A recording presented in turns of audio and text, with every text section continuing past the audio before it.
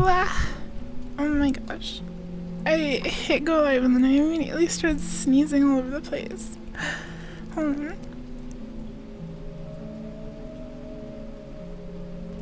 allergic to video games. But hello everyone. Hello Enjoy. Hello Aster. Hello Funkumus.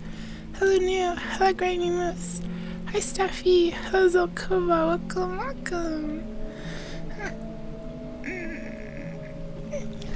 I'm ready for video games. Are you ready for video games? Because I'm ready for video games. I don't know a whole lot about this game other than it's kind of short. But we'll see.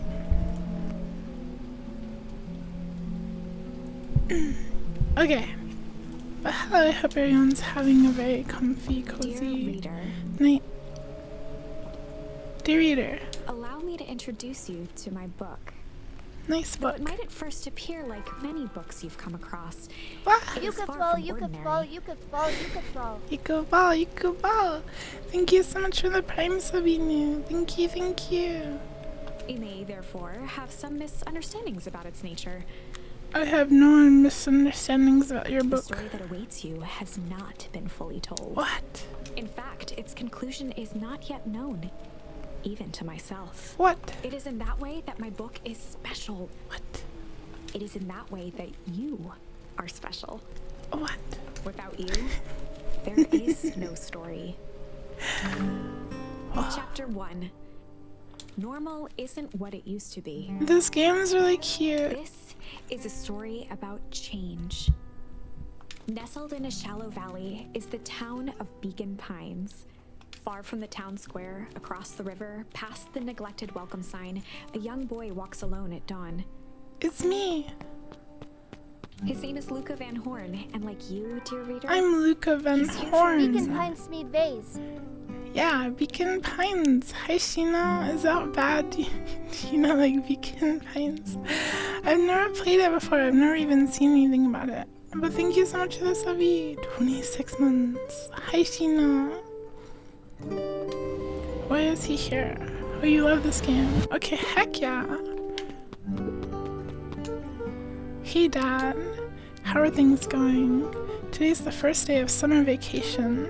I started middle school next year, I guess. Oh, it's Dad's dead. I was 6 years old when you died. And it's been 6 years now. From here on out, you'll have been gone longer than you were here. It feels like that should mean something. Mom always said that this tree was your favorite spot in the world. Me too. Hey Luca, I knew I'd find you here. Rollo was Luca's closest friend. Rollo. Hi Rollo. He possessed many fine qualities, but So subtlety was not one floofy. of them. Well, after I banged on your door till your gran answered, and after I checked the pond and climbed up to the tree house, then I knew I'd find you I here. finally noticed the tears welling in his friend's eyes, and the flowers on the Poor grave. Luca. Oh yeah, right. You and your mom always did this on your dad's birthday. Yeah. I didn't know if you were going to keep doing it now that your mom's gone too. What? She's not gone. She's just missing. Sorry, I meant to say since she went missing, she's gonna come back, Rollo. Of course she is. Luca's all alone. Okay, Dad, see you next time. Poor Luca. I think I'm ready to get out of here. Sure, lead the way. I like his little, like, pine tree shirt. Wow. Cute. Bless you. Tickle. Tickle? Tickle. Wonderful! I had a good feeling about you from the moment you opened my book. Bless you. That charm is a very special thing. What'd I Very do? special indeed. Keep hold of it for now. What? Its purpose will reveal itself soon enough. What do you mean? Yo.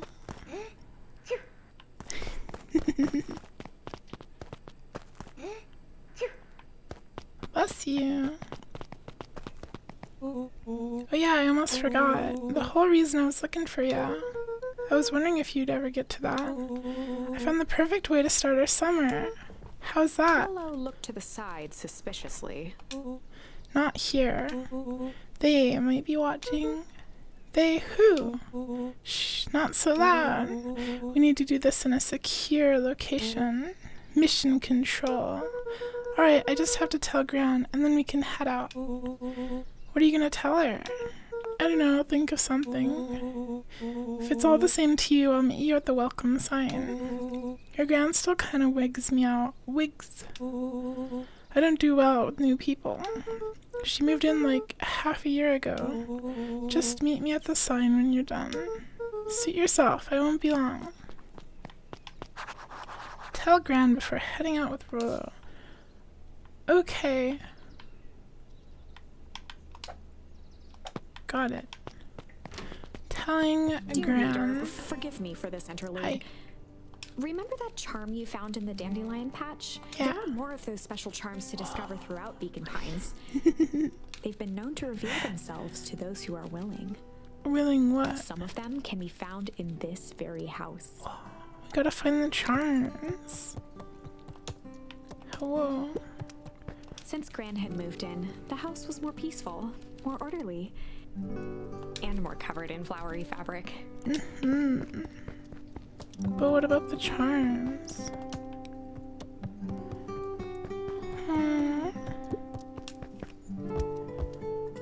What the?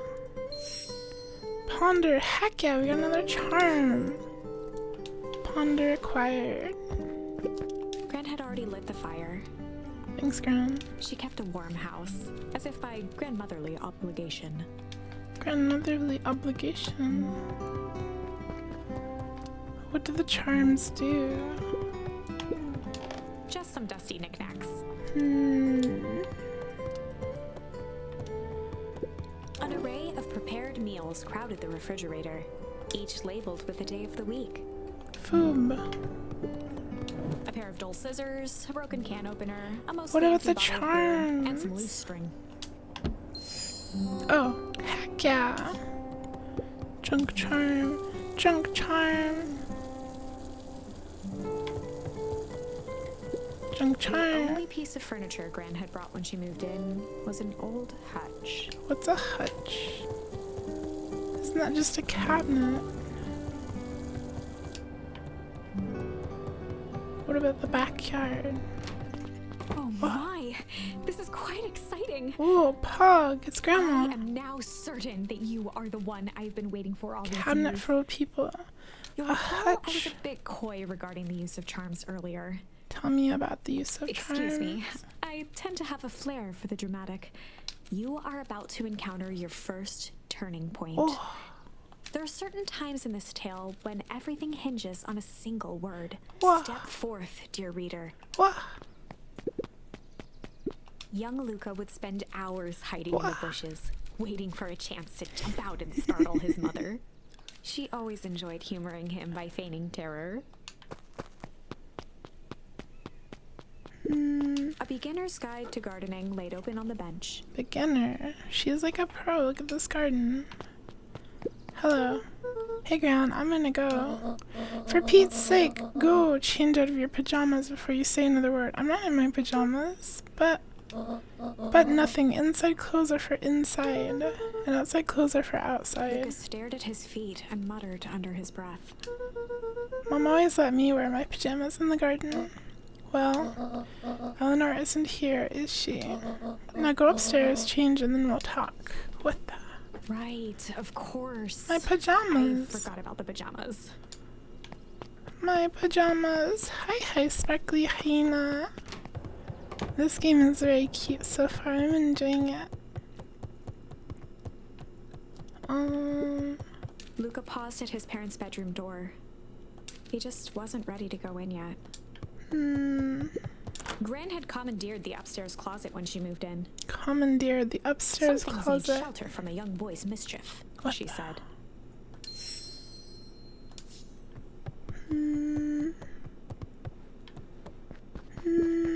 Luca tossed on his favorite old sweater. Even though it was the first day of summer, a chill still hung in the air. Cute. I like the sweater. Chill. Gran's moving in meant that most of Luca's things had been crammed in the corner. Wait, do I sleep in the same room as Grandma? Luca was somewhat annoyed by the situation. What the? She's taking up half my bedroom. How can she do this to me? Gran's bed was undisturbed. She's got a much fancier Luca bed didn't too. mind that she had a habit of falling asleep in front of the fireplace. It meant that he could read late into the night.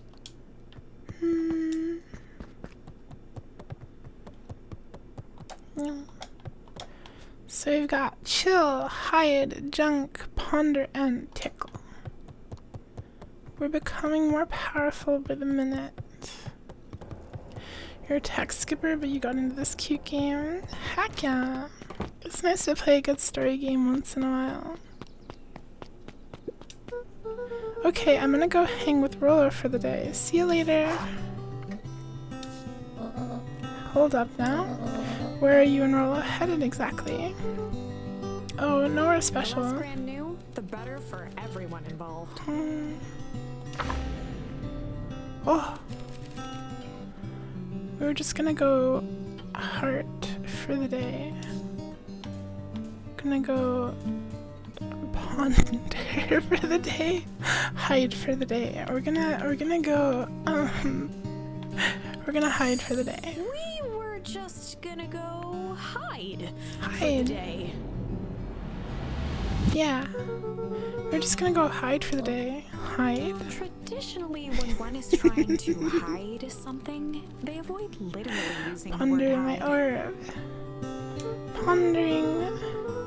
I guess Rollo bet some other kids that we could beat them at hide and seek. Aren't you a little old for that? It's not like there's much else to do around here. I'll make sure you boys are done playing your little game in time for All's supper. well that ends well. Hooray, we did it. Hi, Kips. Welcome, Impressive. welcome. You've managed to navigate your first turning point without too much of a mess. Yay. That is the power of charms. A single word can change everything.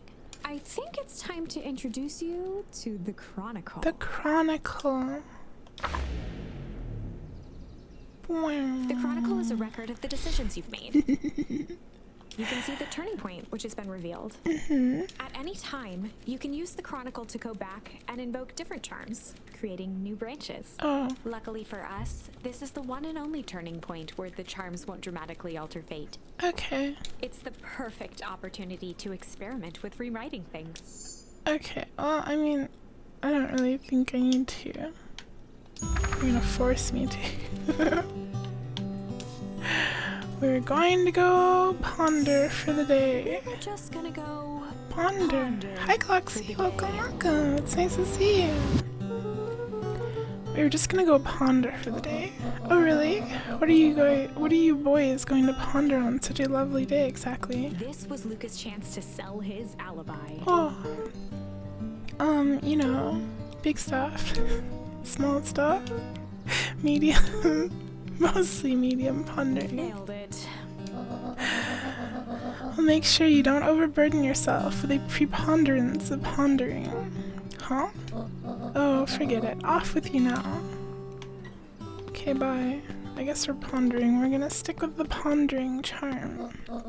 Oh, and Luca, you and Rollo stay out of trouble. I know. No trouble. What the? Get in trouble with Rollo. No! Rollo's a bad influence. Where do I go? I need to go to the sign.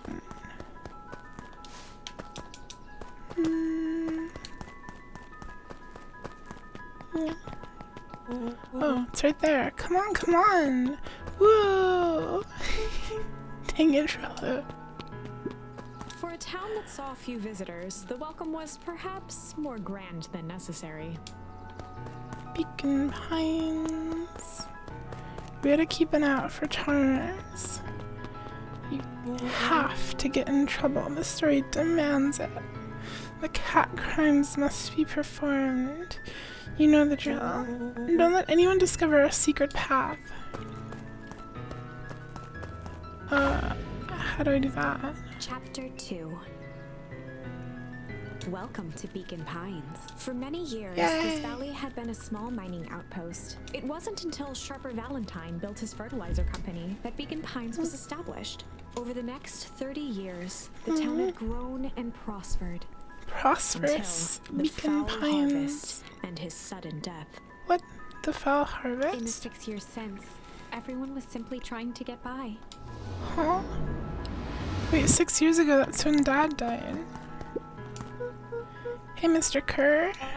Hey there, pal. William Kerr was the CEO of Perennial Harvest Company. He had become a fixture around town over the past few years. He had become a fixture. After the failing of Valentine fertilizer, the town was hungry to welcome a new source of employment. Excited for the big festival? Sure. Come on now. When I was your age, there was nothing more exciting than a town festival. The food, the music, the dancing. Sounds pretty alright. Yeah, gosh dang right it is. I'm looking forward to letting off some steam myself. Make sure to invite all of your little friends. I couldn't keep Roller away if I tried. Excellent. Sorry, Luca, I've got to get back to the proverbial grindstone. Our harvest awaits, and all that. Oh no. The left side's a little low. Sorry, young Mr. Van Horn, I can't talk now. Since all the NPCs are like on the other side, maybe I should move over here. And move you guys over here too. How's that? Is that better? Is that weird?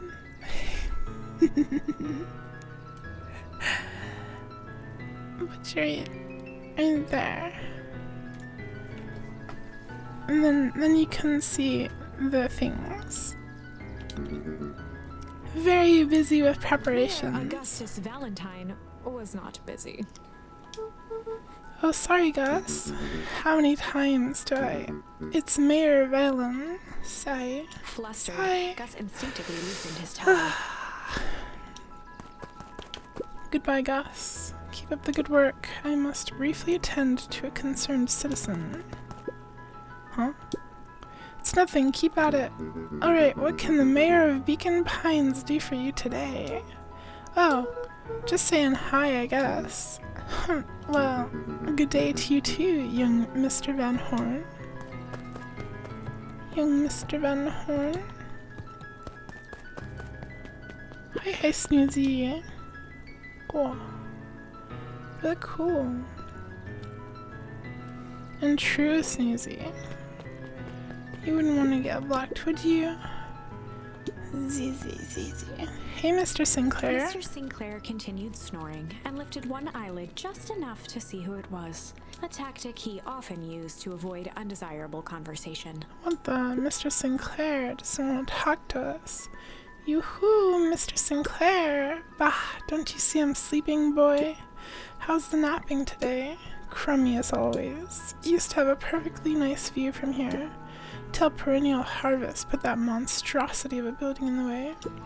Why don't you just move your chair a bit? Why should I be the one that moves? If it's a showdown they want, I ain't gonna be the one who blinks. Come on, Andy, grab his wallet. Sorry, Iggy, I can't do it or we pound ya. Yep. Yeah, but my mom said, yeah, but, if I had a nickel for every yeah, but, I'd be the freaking king of nickels. Ain't that right, Tish? Yup. Are they trying to rob this guy? Mr. Van Horn, do you have a moment? It's just Luca.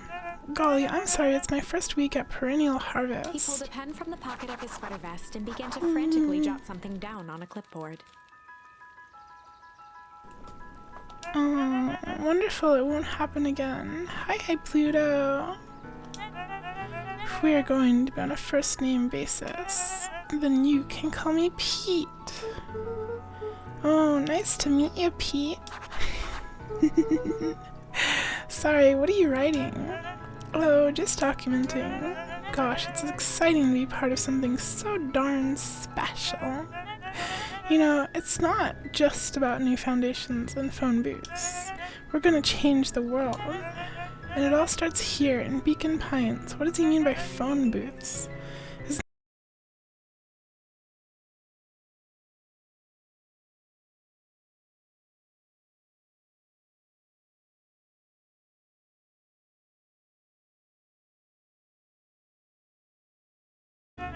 We can save the rest of your thoughts for later. Okay, our harvest awaits.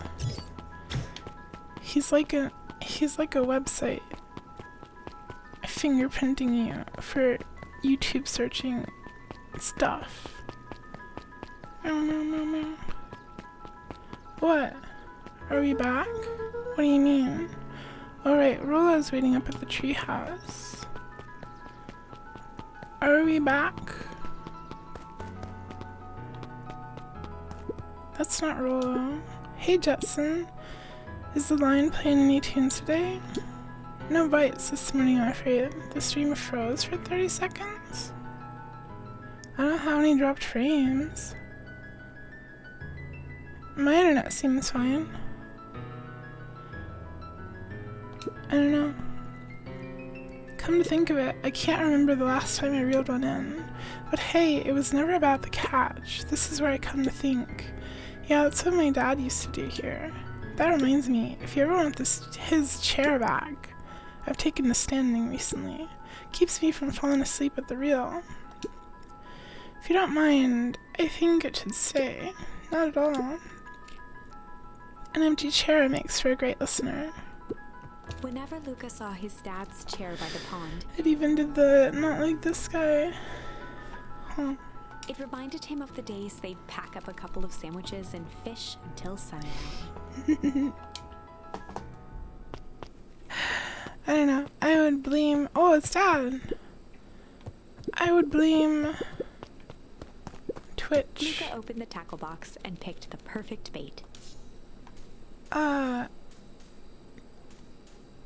Tickle. Luca gently baited a feather onto the hook, Yeah. for skimming the surface. Give it a good cast now. Yeah. Let's go. Hi, Kane. Welcome, welcome. You'll have to reel it in a bit faster, or your catch will lose interest. Yeah. What? I just did this.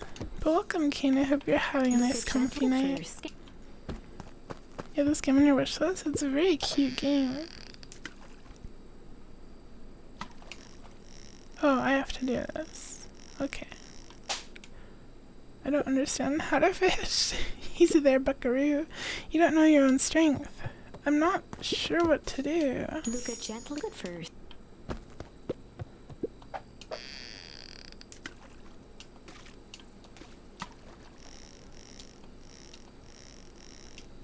So I just have to, like, hold the button. But, like, let it go. Oh, we got a duck! Well, I'll be switched. It's your old rubber ducky. You were just a little drooling ball of fur when you lost that. Cried for days. I told you it'd turn up. Heh.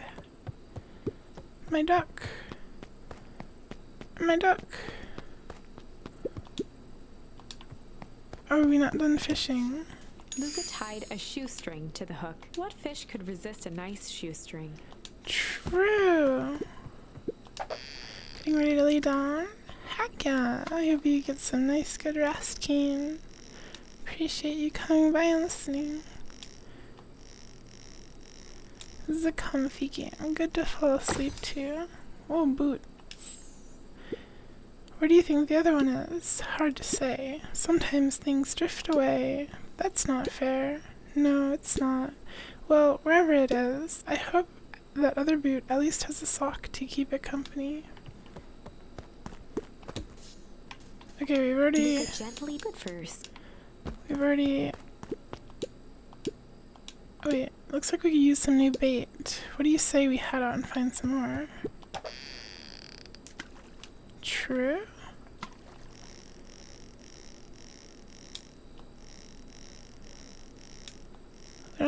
more bait.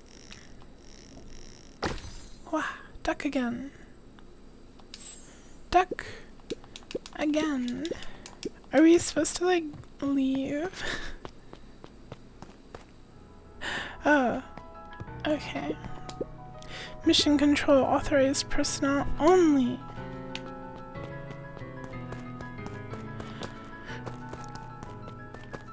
Okay.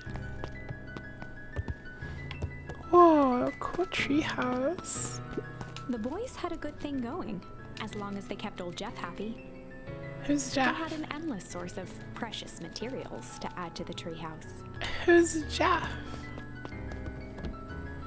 Hello, nice After rocket Luca's father ship. had passed, Rollo became obsessed with them building their own Hank atomic star scraper. Hank Atomic Star Scraper. It was some time before Luca realized it was Rollo's way of keeping him occupied.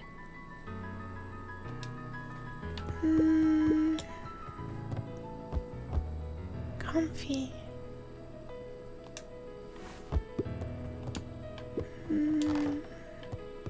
On certain nights, when the clouds were just right, the boys could tune into strange patterns of static. Rollo thinks it's aliens. It is He aliens. always thinks it's aliens. Luca's winter coat decommissioned for the summer. With the cold holding out longer than The usual, coat is he cute. considered its usefulness.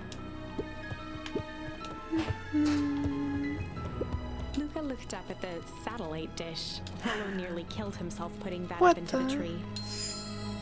Oh, While it didn't turn the radio into an interstellar communicator, as he'd hoped, it did at least boost the signal enough to overhear truckers one town over. whoa. Truckers. Okay, we'll talk to Rollo. Okay, what's this top secret plan to start our summer? So you know the abandoned warehouse by my place? The old Valentine building? Yeah, well it isn't abandoned. What makes you think that? Get this. Last night it was glowing. Glowing, are you sure? Kinda. That place has been empty since the fall harvest. Yeah. Who would even want to poke around that place? We would, Rollo. We would. Wait. It's just a busted old warehouse. I just meant we could do some research at the library. You actually want to go to the warehouse? What do you expect to find? Answers. My mom's out there somewhere, and it seems like everyone wants to pretend that she's gone for good. You don't have to come, Rollo, if you don't want to. Luca, remember that time I sort of accidentally burned down the chicken coop? And you jumped in and said it was your fault before my paw throttled me.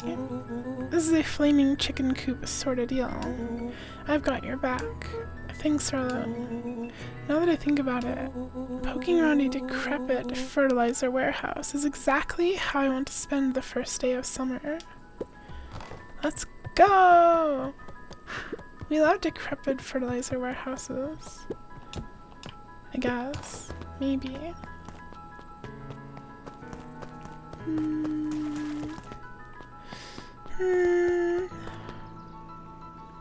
There he is. There's our boy, Rollo. Hello. I'm just catching my breath a bit. Go on, I'll catch up.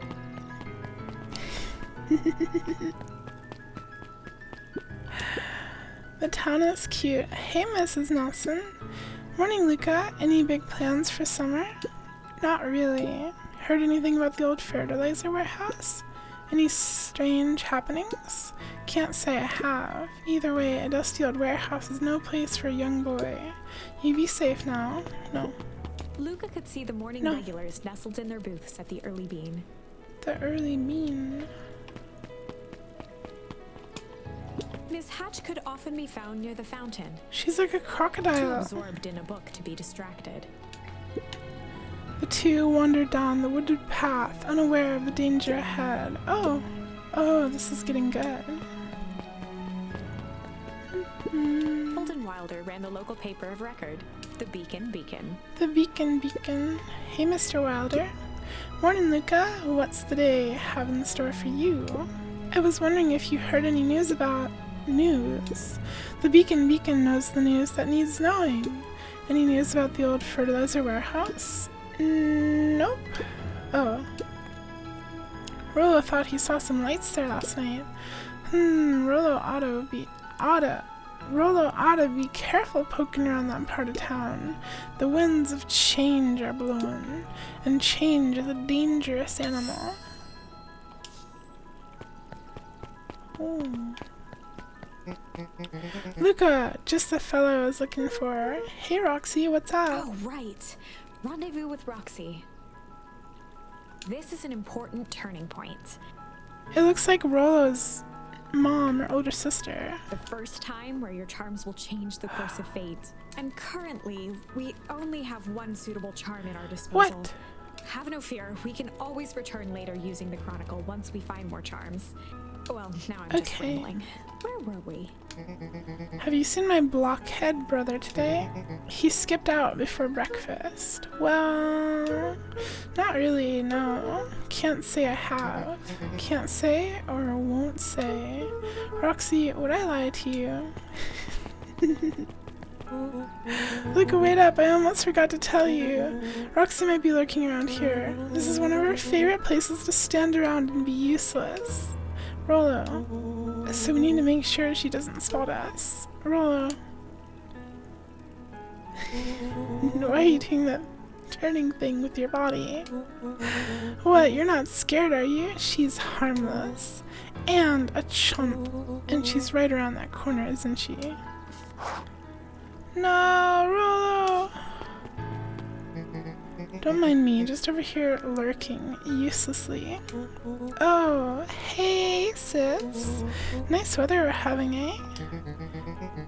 I couldn't help but notice you snuck out this morning before breakfast. Wasn't hungry. Also, couldn't help but notice your morning chores were left unchored. Roxy, I'm gonna level with you. I'm sick and tired of digging up carrots. We all gotta pick up the slack since the fall harvest. Almost every carrot I dig up is rotten, and the rest look like they were hit with Hank Atomic's shrink-o-ray. All the more reason to keep on digging. There's gotta be more to life than puny carrots. Look, Roxy, Luca and I have places to be, so if you don't mind... Oh, I do mind. I'm not gonna catch heck again because of you. So either you march yourself home and harvest those carrots, or I haul you home myself. Wow. Rollo froze as Roxy took a step toward him, cracking her knuckles. Cool. Luca knew he had one chance to save his friend from being dragged home. What do I do? In the past, he found the best way to deal with an enraged Roxy was to be a little chill. In the past, he found the best way to deal with an enraged Roxy was to be a little chill. Yeah, we can be a little chill. Come on, Roxy, it's the first day of summer. The sun's shining and we just want to take it easy. Let's leave tomorrow's problems for tomorrow. That's great and all, but Rollo's problems have a way of becoming my problems. And Pa always says tomorrow's work is best left for yesterday. March, you big oaf. Ah, rats. I expect a full report about the Valentine place.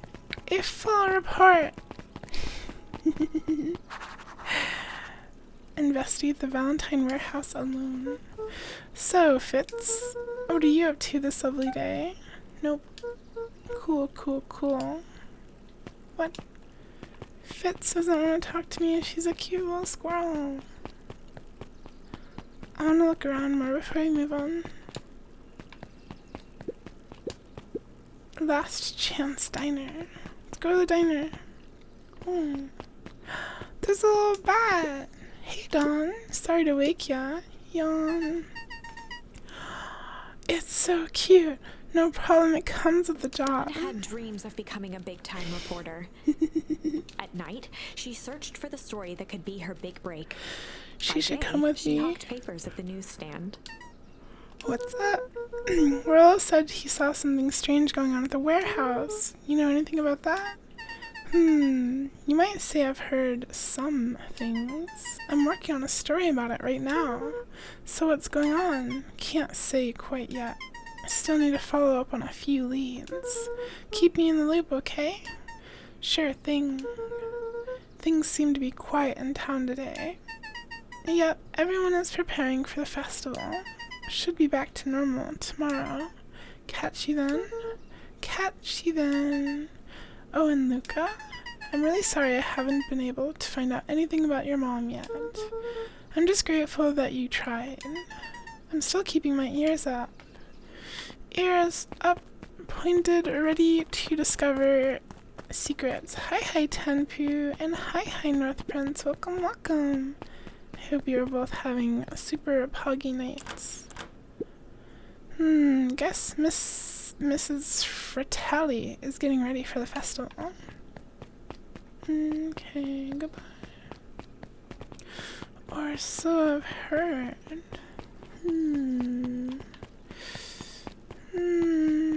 There's some stairs over here. What's behind the cafe?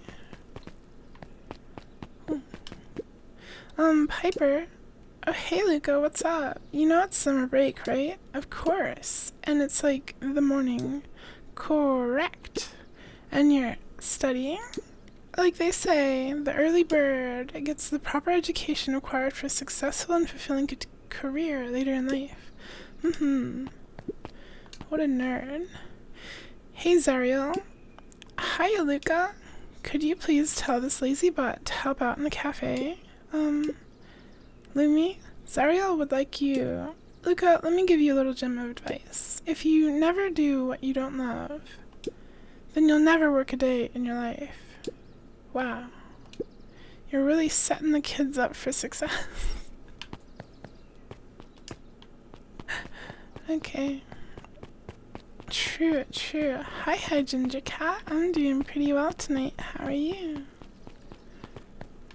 Ooh. History Museum. Hey, Bert. Hi, Luca. I'm doing some fact-checking for the new town history exhibit. Look, kid, I'm just here to put up the lights. But did you know, when the town was founded, there were only 7 citizens, and they all worked for a mining company, and there was only one dirt road leading to town, and there still is only one road leading to town. Alright. Heck yeah, I'm glad you're doing well. Oh, nice big watermelon. Don't touch it! Why'd you do that? Hey Griffin, how's the ice cream gig going? Not great. It's still pretty cold out, and I'm in the business of selling cold. I'm sure things will warm up soon. Mr. Tolliver is not at his grocery stand. He's preparing for the festival, I guess. Gotcha. I'm in the business of selling cold. I like ice cream when it's cold out. It's not that bad. Watermelon. Sharper Valentine, founder of Beacon Pines. Never underestimate what a great man can do given time. Sharper Valentine. A bit much, if you ask me. Indulgent. We love being a little indulgent. Oh, little doggy. Hey, Solomon. Apologies, no time for chit-chat. Oh, bye. Jeff's hardware closed down about a year ago. The effects of the foul harvest stretched wide. Am I gonna know what the foul harvest When is there are no crops in the sometime? field, tractors don't need fixing. The library. Looks like the library hasn't opened yet. I'll check back later. Am I enjoying this game? Yeah, so far it's very cute and comfy. I like the characters. Luca, my boy, hold up a tick. Oh, hey, Mr. Nuncreed. I was just on my way to... I just sold the last jar of your grandmother's preserves. Can't stock the shelves fast enough, turns out. Hey, that's great, but I guess Juniper will just have to swing by with more of her lovely jam. Well, don't let this old man slow you down. You just remind her that she still owes me that dance. A promise Gran regretted the second it was dance? Will do. She's a fine woman, that Juniper. Yeah, she's pretty cool, I guess. And a real fine woman. Gotta go. Sweeter than any jam on earth. What the? I like his little sign. The phone phone booth was brand new. Phone booth. Part of Perennial Harvest's Beacon Pines Reborn initiative. It didn't see much use. Why would you need a phone booth? Phone booth. Hey Luca, hey Joey, how's the bug hunt going? Not great. Bugs have been shy this week. Bugs get shy? Oh sure, bugs aren't that different from people. Sometimes they just want to be left alone. If you're going into Weep Wood, just be careful where you stop. No bug crunching, got it.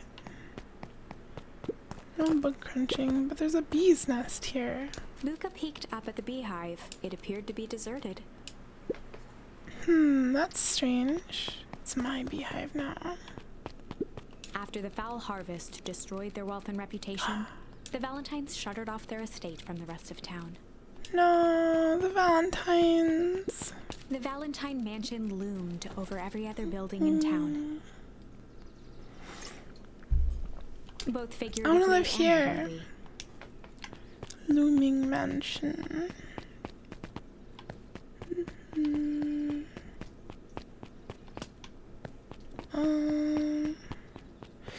I guess I'm not supposed to be here yet. There's nothing here. We gotta go into the Weep Wood. The darkness. The path led into a small hollow at the edge of Weepwood. Okay, no turning back now.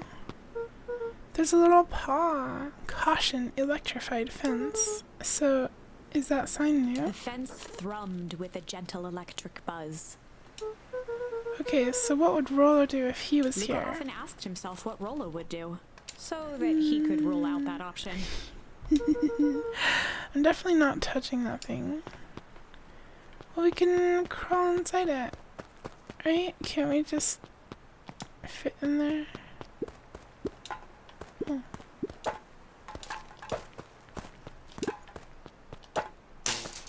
As sparks flew from the fence, the light atop that section shut off. 2 bulbs remained. Yeah. Yeah. That's One 2. more to go. We're so smart.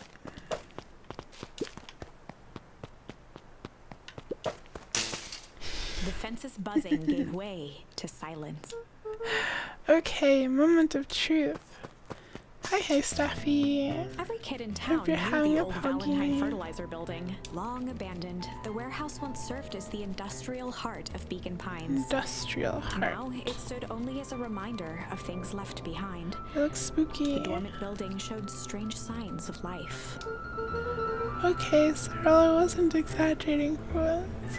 Ah, thank you, Staffy, for the affection. Thank you, thank you.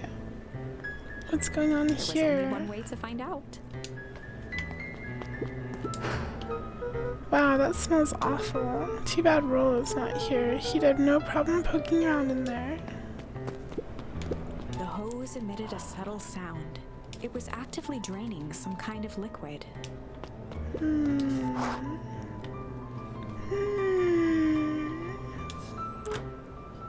Locked. Luca thought he heard faint sounds coming from the other side of the door. He pressed his ear against the cold metal to hear better. A zipper? Footsteps? The sound of footsteps grew louder. Hello? Oh.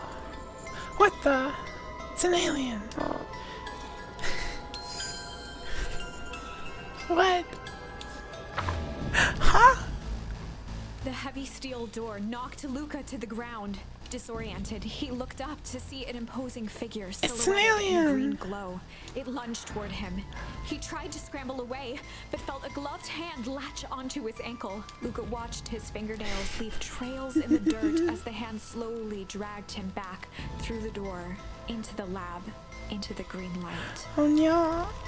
This is a story about change, I guess. This is a story about change. It was far from the sort of change Luca imagined for himself, but change is, after all, a dangerous animal. Change is a dangerous animal. The end? The end?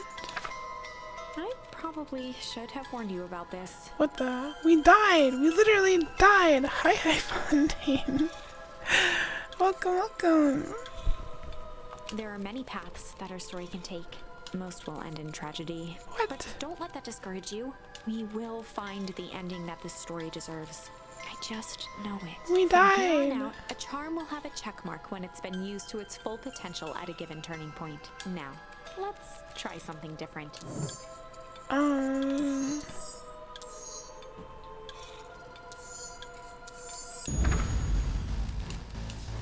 that doesn't help me. This is a story about Never mind. change. It was fought, but change is the Never mind. probably there are most will like me. Okay, we gotta go back to Rock. Roxy. In the past, he found the best way to deal with an enraged Roxy was to be a little brat. In the past, he found the best way to deal with an enraged Roxy was to be a little shit. Make a break for it. What have you done? Ah! Did that little brat just kick me? Run all you want, you little twerps. You gotta come home eventually. Sorry. Oh, poor doggy. Doggy. Sorry about that. Rollo can get overexcited Solomon sometimes. Valentine, current ward of and future successor to the Valentine fortune, huffed as he brushed off his pants. A town of complete and utter fools. One wonders if it's worth taking anything here seriously. Either way, I'm really sorry. No matter. How are you doing? Me? Yes, with all that business about your mother and whatnot. Oh, I'm getting by. Still no word from her at all? No, that truly is a shame. Shame. Your grandmother has taken residence to keep house. Yeah, and how is that going? We mostly stay out of each other's way. You make it sound like she's rarely at home. It's not like that. She just has a lot to do. She's still settling in and trying to figure out how to make ends meet. Indeed. Well, count your blessings. It's better to have a caretaker who is rarely around, in lieu of one who tries to compensate by smothering you with attention. That doesn't sound so bad. Trust me when I say it's best to rely on yourself. Family has a way of creating more problems than they solve. He doesn't seem to be happy about his mayor dad. Solomon trifled a gesture toward the approaching heiress Valentine. Speak of the devil. Do not wander off like that. I'm much too busy to be looking all over for you. Apologies, heiress. I was just taking a stroll through town. Strolls are for commoners. You're a Valentine now. I want you to be present for the construction of the History Museum. The future of this town relies on its ability to remember our family's great past. Of course. Ooh. Yeah. Characters are cute. It's got the cute Animal Crossing style voices. And the art's really good too. I'm really enjoying this game. Okay, we already talked to him. Sigh. Boy's got too much of his father in him. I win. Little help? I am the champion. We were racing. Did that road get longer? Like anything ever changes around here, it seemed longer. You're just lightheaded from the run. You really need to pace yourself better next time. Not sure why I would take advice from second place. Has that sign always been there? Wait, what? Touch the zappy fence. Caution, electrified fence. No, that's definitely new. Creepy. How are we gonna get around an electric fence? Don't worry, I've got this. Oh. Why did you do that? Pa always says you can figure out what the plan was when you're done. Great, what now? Well, I did my part and established that touching the fence is bad. I'm sure you can handle it from here. I'll supervise. From a safe distance. Throw stuff at it again. Oh, you're a genius. And the mushroom. Yay! I think that did it. Luca, you never fail to impress. It's a high star found. The old warehouse came into view. Rollo began to bounce excitedly. We're bouncing. Check it out. Dang, Rollo, you weren't exaggerating for once. Was there ever any doubt? This definitely needs investigating. Hi, Kirsty. Welcome. I hope you're having a comfy day. Good thing 2 ace detectives are on the case. I want him to dig in the garbage. This is bizarre. This is awesome. Rumble. Did you feel that? What? The excitement in the air? You bet your butt I did. Check out this puddle. That's not normal. And this hose. He's going crazy. Oh man, the door's locked. Try harder. No dice, it won't budge. Oh well. This dumpster's new, right? I bet it's got stuff in it. Can't really see what's in here. Who did all of this? My nose is itching. I think I smell some treasure.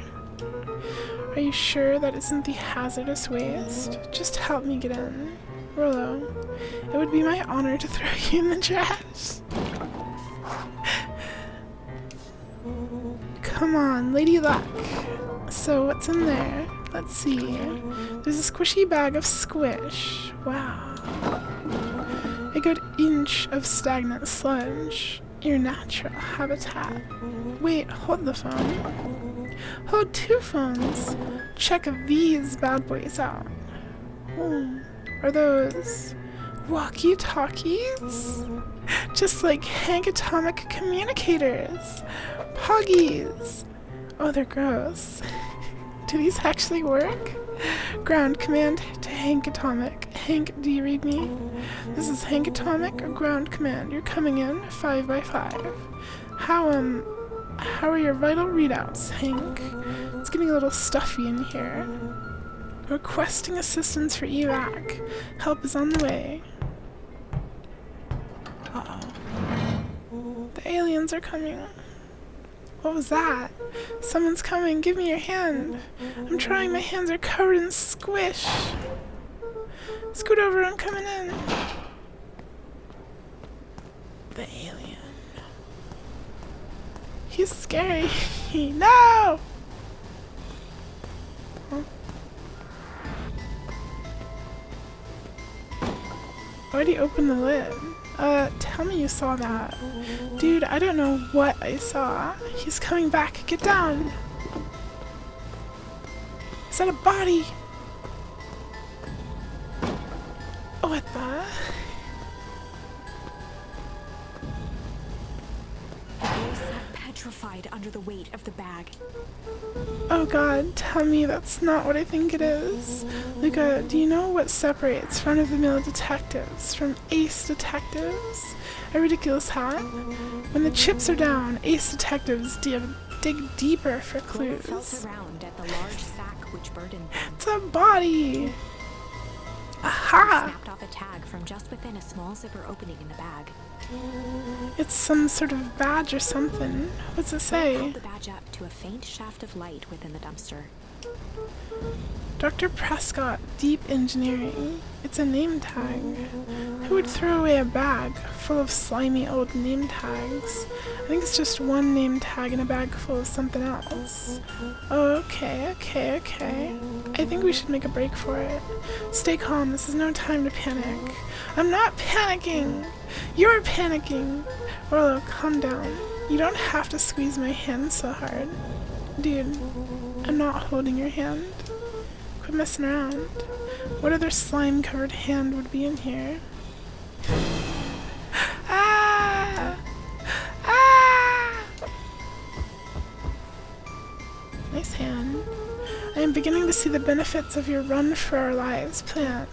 Right, we've clearly established that I'm faster than you, so I'll go first. Why not go together? A flaming chicken coop loop-a. I'll make sure the coast is clear. After I go, count to 100. If you hear me yell, run. If you don't hear me yell, run. Actually, either way, a haul butt. Rollo, I'll give you credit. You sure found an eventful way to start our summer. It's what I do. Well, here goes nothing. Luca sat in the dark. Hi guy. I hope you sleep well and comfy. Thanks for coming by and checking in with us. 1, 2, 3. He pressed his ear to the dumpster wall, straining to hear Rollo's footsteps as they faded away. 15, 16, 17. 100 seconds is He a tried long not to time. think about the contents of the dumpster as he counted. 35, 36, 37. The thick stench made it hard to breathe. Screw it, that's long enough. Screw Luca it. carefully lifted the lid and peered out. Nothing. Nothing. No sign of Rollo. No sign of the man in the yellow suit. Time to haul ass. Luca clambered from the dumpster, stumbling to his knees. He was up like a shot and running, sprinting toward home as fast as he could. Beacon Pines flew by, blurred by the tears that welled up in his eyes. We need to take a He shower. wouldn't remember getting home at all that night. Throwing his front door open, storming up the stairs to his room, and surrendering to sleep almost as abruptly as he hit He his was in pillow. a slimy trash bin. Why doesn't he take a shower? Chapter 3. Finding a Friend. The next morning, it was quieter than usual at the breakfast table. Only the sound of silverware and chewing interrupted the awkward silence. I finished drawing a mess of jam last night. So that'll need to get delivered into town today. Okay. So what did you and Rollo get up to yesterday? Oh, nothing interesting. Oh. Ring ring. Hello? Oh.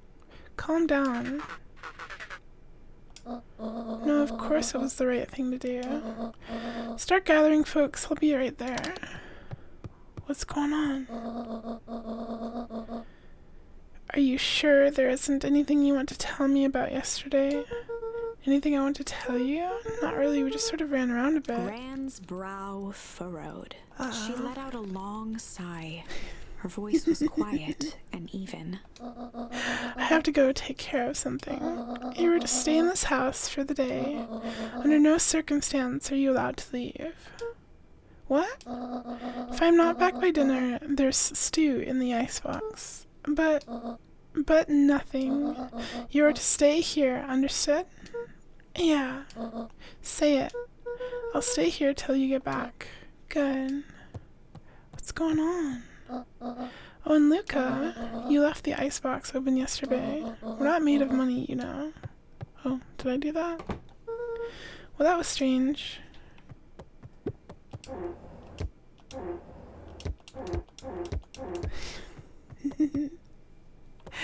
Voicemail. More like UPU. What the? I'll cry. Are we gonna obey Grandma? Are we gonna just stay here? There's not much to do here, is A there? sturdy old wheelbarrow. Nice wheelbarrow. Okay, there's nothing here. We gotta leave. We gotta go. Wait, do we have the faint walkie-talkie? electronic sound floated in the air. Oh, is that coming from upstairs? The walkie-talkie. Hello? Is anyone there? It's the walkie-talkie. Hello? Rollo, is that you? Aliens. Aliens! Over? Strange. Aliens. Luca glanced at the now silent walkie-talkie. He wasn't sure what to think.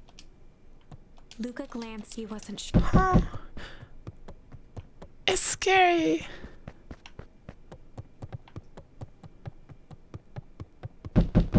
Wow. Hi, Mundi. Welcome. Oh, I'm glad you caught me tonight. Hey, Roxy, if this is about me accidentally kicking you yesterday, is Rollo here? No? Look at me, Luca. This is serious. Is Rollo here? No, I haven't seen him since yesterday. Rollo didn't come home last night. What? A pit formed in Luca's stomach.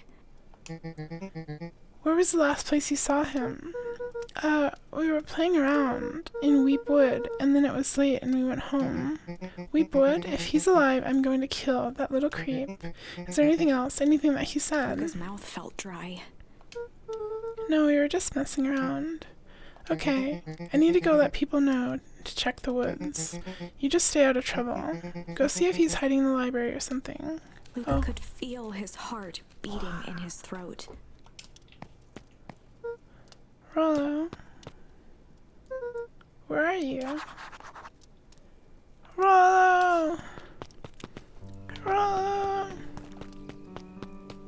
Hey, what's up here? Alright, this is where the grave is. There's probably nothing up here, right?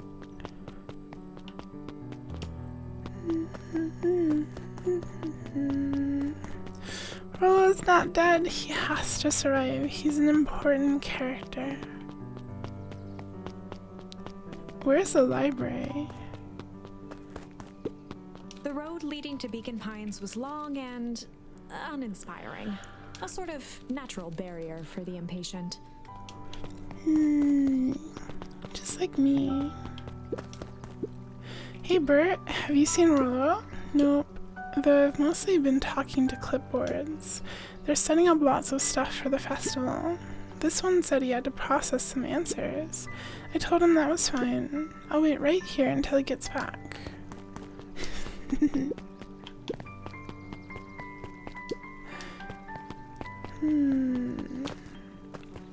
Clipboard guy. Howdy, Luca. Hello again, Pete. I'm not Pete, you silly goose. It's Toby. You could have fooled me. Well, hey, it's no problemo. The important thing is, we'd love to hear your thoughts. Yeah, I'm getting that impression. We're all part of something special, Luca. And it all starts right here in Beacon Pines. I got it. Toby looked up from the clipboard excitedly. That's right. So how about you start by telling me? Look, no offense, but I've got my own stuff to take care of. Aw, you joker. We're all part of this together. You'll let us know when you're free to answer a few questions. I will. Maybe I will. We really need to get back to work. Just a couple more minutes. If Roxy said she will be here, then she will be here. I just don't see why I'm standing around and doing nothing and waiting for Roxy when I could be standing around doing nothing and getting paid for it. Come on, Lumi. Roxy needs our help. Yeah, well, good intentions don't qualify as legal tender. Tender? Arg, my parents wouldn't listen. No offense, but isn't Rollo always getting into trouble? Something feels different this time. What can we do to help? We need to check where the adults aren't. So I guess it's up to us to check Weepwood. Our shift doesn't end for a couple hours. We could spend the time making posters. That would be great, I guess. Right, Fitz and I will check Weepwood. We'll be back later to pick up the posters. I think my dad has a map of Weepwood. Let's swing by my house and grab it before we head out. Luca is super cute.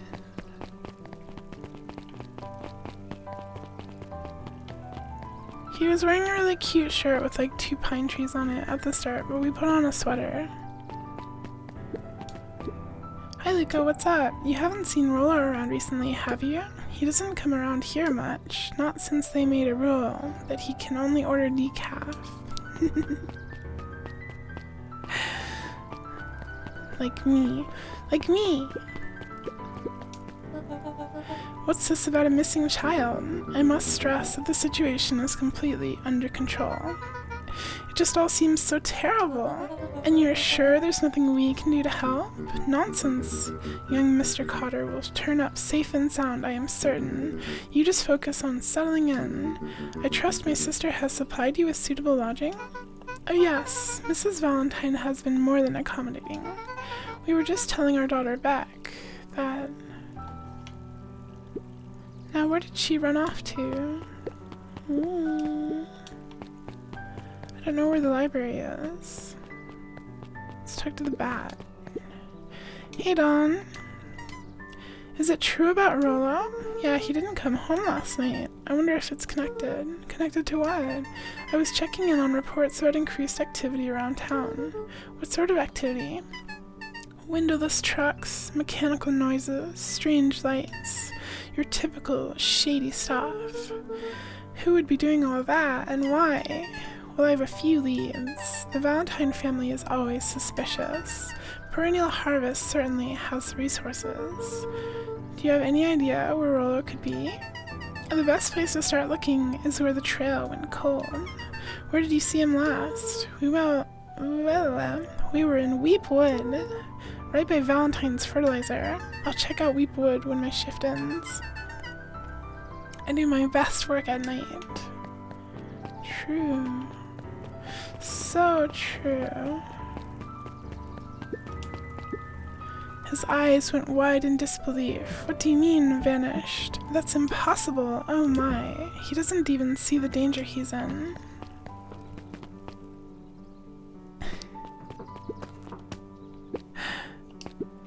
Hey, Yilson? History Museum. It's laughable, really. Did you happen to see Rollo in there?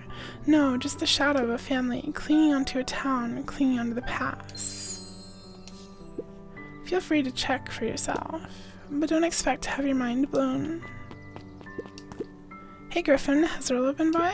Haven't seen him all day. I'm sure he'll show up safe and sound. And when he does, tell him there's a strawberry chocolate double scoop waiting for him on the house. He'll like that. I want a chocolate double strawberry double scoop. Oh. We all know Beacon Pines is a great town. Movie What you may time. not know is great towns grow from mighty roots. And that is why you cannot tell the story of Beacon Pines without telling the story of one Shopper Valentine. Young Shopper's keen intellect and strong moral fiber led to a grand vision. Strong moral The vision fiber. of a community dedicated to a better tomorrow. Mm-hmm. In his own words, a better tomorrow is within our grasp, but it requires a singular mind to harness it. Lucky for us, he decided to grow that vision here, in Beacon Pine. And how does one grow a better tomorrow? With fertilizer, of course. Valentine's Fertilizer Company became the lifeblood of a town yearning for purpose. Fertilizer Then company. tragedy struck, a scientific experiment gone wrong.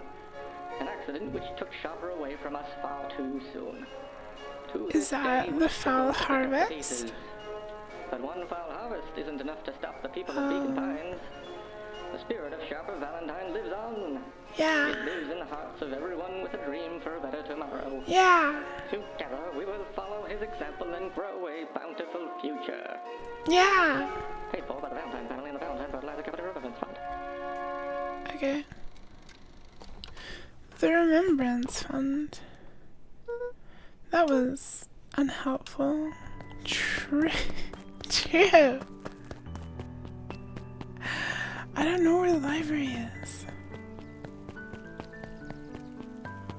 It must be this way. Oh wait, it's right there, okay. Hello. Kato volunteered at the library during the summers. He wasn't very This social, library is so he'd cute. dedicate each summer to becoming an expert in a single subject, making him a reliable source of very particular knowledge. If you were to ask Kato something he didn't know, he'd escape into the dusty old bookshelves and return with just the right thing. Hey Kato Kato. was lost in his reading. Luca crooked his neck to see the title, Introduction to Melitology. What's melitology? Ahem. It's so cute. Oh hey Luca, you snuck up on me. Good book? Dunno, just He started it. gestured to the shelves. I'm really running out of books I haven't read yet. So now it's on to the wonderful world of bees. Turns out bees are pretty cool. For instance, did you know that around 70% of bee species actually live in underground tunnels? Or that if there are two queens in a hive, they will fight to the death for supremacy. Oh, fight. That's interesting, but you haven't seen Rollo around recently, have you? Not since yesterday. Keep an eye out for him, okay? Sure thing. If I see him, you'll be the first to know. Now what? I don't have a quest anymore. Hey, Jace. Oh, hey, Luca. Did Rollo come by? No. I was actually surprised. He's usually here early on days when a new issue drops. Rollo's the biggest Hank Atomic fan I know. Besides myself, that is. Well, if he does swing by, tell him to meet me you know where. I don't know where. No, he knows where. Oh. Roger that, Space Cadet. The bottom corner shelf was a dusty array of thick science books. Only one binding was clean enough to read. Cellular Biology and the Chemistry of Mitosis. Mitosis. Boring. Mycological Phosphorescence. Ugh. More like my complete loss of interest. Truly, The God. entire top level of the library was devoted to comics, most of which were I love Hank comics. Atomic and the myriad of lesser revered spin-offs. I love Hank Atomic. So, we do need to keep looking out for more charms. I'm thinking maybe this is a bad ending and we'll have to go back to some point. There were rarely any actual new additions, simply a variety of existing content rotated into the front display each week. Not fooling anyone. Oh, the cobs I've eaten. The A cause. salad-centric travel guide for the mildly adventurous. Yuck. Sally Seashore's simple succulent sundries. Luca brushed off a smudge of dust. Or maybe it was flour. 30 recipes so easy you'll doubt it's even edible. Succulent. Yeah, Bergie. Bergie A charm. peek behind the curtain. The methods and ruminations of Patrick C. Montesquieu. Montesquieu. One of the greatest acting minds of our time. Bergie. Hi, succulent. Patrick C. Montesquieu. Oof. Welcome, succulent. What sort of monster puts candy behind a locked door? It's a cat boy. I think it's a cat. Maybe it's not a cat. Oh yeah, Mr. Nuncreed works weird hours sometimes. Of course he does. How about you? When do I work? No, what's your name? Luca Van Horn. You new here? Yep, not by That's when we choice. moved often, giving her little time to establish any real connections. Oh, it's a cat girl. She would tell you she prefers it that way. I'm looking for my friend Rollo. He didn't come home last night. So he's missing? I guess so. Like, missing? Does that sort of thing happen a lot around here? Luca shifted his feet uncomfortably. Well, that sucks. Yeah. So, I should probably get going. Hey, wait up. What? Mark pulled a coin from her pocket. Coin. I'm coming with you. What? So says the unlucky penny. Unlucky? Yep, well, technically it landed on heads. Leave this kid to find us right alone. But I always do the opposite. Oh, that's kind of like me and Rollo. I guess Rollo is my unlucky penny. That settles it. A person should never be without their unlucky penny. Let's go find him. The name's Beck. Pleasure to meet you, Beck. I suppose I could use some help. Try to keep up. Heck yeah. Joey, have you seen Rollo around? No, sorry, Luca. I've had my eyes in the dirt looking for beetles. I can't seem to find any. He never came home last night. Do you think it's because it's been colder than normal? I don't see why that would have anything to do with Rollo. No, the beetles. Do you think the temperature confused their circadian rhythm or something? Who's to say? I'm no beetologist. Just keep an eye out for him, would you? Of course. Okay, do we go to the woods or do we go to the side path? There's probably nothing this way. Onward! Dang, they boarded up the way in.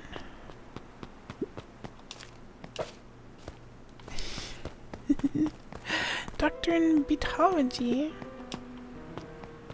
Luca felt a chill as he approached Beck. And the slime Her puddle. eyes were locked on the strange green liquid. And the goop. The nearby grass was coated in a fine layer of frost. Is this sort of thing normal around here? Because puddles of glowing ooze are definitely not what I expected from this place. I have no idea what that stuff is. Oh, the next obvious step is science. And what does science suggest? Poke it with a stick. Oh, nice Luca stick. watched as Beck dipped a broken tree branch into the goo. Beck's eyes widened as flowers grew from the dead wood. What the? First small buds. Super which quickly fertilizer. bloomed into vibrant petals. What the? Cool. As quickly as they had grown, the flowers began to shrivel and turn gray. Oh. Beck dropped the stick with a grunt of disgust. Oh, okay. So the science tells us this gunk is weird as heck. Yeah, it seems dangerous. Hey Tish, look what the cat dragged in. Yep. I don't have time for this right now, Iggy. Don't say things like that. It hurts Tish's feelings. Ain't that right, Tish? Yep. She looks fine to me. Why, hello, I don't think we've been properly introduced. Iggy's the name. This is my compatriot, Tish. Yup. You've probably heard of us. Can't say I have. I'll forgive you just this once on account of you being new around here. Why would you hang out with this dude? Or dud. Dot. Oh, he seems pretty alright. Iggy, why do you have to be so... you? Has he even told you that his parents skipped out on him? Shut up. It's true, they got tired of having such a pathetic kid and left him. Iggy, I'm only gonna say this one time. Don't talk about my family. Ha ha ha. Well, look who's grown a backbone now that a girl is around. First, his pops croaked. Then his mom finally couldn't take it anymore and bounced. She's so mean. What the heck? Took a step Kids are towards so Luca, mean. his sneer lit by the glowing puddle. Beck could see tears welling in Luca's eyes, his fists clenched. Some things about Beacon Pines were very different from the city. But a bully from a hayseed town is really no different from a city bully. Beck took a deep breath and thought. Time to bust out the strange. Well, time to bust out the strange. Alright, Luca, looks like you need a little mud bath. What's wrong with you, new kid? We're about to pound your friend. Beck stared in silence, the only sign of life being the twitch of an eye. It's weird when people don't talk. Yup. Stop being a weirdo. Hello? Are you some kind of a wackadoo? Makes sense, wackadoos travel in packs, Dad? At the sight of Iggy taunting Beck, something in Luca snapped. Iggy's smirk shifted to a look of shock as Luca launched himself into his stomach. Arrgh! Iggy's clothes were drenched in the glowing ooze. You jerk, my clothes are ruined. I'm Iggy's gonna... voice began to slur as he struggled to get up. struggle. I don't feel so good. Whoa, it's like turning into a monster. What the? I'm sorry, I just... Oh no. Yup. She's leaving. That was intense. Iggy's gonna be okay, right? Nothing about this seems okay. At the warehouse, this strange ooze and what it did to Iggy. Was Rollo caught up in all this? Deserved. We have to find Rollo. You took the words out of my mouth. Yeah, we gotta find Rollo. There's no place. You could pit, you could pit, you could pit. Hi, Mimikyu. Thank you for your pets and welcome. I hope you're having a very comfy night. Oh there, little buddies. You startled me. What in the dickens are you up to in this part of town? We were just helping look for Rollo. Oh, you haven't heard the good news? Rollo showed up safe and sound a bit ago. Really? So where was he? It's funny, really. He just got a little turned around in the woods. They can be disorienting, you know? I'm starting to get that impression. Rollo's at his house now, getting some well-deserved rest. Wow, that's a relief. You two should scurry along before you get lost yourselves. Yeah, come on, Beck. I can't wait to introduce you to Rollo. Oh, that reminds me. Luca, your grandmother was looking for you. She was? She was worried sick. You should march straight home. I guess. I don't trust this guy. Beck, your folks might be worried. Your folks might be getting worried too. I'll walk you home. I need to talk with Nellie about work anyway. Glanced toward Luca. I don't trust this guy. I guess all is well that ends well. I'll introduce you to Rollo tomorrow. Sure. Glad he's okay. Hi, Nethika. Welcome, Rollo welcome. was safe. I hope you're also having Poggy night. A wave of relief washed over Luca, which was quickly replaced by a sense of dread. Gran is going to kill me. If he hurried, he might just make it home before sundown. Chapter 4. Our harvest awaits. Luca took a deep breath and gingerly opened the door, steeling himself for Gran's wrath. Where's Gran? Gran? I'm home. Everything's fine. Gran? Gran? I know I wasn't supposed to go anywhere. I was just helping look for Rollo.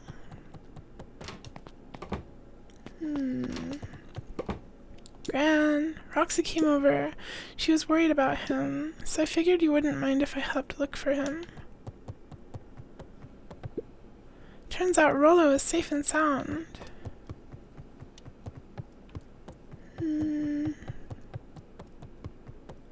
Luca was alone. The house was empty. So Gran's not back yet. I guess that's a good thing.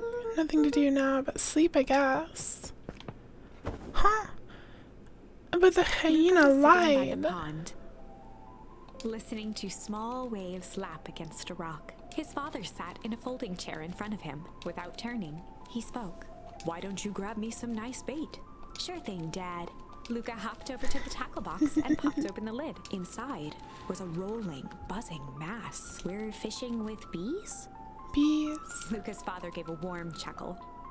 "Well, you catch more fish with bees than honey. Pick us out a good one." Luca closed his eyes and plucked out a bee. He could feel its wings struggle between his finger and thumb. Holding it at arm's length, he hurried over. His father deftly baited the hook and examined his work. "Interesting choice." Bees. With a practiced flick of the wrist, the line buzzed in a graceful arc. The water accepted it without a splash or ripple. The wrong choice. What? But I respect it. The What? pond began to freeze over. "Sometimes we gotta make the wrong choice before we can make it right." Pallid ice propagated across the still surface with an alarming speed. Luca scrambled back as the ground beneath him turned cold. "Dad, I don't understand." "Sorry, kiddo. Understanding isn't always part of the deal." The relentless ice shot through the fishing line toward his father. "Dad, look out!" His father casually wound the reel. "None of it's your fault, you know. Never was." "Dad, we have to go." Luca grabbed his father's shoulders, trying to pull him away. "Please, you have to run." The ice crackled as it spread across his father's hands. No. That's the thing about fishing, Luca. His chest began to crystallize. You toss your hook in, and you never know what you're gonna pull out. What? A shock of searing cold ran up Luca's arms. He gave one last desperate tug. The chair tipped backwards in a single frozen mass. Luca tried to stop the momentum, but it was too late. He watched the icy form of his father slam into the hard ground, shattering into 1,000 pieces that crowded around his feet. "Dad, I don't understand. What does all this mean?" The gentle rustle of leaves was the only reply. What kind of dream is that? The music His eyes was struggled to good. focus on the walkie-talkie. Rollo? Faintly, he could hear Rollo amongst the noise. Luca? Rollo, is that you? Luca? There? Rollo, it's the middle of the night. Luca, thank God. Listen, I don't know how long this thing will work down here. Down Rollo's here? voice was coming through more clearly now, but some words were still just static. Listen to me, someone grabbed me yesterday. What? The man in the hazmat suit? Took me to some sort of... I think I'm underground. Underground? Are you okay? Kinda. They seem more interested in... for now, at least. Mr. Kerr said you made it back home safe. Kerr? No. Trust... He's... Hold on, someone's The coming. signal went silent. Rollo? Rollo, where are you? Luca held still, waiting for a response, his pounding heartbeat marking the passage of time. Okay, I think they're gone. Getting worse. I can barely hear Rollo's you. voice began to fade. Losing signal. Not much time. Mission control. You need to... The treehouse. The treehouse. The signal died for good. What was he trying to say about the treehouse? What's at the treehouse? The antenna. He wants me to use the antenna in the treehouse to get a better signal. Rollo, you're a Luca genius. grabbed the walkie-talkie and sprinted to the treehouse. Don't explode my dad. Hook up the walkie-talkie to the radio in the treehouse. Yeah. Luca heard a group of footsteps approaching. He dashed behind the bushes to avoid being spotted. Oh, it's Grandma. So we all understand our roles. You can count on me. I still think we need more time. This wasn't the original Mr. plan. Tolliver paused, shifting his eyes to one side. We're all in danger now. I, for one, refuse to sit idly by while that danger persists. Hiram, you just keep your wits about Mr. you. Tolliver took one long, quiet breath. You're right, you can count on me. I just wish we could have made that deal with Heiress Valentine. Her resources would have still come in handy. As I said, I had no time to contact her after your call this morning. Plans change. How is Luca holding up? He's fine. We shouldn't lose sight of the fact that this is all... I know very well what all this is for. We have no choice. Operation Sparkplug has a new objective. Are we in agreement? The three shared a determined look. Good. We'll reconvene after the festival. What's she up to? What's Operation Sparkplug?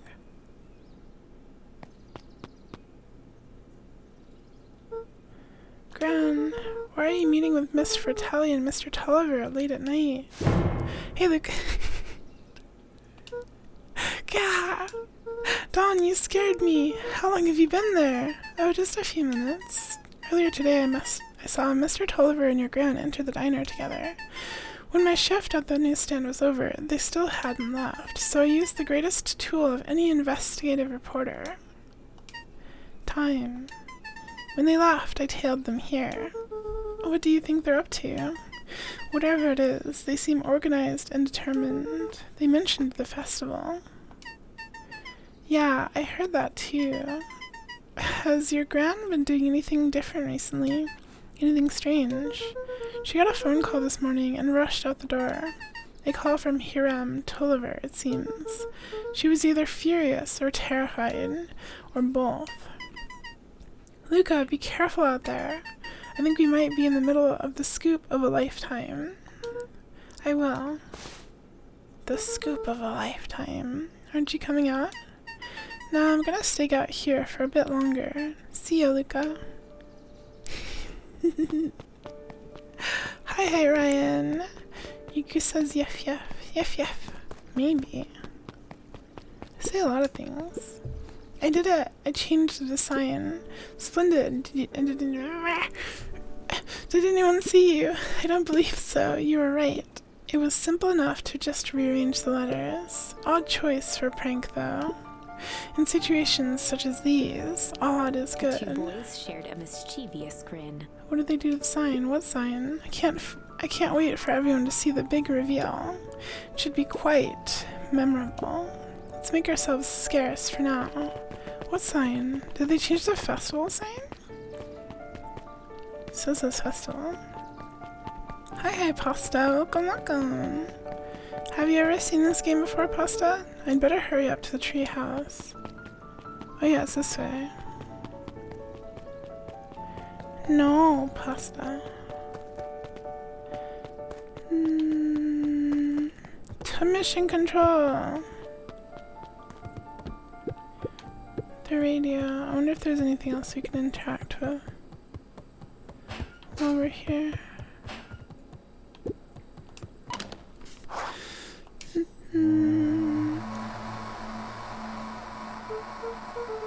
Rollo, are you there?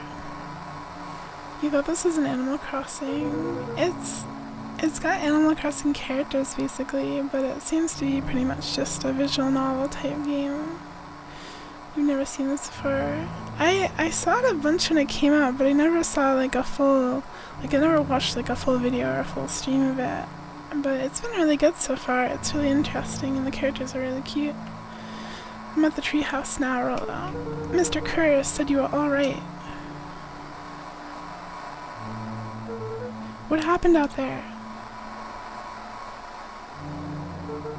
Dang it, Rollo, where are you? What do we do? Oh. There's someone behind the rocket. Who's there? Luca could only see a cloaked shape behind the rocket. I've got weapons in here, so you'd better come out right now. Strained to hear as a muffled voice began. Weapons? How could you hurt something that's already dead? Is it gonna be Iggy? Fear gripped Luca's throat. It's gonna be Iggy.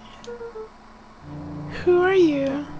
What, you don't recognize me? I guess I don't recognize myself anymore. Luca stared at the ground for a moment. It's gonna be Iggy. Voice. The figure shifted slowly. Oh no! Revealing itself to Luca. Oh, she doesn't look that bad. I'm a monster, and now they hunt me like the beast I am. Iggy! Luca reached over empathetically. Iggy's tone jolted to dejected. She's wearing my winter jacket. Don't touch me. This is all your fault. Luca slumped to the ground, overwhelmed by guilt. Earlier, Iggy was bullying us, making fun of our dead parents, and we threw her into a puddle of, like, green goo that transformed her face, I guess, slightly.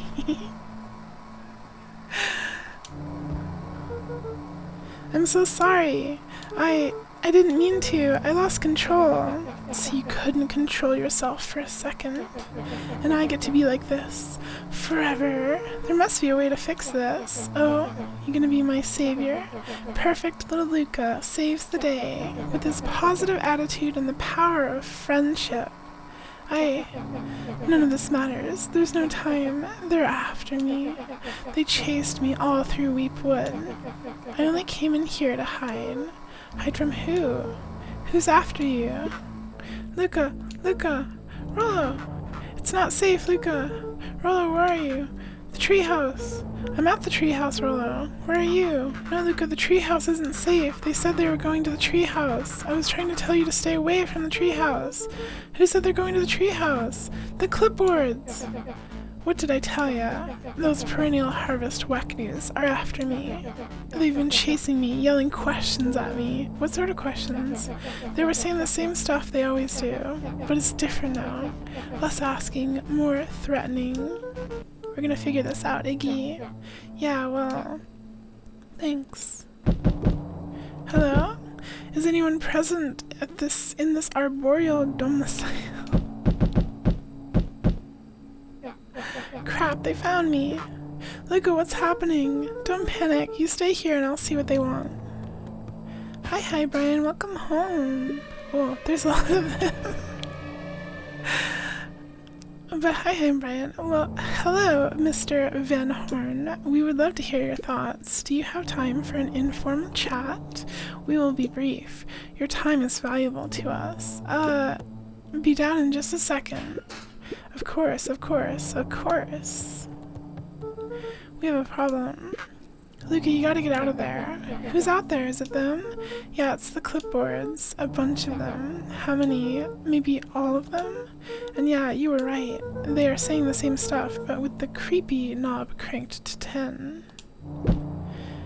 Might young Iggy be present? We would love to hear his thoughts. Run! Iggy slumped to his knees. I don't know what to do. I'm just so tired. Luca, what do we do? Luca grabbed the walkie-talkie and headed for the window. Follow my lead. Luca and Iggy climbed up the back of the treehouse to its roof, where Rollo had constructed his MCDC. The Mission MCDC. Control Defense Cannon.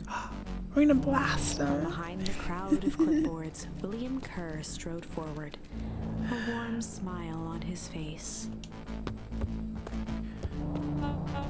Iggy, there you are. You gave us a heck of a scare. Go away, just leave me alone. Oh, I'm sorry, Iggy, but no can do. Don't worry, though, we're here to help.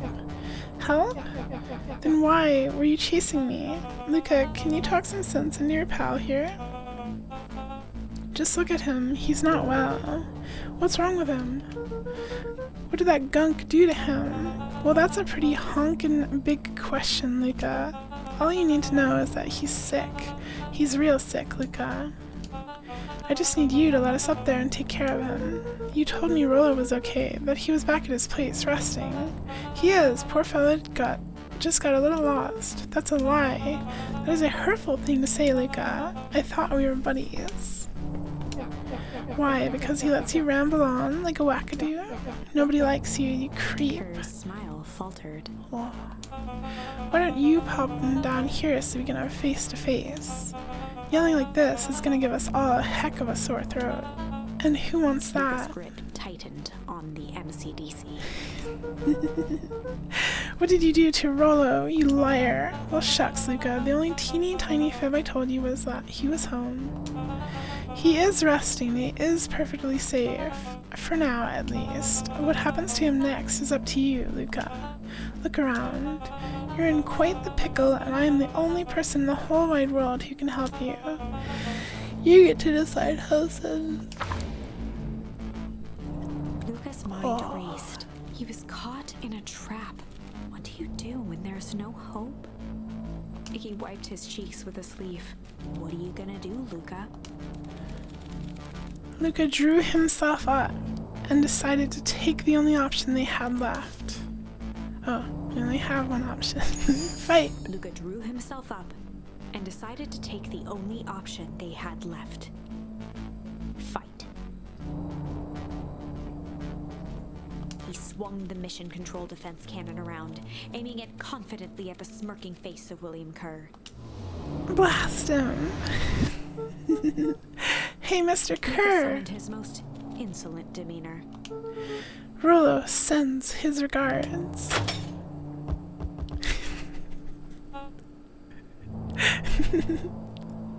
Hey, that was uncalled for, more than a little rude, and just plain unsanitary. Luca, I really did think we were good pals. What a shame that it's come to this. Kerr turned his back on the two boys. End With this. a nonchalant wave of the hand, he made his exit. As the clipboards began to slowly advance on the treehouse, Luca looked to Iggy with resignation in his eyes. The end No! escalated quickly. We died! Maybe discretion was the better part of valor here. Let's put a pin in this. How was I supposed to know? Okay, so where do we go back to? What? Wait, Twilly just gave me a shout. Hi, Twilly. Thanks, Twilly. Hi, Twilly peoples. Oh, we can go back to this branching path and struggle, but...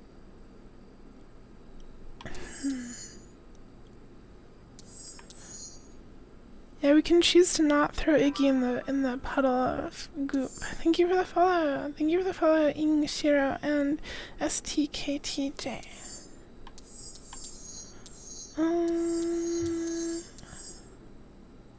Let's do this one. This is the first game over we got. Struggle. This is a story about struggle. Luca could hear a machine humming somewhere nearby.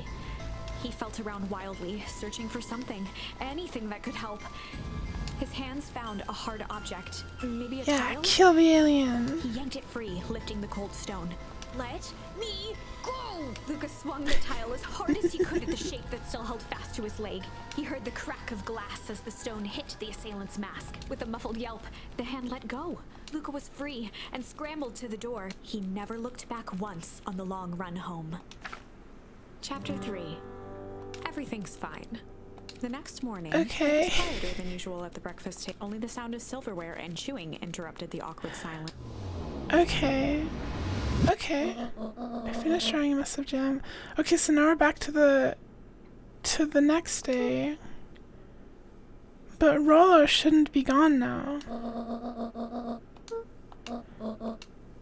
So what did you and Rollo get up to yesterday? Oh, Rollo had things to do, so I just sort of poked around town. I've set the jam down by the front door.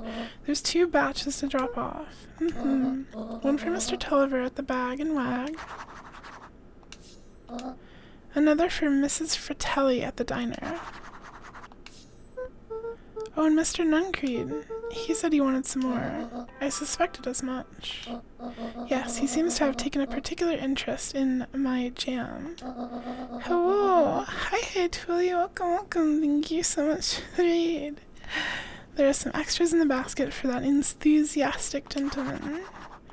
Jam for everyone. Just make sure Fratelli and Tulliver get the ones on top. Welcome, Twilly. What were you playing? Really? And hello, readers. Welcome. You're playing Super Mega Simulator. I was watching someone play that game the other day, and it's like, it looks cozy, it looks comfy, but it's got that eerie feeling to it. I hope you had lots of fun. No problem. Off with you now, while the day is still young. And we're playing Beacon Pines, which is kind of like a visual novel. With branching paths. We've just gone back a day. The mystery deepens. And I'm a little confused. Hello, it's Juniper Hartford.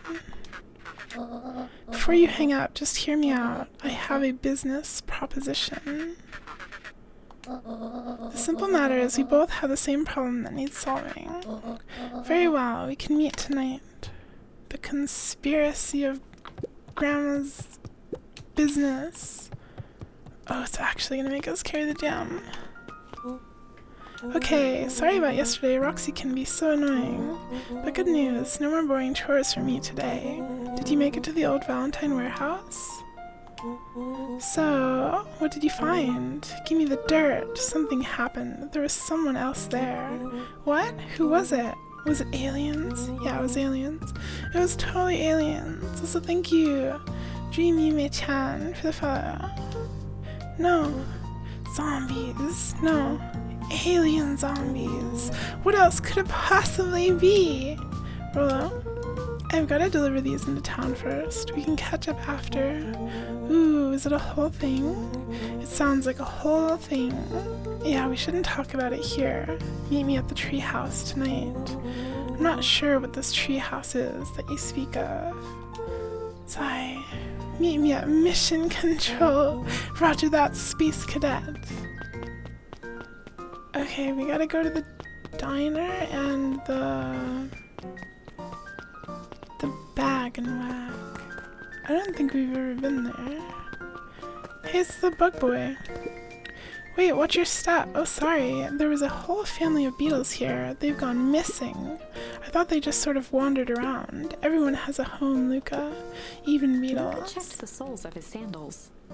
I think we're okay. It's weird that they're gone. They went missing when the festival preparations began. You think the noise scared them away? Something like that. Just watch where you step, okay? On it. I don't know where the Bag and Wag is. I guess we can go to the diner first. We've never been inside here. Here you go. Well, if it isn't my favorite little jam runner. Hey, Mrs. Fratelli. Look at She you. leaned forward and pinched Luca's cheek. What the? Don't pinch me. I'm okay, Twilly. Have a nice brushy. Enjoy your lurkey. Thank you again for the raid. Thank you so much. You're all skin and bones. Is your gran not feeding you? She is. It's just... I understand. You know, I taught your mama how to cook back in the day. You may not even remember, but you and her used to help out in the diner. See that picture over there? That's you helping your mama back in the day. So cute, running around in your little apron taking orders. The whole situation just breaks my heart. Whatever happened to Eleanor? Break. I've got a feeling she's out there somewhere, yearning to be with you again.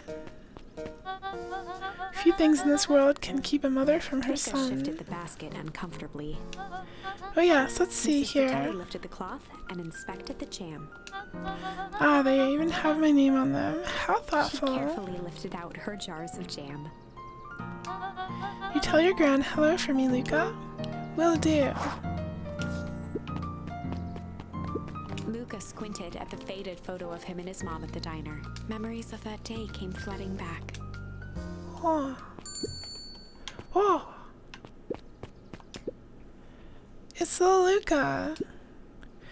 Alright, little buckaroo. It's up to us to feed these folks while Mrs. Fratelli is away. I've got to deal with the inventory before I can start cooking. Do you think you can handle taking some orders in the meantime? Yes, Mama. Hi, Roxy. Luca. I'm helping. Wow, hopefully your work ethic will rub off on Rollo. What can I get you? Not really feeling like a burger. How about a chicken sandwich with bacon on top? Coming right up. Oh, chicken sandwich with bacon. Oh, chicken with bacon. Yeah. Here you go. I call it the Love Me Tenders. Huh? Nice. Aren't you a little young to be waiting tables? I'm just helping out. My father had me hustling when I was your age as well. Father always says, children are to be sails, pulling a family ever forward. That doesn't sound very fun. There's plenty of time for fun. For instance, Father and I always made time to have lunch together once a month. Luca glanced at the empty seat across from Gus. Should I come back? Oh no, it turns out Father was too busy to have lunch today. I'll just go ahead and eat alone. Oh, the silver lining is, without him around, I can have my usual. A nice stack of cold cuts, topped with a pile of sloppy chili. Cold cuts, sloppy chili. These are cold cuts, I think. And this is sloppy chili. So gross. Here you are, cold cuts with steaming hot chili on top. I call it the hot and cold. That's perfect, thank you.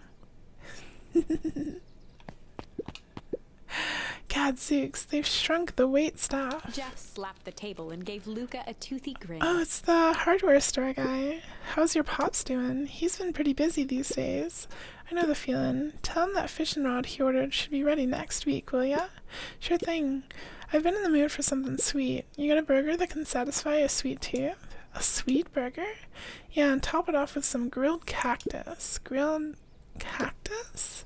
The heart wants what it wants. Candy with cactus. Candy. Cactus. Chicken Alfredo, you're making is taking too long. You want a grilled chicken sandwich? Alfredo's yummy though. Here's your order. I call it the sweet and stabby. Ha, now that's a burger with bite. Okay, that's everyone. Isn't... Never mind. Looks like we're missing a few things. Why don't you run out and grab some more ingredients? Okay, I'll be back. Okay, I guess we need to have more charms to finish that. We're leaving. We need to find the bag and wag, wherever that is. Hi, Star Rifle. Sloppy chili. That sounds like a nightmare, but also really good. It's goopy. What are those called? They're actually the things. Who ordered the sloppy toppy? The sloppy toppy. No, they're called sloppy joes. Right? That's like chili, basically. Yeah. Where do we go? It said bag and wag. Sloppy joes. Yeah. I don't know where the bag and wag is.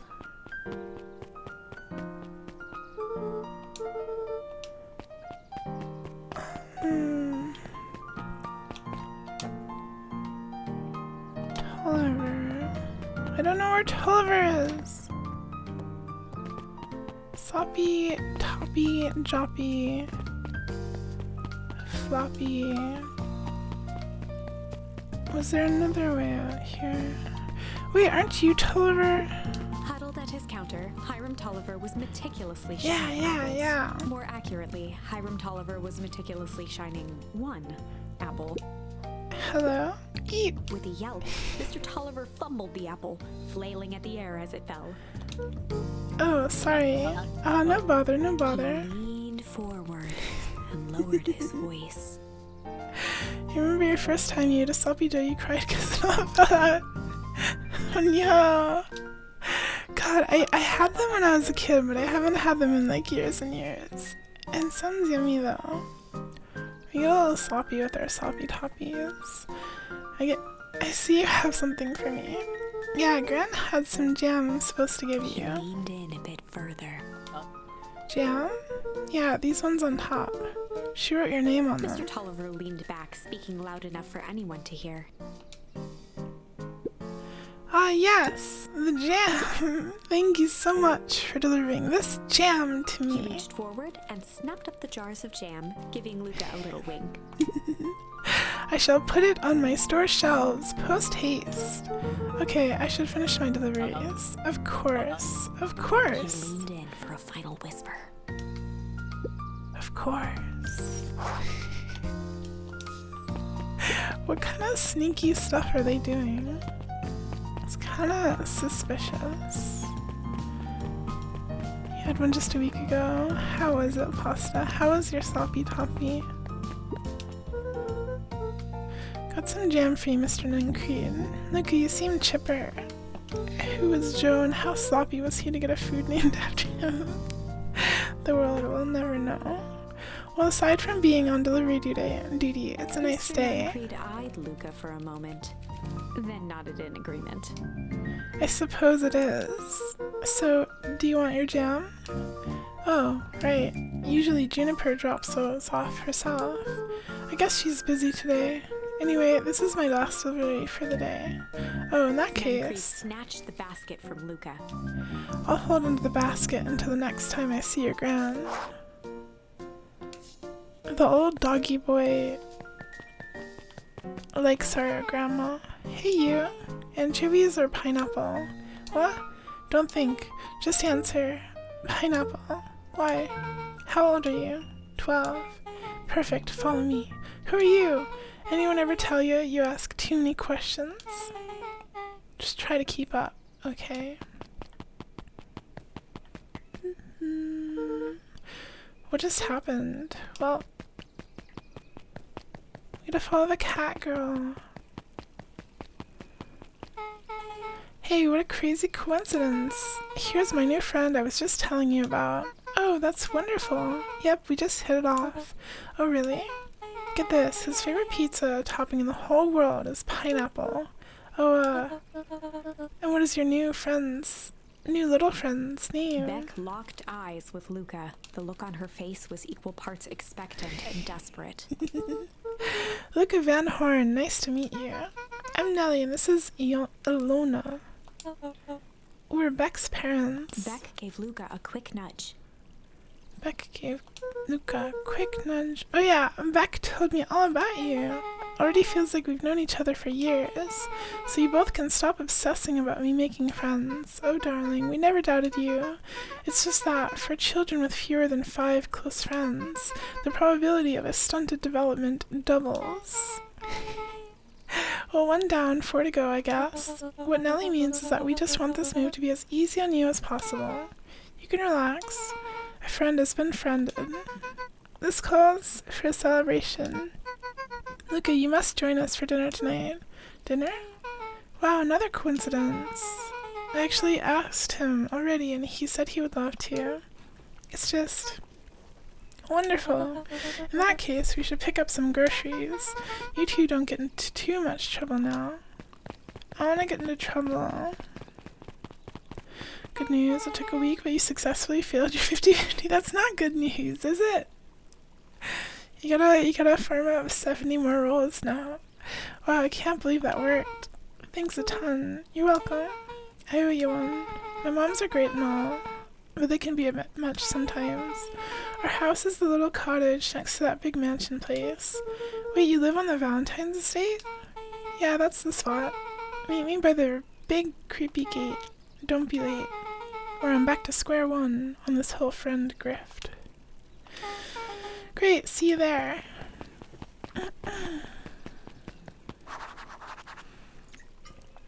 Meet Beck at the big creepy gate. Okay. I think it's a cat. The bat girl looks different. Good morning, Jeff. What's so good about it? Another day further down the tubes, if you ask me. Come on now, it's not all that bad. The festival is coming up. The festival. Old man Valentine used to put on cockamamie shindigs all the time. And where did that get us? Well, it's Perennial Harvest putting on this one, and they're doing it for the whole town. As far as I see it, the difference between the old Valentine Company and this new Perennial Harvest outfit Jeff dug through his pockets for a bit. is the difference between this empty soup can and this brown banana. But those are both garbage. Exactly. I like him.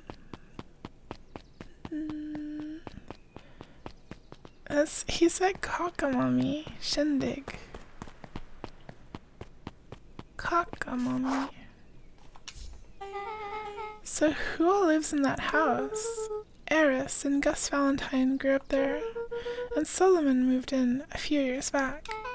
The creepy little kid in the vest. That sounds like the one. So just 3 people live in that huge thing? I bet a bunch of shady stuff happens all the time in a place like that. Not really. The Valentines pretty much keep to themselves. So it's empty and boring. Pretty much. What a waste. My mom says that it used to be way busier back before Sharper died. Before the foul harvest. Oh, okay. That's like the 5th time someone mentioned this foul harvest thing. And you all use that same ominous tone.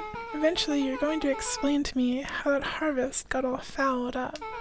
But we can't keep my parents waiting anymore. This way. Onward. I think it's a cat because of the nose, but the ears are kind of weird. Most kids would have just ditched me by this point. Why are you still here? You looked like you could use some help. You know what, Luca? You're not so bad. Let's get through this as simply as possible. Just eat, smile, and nod. Fun. Great, whatever you do, don't bring up their work. I think I can handle that. Beck took a long breath, then gave a firm nod. What do they do for work? They must be like the maids of the mansion or something. Here goes nothing. Chapter 4. Dinner with the Moodwills. Moodwills. Ilona Moodwill was worried about change. A gardener at heart, she understood the necessity of change, relied on it even. But there was a difference between the controlled world of her plants and this cluttered cottage in a strange town. Almost done. Nellie was a blur of activity, digging through boxes. Sorry, love. Couldn't find the dishes. We'll have to make do with paper plates. Paper plates are fine. Dinner was especially if fine you're having without much pizza. conversation. Why wouldn't you? As she watched Beck and Luca finish up their pizza, Ilona let herself relax into the chair. The things she cared about were still here. Nellie finally had the job of her dreams. Beck was beginning to take root. Ilona's task was simply to tend to them. She could do that.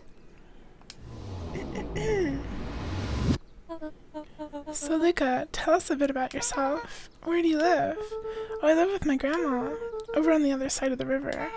Your grandma? Where are your parents at? Beck, manners. It's alright. My dad passed away in an accident at the fertilizer plant 6 years back. Oh dear. My mom's been missing for a few months now. Like missing? Luca's eyes were fixed to his plate, pushing a chunk of pineapple around with his finger. Nellie was the one who eventually broke the silence. Luca, how did you like the pizza? Oh, it was good. Very good. Normally we'd put more effort into dinner. Luca nervously gestured toward the boxes. We aren't fully settled in, and Beck had mentioned that it's your favorite. I'm sorry, are we just skipping the part where he said his mom was missing? Beck! I'm sorry, Luca. This move has us all a little tired. Luca wiped his face with his sleeve. No, it's fine. So, Beck said that you moved here for work? Beck gave Luca a swift kick under the table. Ow. I mean, what brought you to Beacon Pines? Oh, you were right the first time. We're here for work. Nellie won't tell you this, but she's a brilliant chemist.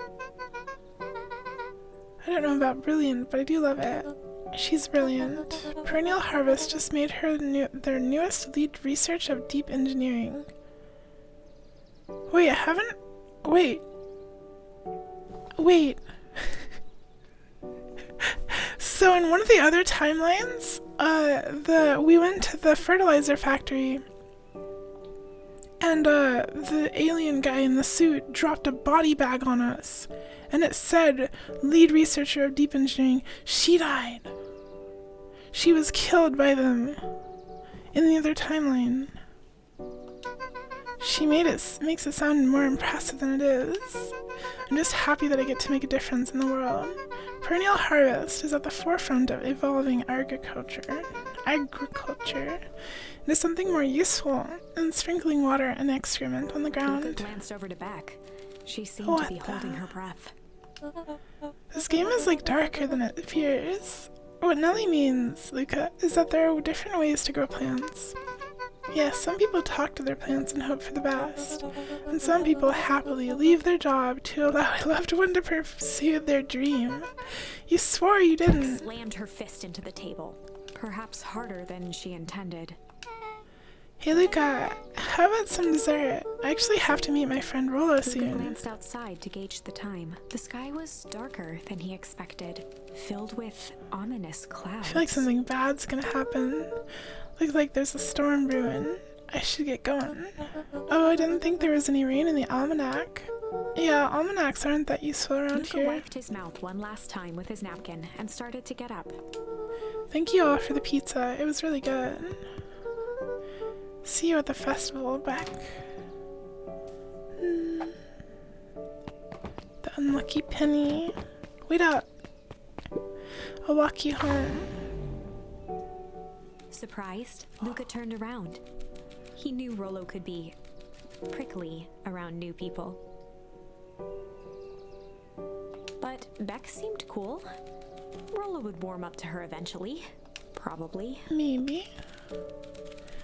Luca began to respond, but the sky answered for him as the clouds above began to rumble or break. I want to do a break, I think. This seems like the kind of game where you get a bad end and there's like really like over-detailed death art. There are a lot of bad ends, but no art to go with them, I think. It basically just does this book thing and says the end. Luca began to respond, but the sky answered for him. And there are as the dogs. There's a clouds dog above began boy. to There's like break, 2 dog revealing boys. patches of star-filled summer night. Moonlight filtered down, shimmering in the treetops. No storm. Maybe I should have gone with the storm. Sure, you can meet Rollo. You're not going home? No, I promised Rollo I'd tell him Luca about... stopped himself mid-sentence. Promise you'd tell him what? Spit it out, bub. We're thick as thieves now. If there's a juicy secret, you've got to tell me. Okay, you can come to the tree house and I'll tell you both what happened. Heck yeah. Yeah, the Valentines Luca are dogs. saw Beck skulking by the gate. Including their little kid. So you're telling me there's nothing mysterious or creepy about this place? It's mostly boring and empty. I refuse to believe that. Big spiked gate, looming mansion, rich, reclusive owners. It even smells shady. Grabbed the wrought iron bars and shook the gate. Mark my words, you decadent nightmare house. You will reveal your secrets to me. Oh. What did you do? First of all, I told you so. Second, hide.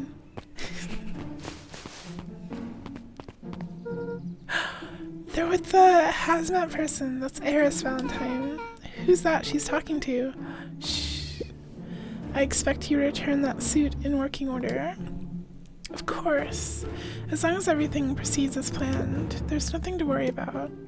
The only thing I'm worried about is what's rightfully mine. If that means making some unsavory alliances, so be it. I couldn't agree more. There comes a time to suspend hostilities. I'll deal with our common threat. Now this is what I was talking about. His voice was an excited whisper. Proper shady stuff. Someone in a suit like that tried to grab me yesterday. Seriously. Shh.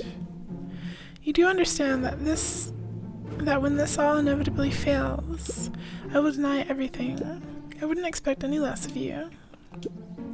You just worry about your part in this, and let me handle the rest. I can't wait to see the look on that Rube Kerr's face. Yes, the truth will come to light. I'm still surprised you're so comfortable with the potential collateral damage. If there's one thing I've learned, it's that change is painful.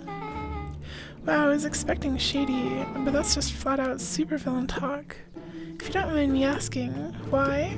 Why are you all doing this? The mysterious figure retracted their mask, hair pushing out from all corners. It's gonna be the mayor. No, it's Grandma. What? Huh? Huh? A chill ran down Family. Luca's spine. His vision blurred. Beck stifled a sharp wince. I'm and so Luca looked down confused. to see himself wrenching her hand. An answer I can certainly respect. Gran tousled her hair back under the face mask. Just remember, keep everything nice and normal until the festival. I don't need lessons in rousing Gran suspicion. gave Eris a curt nod and disappeared into the night. What? I won't let the cat die. This game isn't that dark. I don't Chapter think. 5. What big ears you have. Lucas sat shivering in the bushes, staring at his feet. After checking to make sure the coast was clear, Beck gave him a gentle tug on his sweater.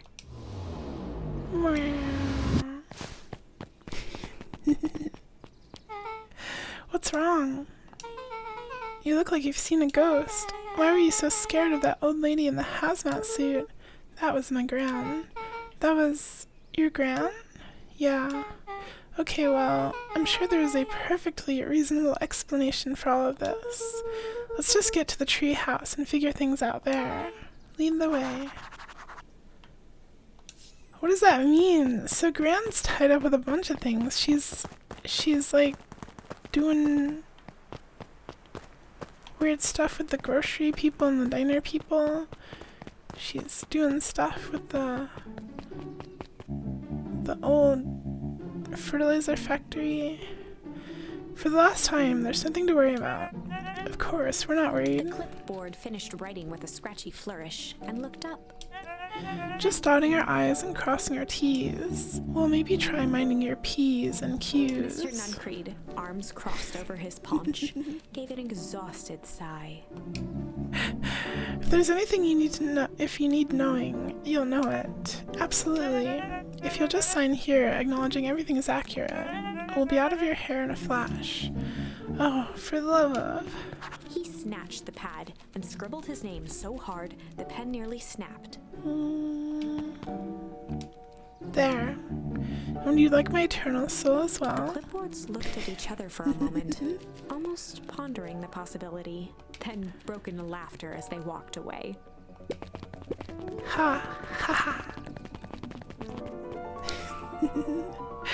You literally hid under a body bag and threw its desiccated head out of the dumpster. I mean, it's kinda dark.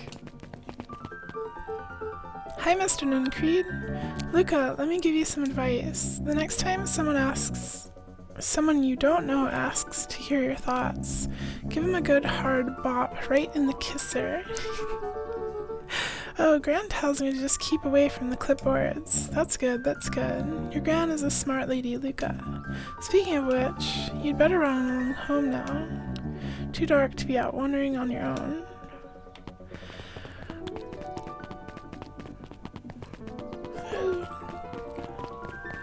We gotta go. She's still reading her book down here. The answers you seek will be revealed to you in due time. The question is, the figure intoned, are you prepared to live with the truth?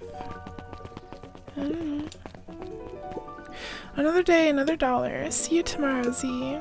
Have you noticed how all the perennial harvest folks order the same drink? Decaf cappuccino with extra foam. Why? I don't know. Just thought it's a little odd. Pretty weird for sure. Well, the customer's always right. See you bright and early tomorrow. I can't wait.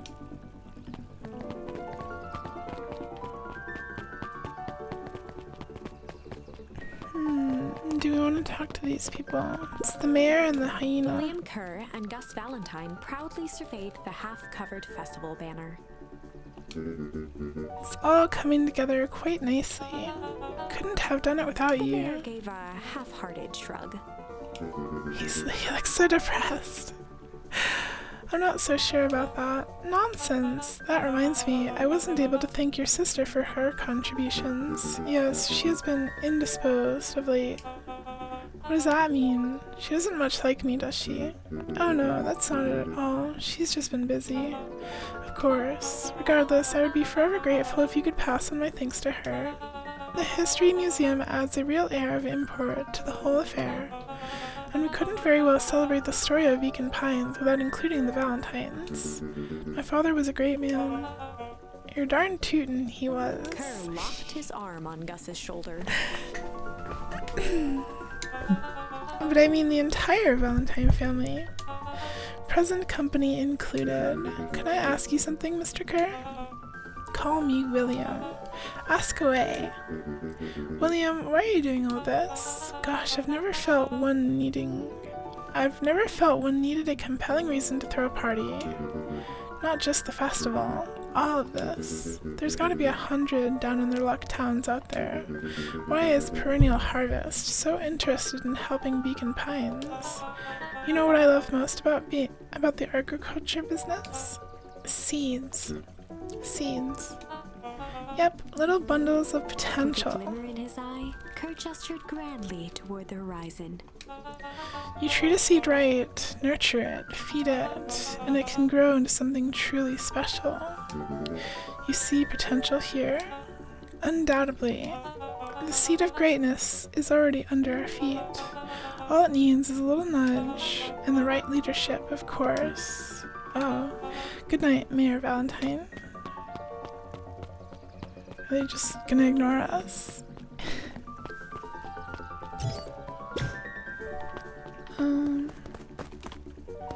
Okay. We're out of here. Oh, this is nice. Yeah, the treehouse is just a little further on from here. So what's your buddy Rollo like? Rollo? He's... Rollo. Not particularly helpful. Sorry, I've just never thought about it. Lots of energy. He's funny even when he's not trying to be. Things have been tough for his family since the fall harvest.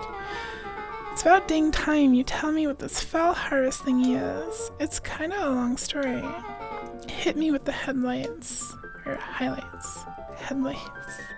Okay. There used to be a fertilizer company here called Valentine's. They were kind of a big deal.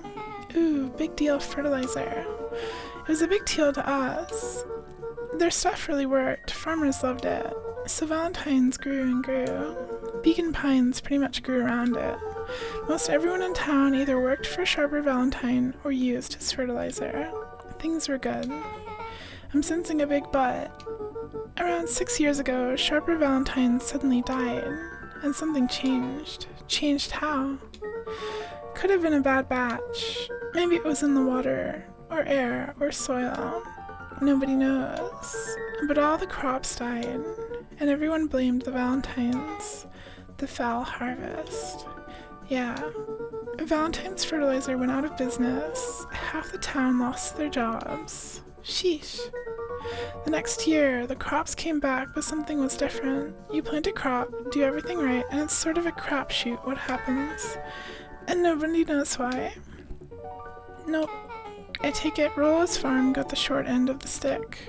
Yep, for some reason their farm was hit harder than others. That sucks. Things have gotten better since Perennial Harvest came to town. The Beacon Pines Reborn Initiative? Yep, first thing they did was give the town a deep scrub. They even put us up in hotels, one town over for a week, while they decontaminated the groundwater. We'd better get going. They decontaminated the groundwater. I thought she said headlights. I don't know. Hi, Cavaldier. Is the hyena like the CEO or just some corporate liaison? I think it's not clear. He's just the boss of the perennial harvest in the area, I think. It's about time. I was about to give up and go home. Who's the new kid? Name's Beck. You must be Rollo. I see my reputation precedes me. Welcome to Mission Control. Waggled his head with pride. You'll find we've spared no expense in construction. I've seen worse looking piles of junk. Thanks. Hey Luca, you know the security concern we talk about? Yeah. While I was waiting, I made some improvements. Let me lock this baby down for a little test infiltration. Can't be too safe these days. Secure mission control.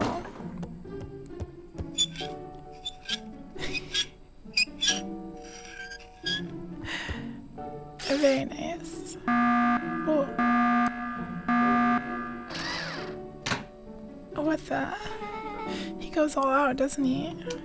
Always. The Among Us sound lavish. So what are we doing? Emergency meeting.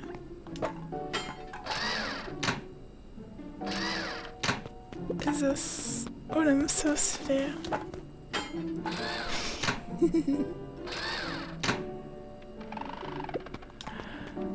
Oh, this one moves. Wait, it's... Hold on. There. Close enough. Where did you guys get all this junk in the first place? There's a guy in town named Jeff who trades us junk for snacks. Junk food for junk. Nice. We love Jeff. So, pretty sweet security, right? It was imaginative, I'll give you that. Luca, are we sure we can trust this new recruit? I'll vouch for her. Thanks, I guess. Oh, okay, Luca, you promised to fill me in about the Valentine warehouse. Luca sucked in a long breath. So like I said, there was someone there. What were they doing? I don't know, but the place was lit up and active. Maybe they were squatters? I don't think so. It seemed more organized. When the man pulled me in, I saw some equipment. I saw some sort of equipment running. A man pulled you in? Yeah, but I got away. You keep saying it was a man. They were wearing a mask, right? Yeah. And then it could have been a woman. How did you get away? I grabbed a rock or something and broke their mask. They let go, and I ran. Dang, that's intense. No wonder you freaked out when you saw your grandma. Yeah, that's the other part.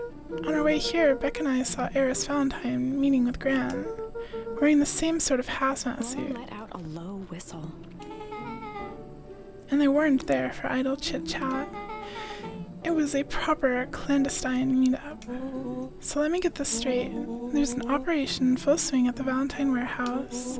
You were almost abducted by a strange man or woman in a protective suit. And then you saw your gran in the same suit talking to Eris Valentine. Pretty much. I'm beginning to think this town is kind of awesome. Luca shot back a look. No offense. And so we can logically conclude aliens or alien zombies have infiltrated the town, and their leader is your gran, and she tried to murder you. First of all, and for the last time, there are no aliens. Second, it couldn't have been my gran at the warehouse. I broke that person's mask to get away. The mask gran was wearing wasn't damaged, but she's definitely hiding something. Maybe. Your gran is weird, but she might be the most boring person in the universe. All she does is sit around all day making jam. What could she possibly have to hide? I don't know, we haven't talked much since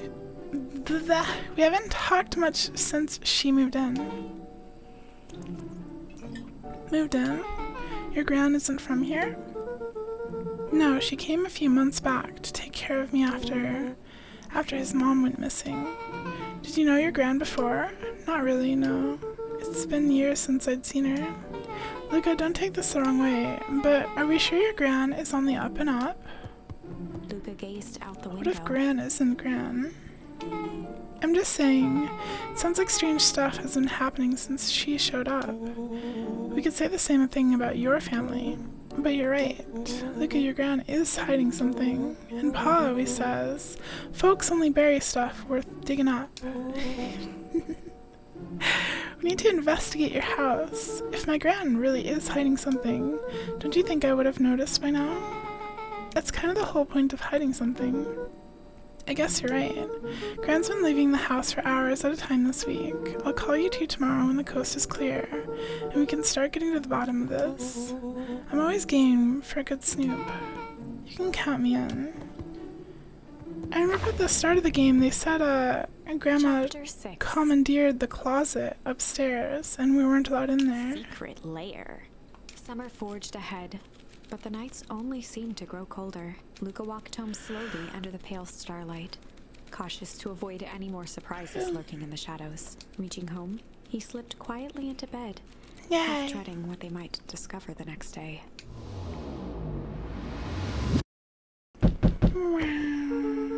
What time is it?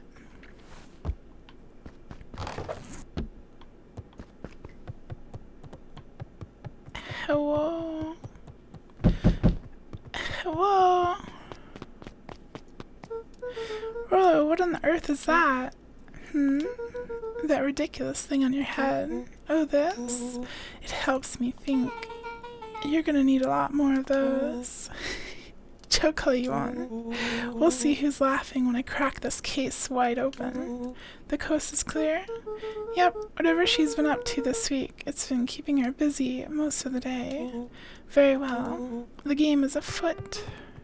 Luca and Beck rolled their eyes as Rollo strutted across the room.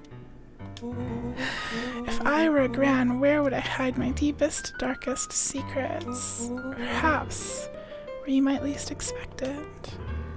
Rollo flung open the cabinet with confidence. Aha! He coughed as a veil of dust hit his face. I think it's safe to assume anything that dusty isn't what we're looking for. Or maybe that's what she wants you to think. Then again, any good detective knows not to trust their first hunch. First hunches are for suckers. I think Rollo's really cute. Eureka! She's lit a fire in order to burn the evidence. She keeps that fire going every day, Rollo. Drat, it may already be too late. Just think of the mounds of documents lost to ash. Okay, I'm gonna stop you right there. Can we just think for a moment? Luca, is there anywhere Gran doesn't want you to go? Yeah, the closet upstairs. So maybe it stands to reason that we should check there first. No dice, it's locked. Well, well, well. Look who stands to reason now. And I have no idea where the key is. If it really is important, then she probably keeps it with her. Anywhere else? She has her berry bushes. Who has ever thought, I'm going to take this important thing and huck it in a bush? True. Anything else? Maybe something out of the ordinary? Well, she is always worried I'll break her fancy dishware in the kitchen. But it doesn't matter anyway. I can't reach the latch. A look of realization crept onto Luca's face. The hutch. All three kids snapped to glance at each other, then sprinted in turn toward the kitchen. Oh. His Sherlock hat. It helps him think. Also, hi, Alvaro. Welcome, welcome. This game's been really, really cute so far. I'm really enjoying it. Alright, Rollo, this is your time to shine. Yes. You've called upon my expert detective skills. And now I shall proceed with... Before he could finish, Luca scrambled up Rollo's back. Hey, this isn't my idea of detective work. Every squad needs a good lockpick, and every good lockpick needs a sturdy head to sit on. This is beneath my standing. Stop complaining and hold still. Got it. The three crowded around the hutch to peer in. With the glass doors opened, a perfect porcelain display gleamed in front of them. Their eyes searched for anything amiss. But the only distinct feature was its impeccability. Impeccability. Well, that was anticlimactic. Yeah, I gotta do a British accent for Rose detective voice. Hi, Horatio. Horatio. Welcome, welcome. I don't think I can do a British accent. I don't really know what we were expecting. Like, oh hey. Let me just yank on this random teacup Beck and... pulled on one of the teacups. It slanted forward with a hollow click. The entire hutch began to rustle and slide under its own power. What? What? Secret basement? Seems like your gran has been doing some remodeling. How would I do a British accent? Dude, only two types of people have secret layers.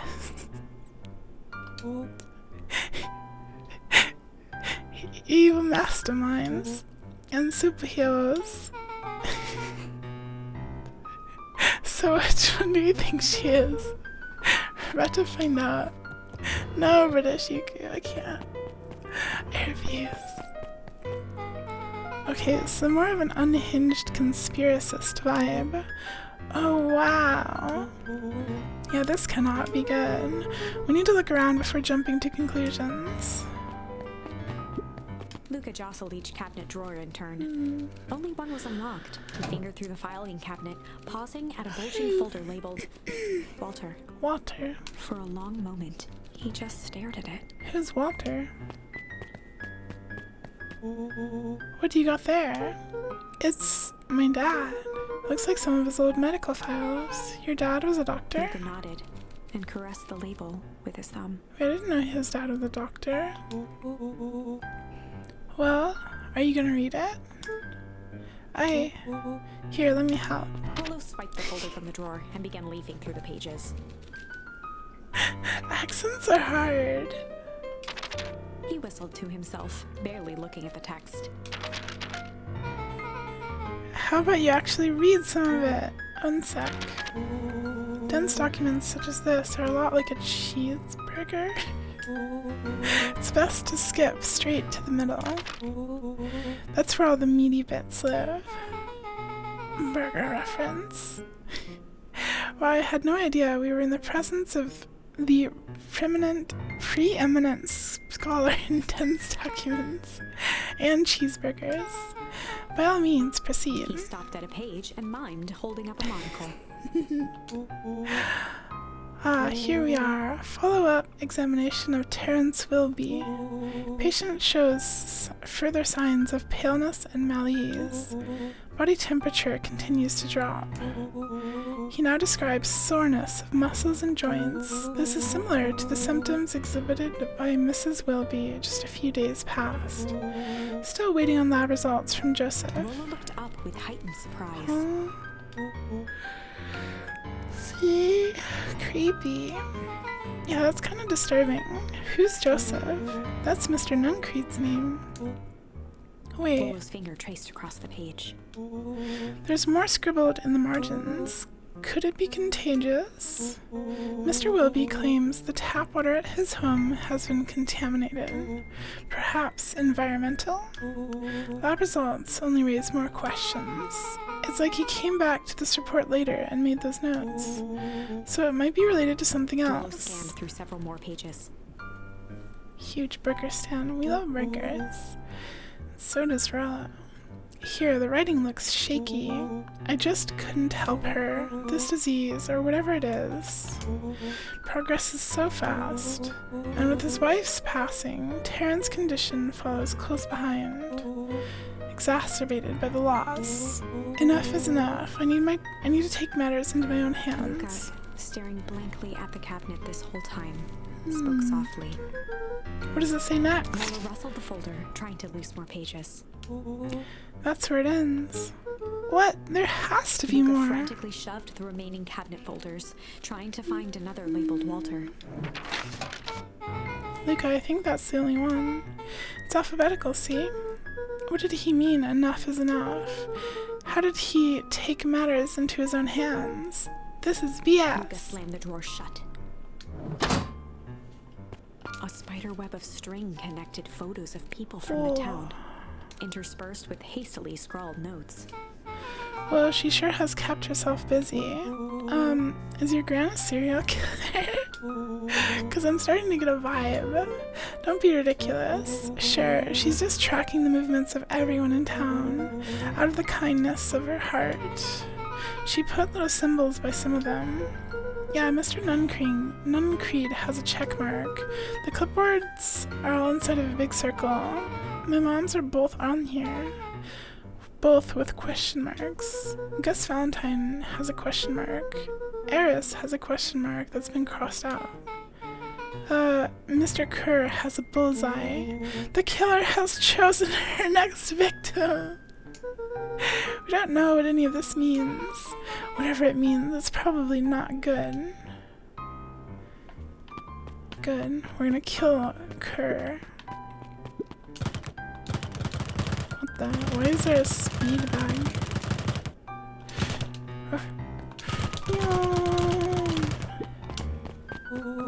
What do we have here? Barrels marked caution, explosive, and jam jars? That's enough jam to feed the whole town. What kind of incendiary jam is your gran making? She wouldn't have had me walking around town delivering bombs, right? Only one way to find Rolo out. casually spun open a lid and dipped his finger in the jam. He Huckleberries, smacked his lips. a hint of brown sugar, and ink? What? Rolo plunged his hand in the jar, fishing out a soggy slip of paper. Aha! Rolo offered the slimy note to Luca and licked his fingers clean. It's addressed to Mrs. Fratelli. A grand jam gram? It says, last night I used the disguised Eris provided to scout the location. The timing window should be possible. Operation Sparkplug is a go. Oh man, are they doing a heist? Whatever it is, it can't be good.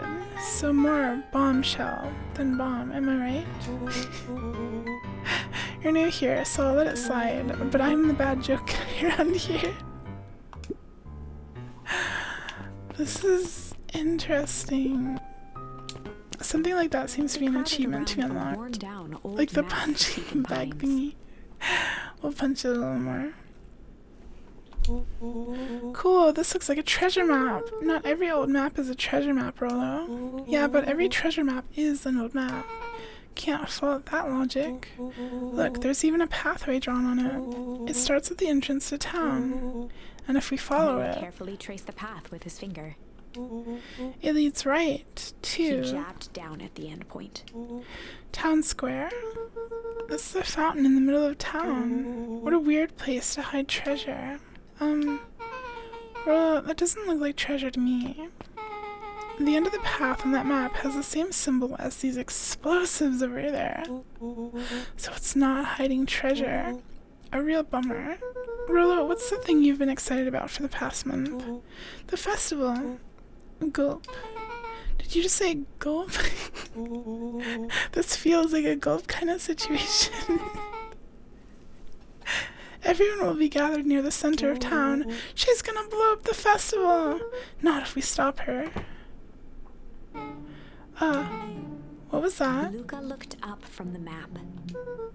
What was that? No, I heard it too. That was the front door. Which means someone just shut the door. Which means someone's upstairs. Shh. Quiet. Hit the lights. Beck flicked off the light, and they became statues in the dark. Overhead, creaking floorboards bent under slow, deliberate steps. The kids looked up, the tilt of their necks following each football.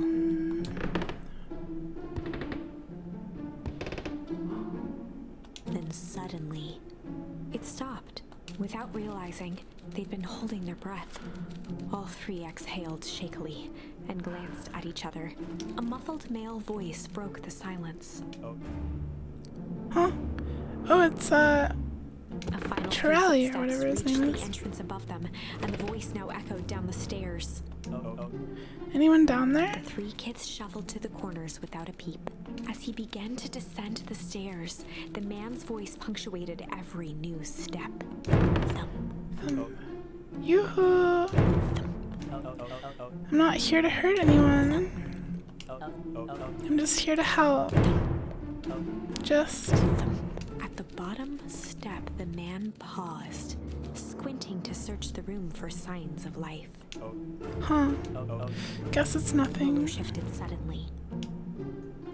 Luca gave him an intense, chastising look and whispered through clenched teeth.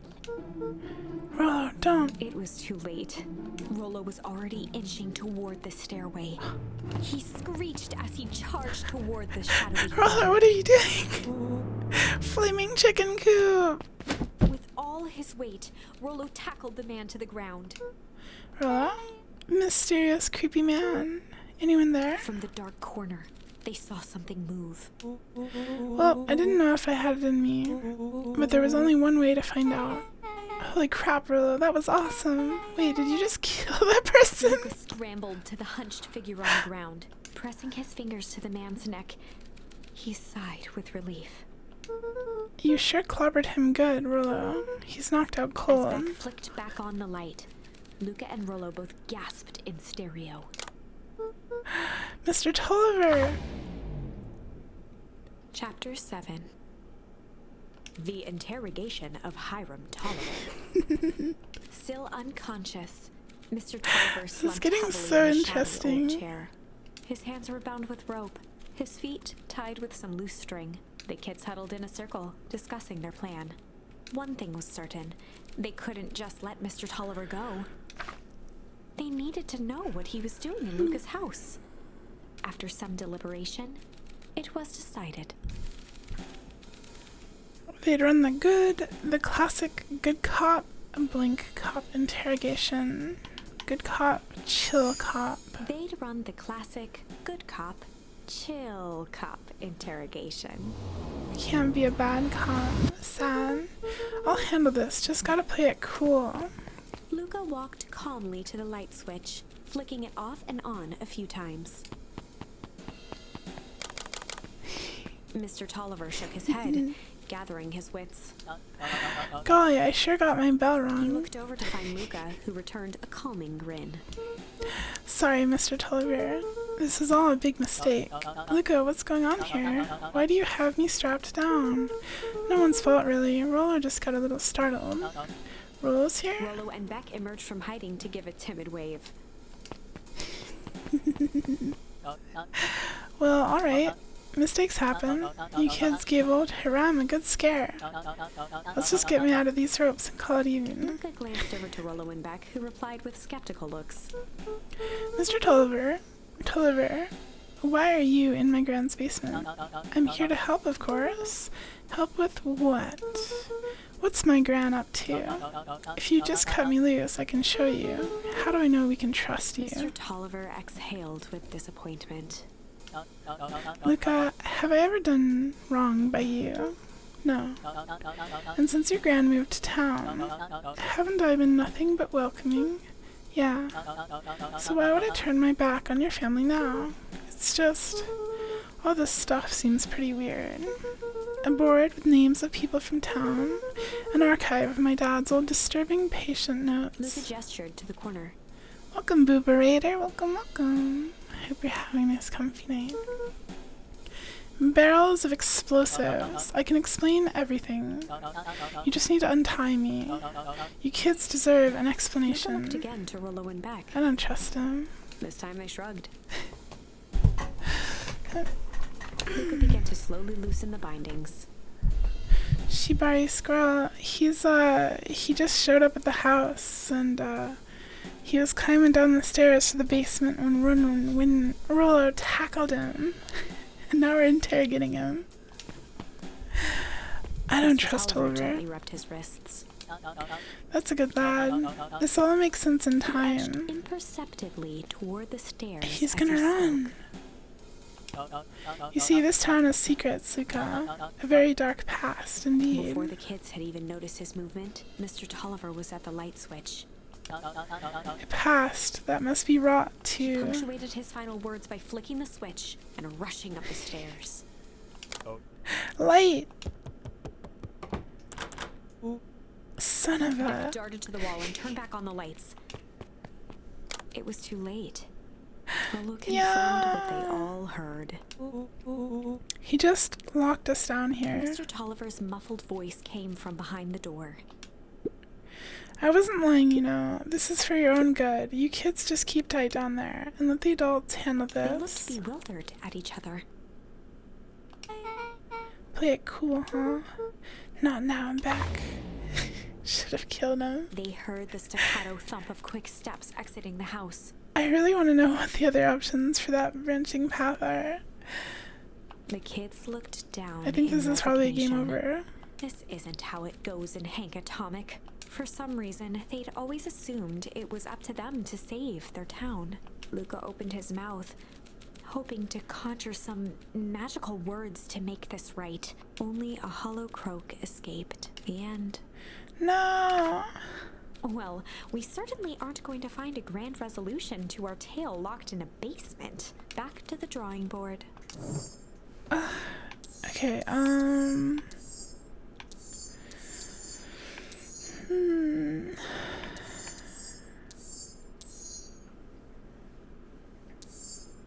I guess we can go back to the thunderstorm part and have the thunderstorm interrupt our walk home. Luca began to respond, but the sky answered for him as the clouds above began to rumble with ominous thunder. You sure we can make it home before the storm kicks Luca off? surveyed the roiling clouds. I'd say the odds are good. Maybe you should stay here and I'll just make a break for At it. that moment, the heavens opened up, unleashing torrential rain. Care to recalculate those odds? Hurry inside, you two, before you catch cold.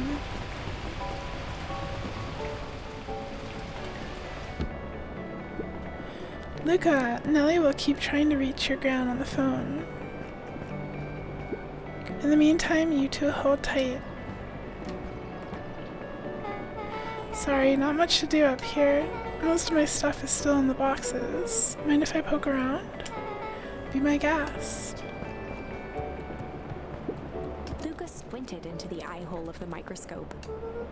This looks wild. What is it? Gum. Gum. Luca adjusted the slide with his fingers to get a better look. I'm tracking the structural integrity of gum with increasing amounts of chewing. Chewed that one for 47 days. Huh? Luca wiped his hand off on his sweater and gave a nervous laugh. Beck looked down. She's candidly weird. tapping the ladder with her feet. You think it's weird, don't you? A little. But weird can be cool.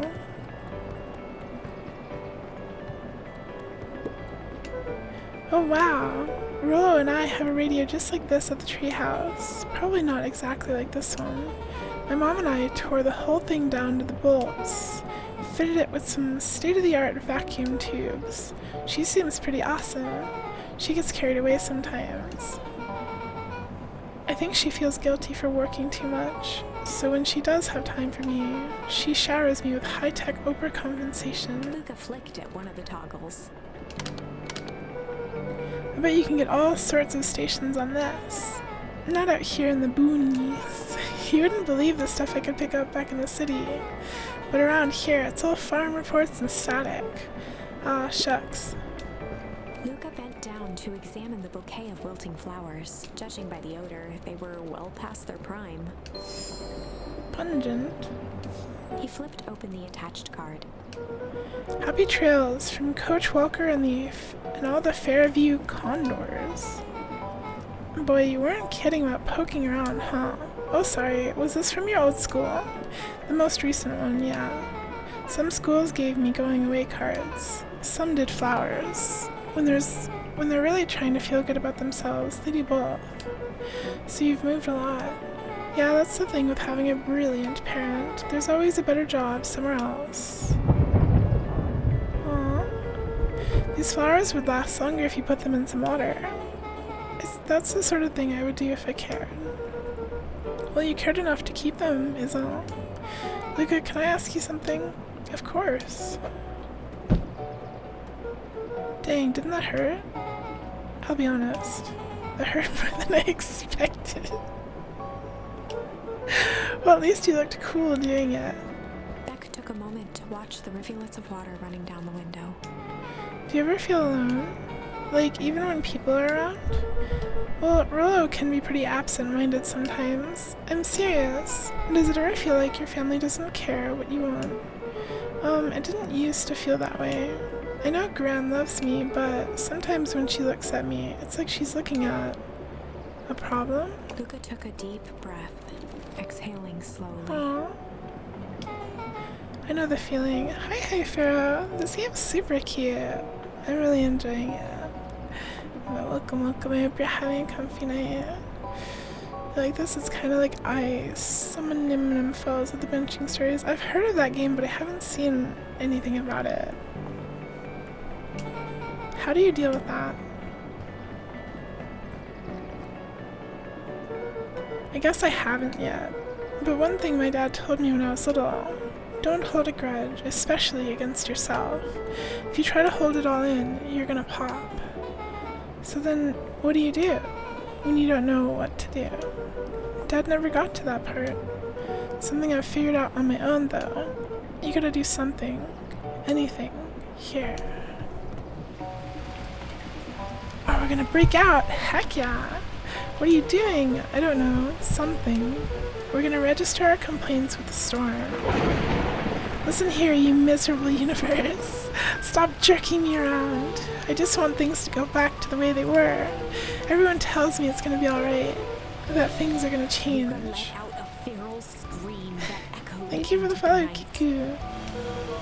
Every time something changes, everything gets worse. Screw this town. Whoa. Let me try it. Moving sucks. I hate it. I hate that. I hate it. Why can't I just deal with it and be happy for my mom? Why can't we just stay somewhere? Her voice dropped to a trembling whisper. Hi, Hayabaro. I just want to be a normal kid. Brushed off her shirt and straightened up. There. Wow, I actually feel a little better. Abruptly as it began, the storm abated. Thanks, I needed that. Me too. I should head out before the rain starts up again. Sure, I'll walk you out. See you and Rollo at the festival. Sounds good. Luca, don't let the universe jerk you around. Beck gave Luca a light thump on the arm before heading in. That was cute. Chapter 5. unfriendly feud, the air was heavy with the hard rain's residue. The smell of wet things. Despite his dreary surroundings, Luca felt at peace. He'd never shared those details about his dad with anyone, not even Rollo. Hi, Liger. Welcome. Bacon Pines. But Yeah, it's we're not like playing this Bacon changed Pines anything. tonight. Rollo was still his best friend. Adding it back to the group would help balance things out. Everything's better in threes. This is what Luca told himself as he headed to the treehouse. Oh, do you think in this path Rollo's not going to be happy about Beck? What's the bat, girl? Hey, Don, tracking down a lead? You bet. I heard a juicy new rumor. Turns out when Sharper Valentine died, he left behind a particular last will and testament. Did she say particular or peculiar? Peculiar how? He didn't just give his kids an inheritance, there were conditions. Like what? The document stipulated that Eris had to take on a child as her ward. A kid our age who just showed up to town one night with a lawyer. Solomon. Bingo. So Eris was forced to take care of him. Yep, or else she would have lost everything. Why would Sharper care so much about some random kid? Rumor has it old Sharper sowed some wild oats. What? Did he sleep around and, like, have a bunch of children? That explains the way Eris treats him. Poor Solomon. How did you find all this out? A good reporter never reveals her source, Luca. Huh, I want to talk to Solomon more. He seemed nice, but we only talked to him for a second. The telephone box is lit up and calling my name. Never mind. I have to keep an eye out still because sometimes there's seals or charms, whatever they're called, in random places. He met his old friend's eyes and was greeted with nothing but ice-cold anger. Heavens, this is no time for fractured friendships. Rollo's gonna be so angry. Hi, Zizzy. Welcome. No Oblivion DLC yet, but I still want to play more of that game soon. But it's going good. I'm really enjoying this game. It's super cute. Lots of reading though. Excuse me, what are you doing? Just locking up for the night, sir. Oh, wonderful. I can only assume this means all festival preparations have been completed ahead of schedule. Not exactly, sir. The storm set us back a bit, and it's getting late, so we all decided to... You all decided? Yes, sir. I was unaware that your job involved deciding things. We are all here at Perennial Harvest because we believe in creating a better future, yes? Yes, sir, very much, sir. Do you want to be the one to tell this town that we failed them? No. That we gave up because there was a little rainstorm and we all got sleepy? Of course not, sir. Good, then it's decided. Yes, sir, we'll work till the task is done. See that you do. Our harvest awaits. Aw, poor clipboard. And hi, Nishi. Welcome. The hyena is the bad guy. The evil, corporate, spooky face. Rollo, are you still up there? I'm sorry, Rollo isn't accepting visitors at the moment. Come back, never. Oh my god, he's so angry at us. Speak in this stiff yet gentle tone. We couldn't come because of the rain. And it always meant one thing. You're upset. Oh, what makes you say that? Maybe because my best friend abandoned me for no reason? I didn't abandon you. I'm just a little late. Rollo scoffed. It was storming. What was I supposed to do? The rain held me up. Liar! You weren't even home. What? The storm got bad, and I got worried, so I went looking for you. Imagine my surprise when I made it to your house, and you weren't there. I hadn't made it back yet. I'm not a fool, Luca. It doesn't take all day to deliver some jam.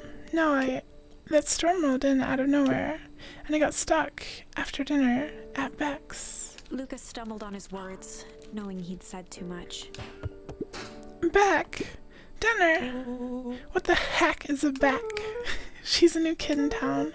She's actually kind of cool. You'd like her. She needed help convincing her parents that she'd made new friends. New friends? I spent all day waiting for you. And you were off making new friends. It's not like that, Rollo. You know, while I was waiting, I made some upgrades to mission control. It was gonna be a surprise, but you took so long, the storm knocked it all down. Just like you knocked down our friendship! What does that even mean? Luca became instinctively angry in response. Both boys were now shouting across the distance. It means you're a bad friend. You don't care about me. Of course I care, you butt. I knew I'd get in trouble waiting so late for you, but I kept my word, 'cause that's what friends do. Oh wow, what a noble sacrifice you've made. Easy for you to say. Your gran doesn't even care. You can stay out as long as you want, and you wouldn't even get in trouble. Seriously? You're acting like I chose this? If that's what you think, then maybe you're the bad friend. Rollo's tone changed to a calm, yet more intense anger. Maybe Pa is right. Storms bring more than water. This one brought out the real Luca. Stop quoting your Pa's nonsense like it means anything. Yeah, well, at least my Pa is still around. Oh no! The words hung in the cold night air. Rollo's Rollo, stomach dropped, no! knowing he'd crossed a line. But it was too late. Luca, Good night, Rollo. Oh no. Dang it.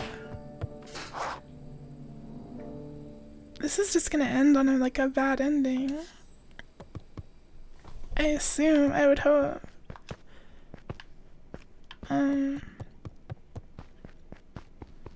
Meow. If Rollo thinks I'm still going to the festival with him, he can shove it. What do you want me to do, game? Luca dug through his old stuff, not even sure what he was looking for. Nice ball. Rollo. What a jerk. Call me a bad friend. Ooh, I'm Rollo. Look at me and my amazing family.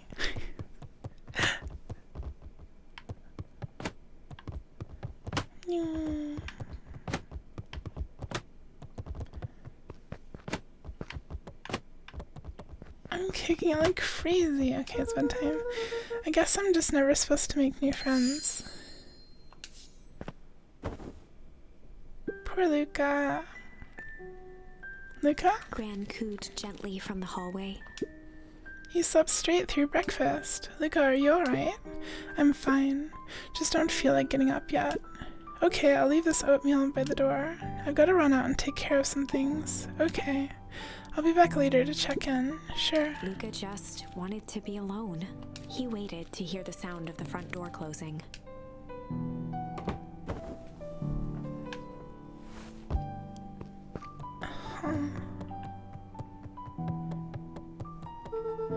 If Rollo thinks I'm still going to the festival with him, he can shove it. I bet Rollo is still going to go to the festival. Huh. He's going to be miserable.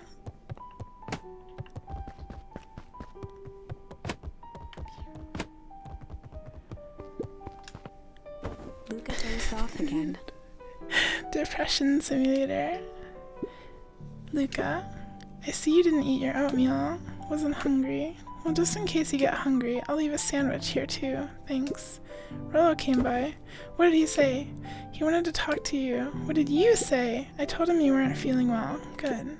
So your plan is to just sit in your room all day? Pretty much. Well, I need to pop away again for a minute. If you decide to end your pity party and go outside, I think it'd do you some good. Noted. Luca still couldn't bring himself to go out. Hi, Fergie. Welcome, welcome. I'll never stop playing with my balls. Besides, if he ran into Rollo, he'd have to actually confront the situation. Are we gonna do that? What are we doing? There's never anything interesting at the festival anyway. What, are you telling me to kick the ball over there? The Adventures of Hank Atomic. The complete first volume. Luca carefully opened the cover and began to read. Rollo had received it for his birthday. A special hardcover edition with behind-the-scenes commentary and bonus art. Whoa, Pog. Rollo cherished it, but asked that Luca keep it at his house. Luca wasn't sure if it was because Rollo didn't trust himself with it, didn't trust his sister around it, or just wanted an excuse to come hang out at Luca's more often. Whatever the reason, Luca didn't mind. But it had stayed right there where Rollo had stashed it ever since. Now, at the foot of his bed, Luca lost himself in the pages. He'd read it all before, but at this moment, it somehow felt sentimental. He was well into issue number 5 when he heard soft footsteps from the hallway. Luca, another little friend came to see you, a girl named Beck Modwell. She said you met yesterday. What did she say? Is she here? She was just dropping by. I told her you weren't taking visitors today. Oh, she seems nice. Yeah. You had a fight with Rollo, didn't you? ... Can I come in? Maybe later. Alright then. I'll leave dinner on the kitchen table in case you want a bite before bedtime. Without realizing it, Luca had pouted away the entire afternoon. He once again Poor felt the weight of it Luca. all and allowed his weary eyes to close. Luca stood in sleeping a on the vast book. black expanse. He looked up at his father standing beside him. Walt was working a straw at the bottom of a fountain glass, trying to collect the last bits of milkshake. Dad, where are we? Taking a final He loud dreams gurgling about his sip, dad every his father night. peered up from the glass. Oh, taking a final loud gurgling sip, his father peered up from the He jangled glass. the straw playfully with a warm smile, then lifted the empty glass as if to point into the darkness. The source. The source. Luca's eyes followed his father's gesture. Huh? In an instant, he was sitting in front of a blazing campfire. Across from him sat a large figure in a yellow hazmat suit. The figure's voice was a scratchy echo. Well, if it isn't the man of the hour, make yourself comfortable. Luca held his shivering hands over the shake. flame to warm himself. It Yuck. doesn't work that way here. Their yellow-gloved hand pointed to the base of the flame. It's a cold flame. See? Luca peered at the base of Cold the fire. flame. It wasn't wood that was burning. It was Beacon Pines itself.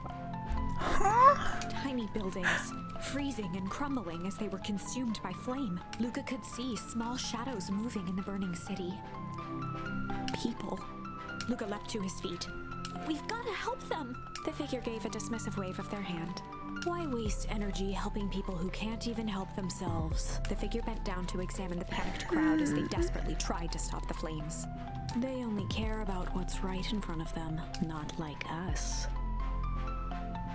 Luca's voice was a What do they trembling mean whisper. by this? Us? The figure slowly stood up, grabbing its helmet with both hands. With a jolt and a twist, the suit emitted a gasp. A cloud of torpid mist escaped, slowly revealing the face within. Is it gonna be Gran again? Luca's own face looked back at him. Oh. Huh? Older, worn, distant. It's The us. sensation was oddly familiar. Hi, Mona. We're As if playing he'd the caught furry his game own today. reflection It's really by cute. surprise in the mirror. The doppelganger smiled. I tried to help once. He gestured towards his face. And all it got me was this. Luca staggered back. You aren't me. Luca felt a hand catch his shoulder. His father was there again, beside him. Every choice sets us on a path. This is the end of one of your paths, son. Luca watched his older self No, shake its head ruefully. a Its blatant face way to end twisted it. into a cruel grin. Well, Dad, if you wanted him to see this, far be it from me to disappoint. Luca watched in shock as the figure took a confident step forward and plunged into the flames. Oh, In a flash of cold light, he was gone. What does all of this mean? Luca felt a reassuring squeeze on his shoulder. Just remember, why we choose matters just as much as what we choose. Luca woke up to see a hazy figure at the foot of his bed, silhouetted in the morning sun. huh? No, dear. It's only Gran. Luca rubbed his eyes. Oh, we're not getting a game over. The kind, concerned face of his Gran came into focus. How are you feeling? Fine. Anything you want to talk about? I don't feel like talking. That's just as well. How about you sit there and listen a bit? Whatever you and Rollo fought about doesn't matter. But he... Gran silenced Luca with a gentle pat on the leg. Fights between friends happen. What was said doesn't matter. The important thing is that it's not the last thing you ever say to each other. But he said stuff about Dad. Well, do you think he meant it? No. He was just mad. And did you mean any of the things you said to him? No. Good. One must appreciate friends in their best moments and accept them in their worst. Now get your little butt out of bed. The festival is today. You don't want to miss that, do you? I guess not. Seems like a good opportunity to make amends with Rollo, doesn't Luca it? gave a reluctant nod. So buy him a corn dog and apologize. But he's the one that... What did I just say? Buy him a corn dog. That's a good boy. Everything's better with corn dogs. I need to get going now. Got some last-minute festival business to take care of. I'll come find you at the fountain a little after lunch. Alright. I love you, Luca. I love you too. Luca took a deep We breath. can all hug Gran. Okay. Chapter 6, Through Thick and Thin. Despite Luca's bitterness, Gran was right. Corn He dog needed to hash things out with cooking. Rollo. A big fight changes the nature of a friendship. I haven't had corn dogs in Whether, years. in the end, it is for the better or for the worse, all comes down to understanding. If one is not careful, the same familiarity that builds the strongest of bonds can become the wrecking ball that shatters them. Luca emerged from seclusion, taking in the crisp festival air, but the events of the I day feel like a weren't corn on dog his is not mind. something you'd cook. It's something you get. You acquire a corn dog. No one actually cooks them. He had to find Rollo. I want to look at the tree. So like,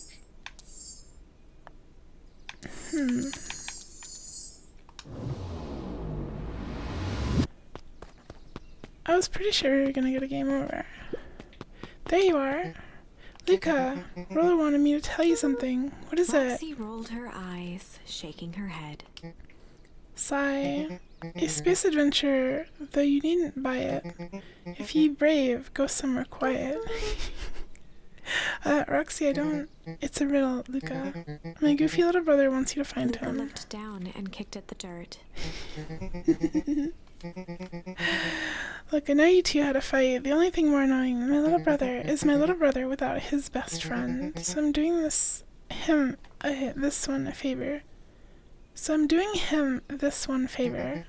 Now I need one favor from you. Whatever it is that went down between you two, squash it. I guess he's at the library. Space adventure, though you needn't buy it. If you brave, go somewhere quiet. It's the library. I am guessing. Oh, the festival is here. Unique New York. Unique New York, huh? Oh, don't mind me. Just warming up for my big ceremony speech. Mr. Kerr pointed to his grinning mouth. Gotta limber up the old gab box. You nervous? Oh, heavens no. Well, break a leg. Give me the gift of... Hi, HC Ski. Welcome, welcome. I hope you're having a poggy night. I don't know who Perennial Harvest thinks they are impressing with this ridiculous festival. Totally. The town's still falling apart. The weather's still cruddy. And this season's harvest looks like it's gonna be worse than last year's. You said it. No amount of corporate pandering is gonna change any of that. Exactly. But... the lemonade at the drink stand over there does look pretty tasty. Fitz, I'm still gonna be mad at them. I'd just rather be mad while sipping some delicious lemonade as well. How goes the beetle hunt? Pretty rotten. I haven't seen so much as an exuve. And it's not just the beetles. This morning I couldn't find any critters at all. It's like everything that buzzes or skitters just packed up and left. I'm sure they're out there somewhere. Maybe all the commotion of the festival just spooked them. Yeah, maybe that's it. I feel like the bugs are slowly being driven out of town over the course of the game. That probably means something. Welcome to our festival. Don't forget to come back later for Mr. Kerr's speech and the Perennial Harvest Festival sign reveal. You don't want to miss it. Why do they need to reveal the sign? Jeff was staring into the distance with a wistful look. Hey Jeff, everything alright? Huh? Yeah, everything's fine. I mean, used to be fine. Just ain't right these days, you know? I really do, actually. Jeff turned to Luca with a furrowed brow, then gave an understanding nod. You do, don't ya? For a moment, the two now shared that same wistful gaze. Haha, every single time. Yep. Wait for it. Unexplained sound once again noted. Like clockwork. What a bunch of drones. Haha. Ain't moving. Okay, let's go to the library. I'm not sure if I want to talk to more people. Maybe I should. I'm most welcoming of welcomes. Would you like to share your thoughts? We always strive to improve. Nope. This is the first time I've seen this many smiling faces since the fall harvest. I had my doubts about the perennial harvest, but I must admit, they do put on a nice party. And the book lady. What? I can't talk to the book lady? Oh, what? Piper, you're actually taking a break from studying. I wanted to see what all of the festival is about, but I can't help but notice. You still brought your backpack full of books. Luca, backpacks can carry a lot more than just books. True. So what you got in there? Books. I was able to return the perennial harvest safety suit you borrowed. I don't think anyone noticed. Good. Now, will you tell me what you needed it for? It was a favor for an enemy of my enemy. This isn't going to harm Mr. Kerr, is it? All you need to know is that it's for the good of the family. So she was wearing a suit, or was that the suit she gave to Ground? The library, somewhere quiet. True. Hey, Luca. Paolo's eyes lit with excitement.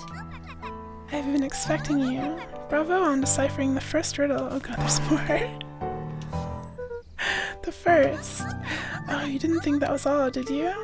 Rollo does go all out, doesn't he? Paolo straightened up and cleared his throat as if preparing to sing. Ahem. On planet Farpole, you may take issue. When the fifth king dies, you'll need a tissue. Paolo stared at Luca eagerly. Get it? Want me to tell you? No, it's okay, let me figure it out. Alright, when you find it, bring it here to be verified. And if you decide you want a hint, the offer still stands. On planet Farpole, you may take issue. We need the 5th issue of the comic book? Luca grabbed The Adventures of Hank Atomic, issue number 4. No. We need Luca 5. grabbed The Adventures of Hank Atomic, issue number 5. Yeah, 5. I guess. Ah, you found Paolo it. moved his book from the desk and replaced it with Luca's, turning on the lamp. As he slid the book under the purple light, 2 words glowed. Okay, Mona, thanks for coming by and hanging out a little bit. I hope you have a comfy rest of your night. Thank you. The Adventures of Hank Atomic, issue 5. Oh. Luca clicked his tongue with recognition. Rollo's cipher pen. He used to write secret messages everywhere with that, and only I had the special flashlight needed to reveal it, but I lost it. Well, apparently he traded Jaff for this purple light bulb. Parted with his entire Halloween candy stash. Oh, Rollo. Now let's see here. He began flipping through the pages, stopping when he hit a glowing word. And get away with such a grift. He continued flipping. Only found in Grub Cart. Reaching the end of the book, Kato looked up. That's it. Grift in Grub Cart. Griffin's Grub Cart. He wants me to go to Griffin's snack stand. Ah, brilliant. I guess you're off then. Good luck on the rest of the scavenger hunt. Thanks, Kato. This is silly. I think the snack stand is... It's the ice cream stand, isn't it? Like, down here? Yeah. Hey, Griffin. Did Rollo Before come? Luca could finish his sentence, Griffin handed him a corn dog. Oh, that's it? Bought and paid for. Enjoy. What the? I was supposed to be... I thought there was supposed to be a riddle or Luca something. shrugged, taking a sizable bite out of the corn dog. Yuck. It's cold. Oh yeah, that's been sitting here for a while. Rollo wanted me to be sure to give you that one specifically. Well, that's Luca just... tongued at his cheeks, feeling something rough between his teeth. He reached into his mouth and pulled out a slip of paper. Oh, come on. Your brain fell out and rolled down the stairs and you had to go to Home Depot to buy a new one? Did you kill any more children? No! He shook off the bits of corn dog. We went back and we did the branching path where the storm interrupted us, and now Rollo is really angry at us. But nothing else has happened. Rollo's just mad at us, and we're trying to, like, get back together. You pick up when you need some pep near the fountain, up the Luca step. finished off the remainder of the corn dog. Sigh, this is getting to be a whole thing. Okay, to the coffee shop. Hi, Hypervungo, welcome, welcome. I hope you're having a comfy night.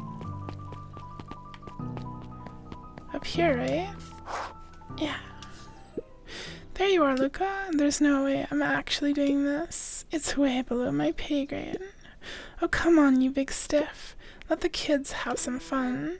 Fine. But Rollo owes me one. Lumi waved his hands around sarcastically as he began. What takes flight but has no wings? Your final task, a friendship brings. See, that wasn't so hard. I feel cheapened somehow. I think it's sweet. Yeah, this game is super cute. I'm really enjoying it. What takes flight but has no wings? Hey. Oh, there you are. Hey. Did you find the comic book? Yeah. And you got the corn dog? Yeah. Well then. I know it doesn't make up for what I said, but here, you've earned Rollo this. sheepishly handed Luca the balloons. Okay. Oh, we're getting lots of charms. Thanks. You didn't have to go through all this trouble. I'm sorry I got so mad. Dang it, you were supposed to let me apologize first. Oh, sorry. Now you've apologized twice before me. Just let me do this. Luca, I'm really sorry. With everything that's happened with your mom and all, I've always wanted to be there for you. Be a good friend, you know? When you said you were hanging out with someone else, I kind of freaked out. Rollo, still my turn. I felt like if you needed some new friend to help you, it meant that I wasn't good enough. But that was selfish and wrong. I was wrong. I'm so sorry, Luca. Okay, apology over. You can talk Luca now. threw himself at Rollo, hugging him as tightly as he could. Aww. Rollo, I don't deserve you. I don't deserve you either. That's why we deserve each other. So, what else do you want to do today? We could snoop around and try to find some more info about your mom. Snoop where? We could probably sneak into Perennial Harvest HQ while everyone's at the festival. Oh, we've never been there before. Aren't you curious about all the stuff those clipboards write down? What if we get caught? I think I've had enough excitement for 1 week. Let's just make the rest of the day about us. Really? Yeah, the rest of the world can wait 1 more day. You know, I have been wanting to get some work done on the MCDC at Mission Control. The aim is a bit unpredictable. That sounds perfect. Okay, never mind. I wanted to break into the thingy, but fine. We have like so many different charms now.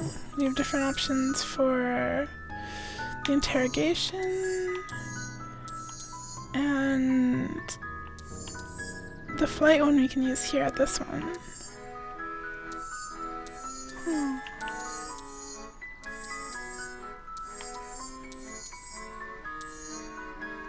I guess we'll continue on this branch though. I think it's gonna end soon.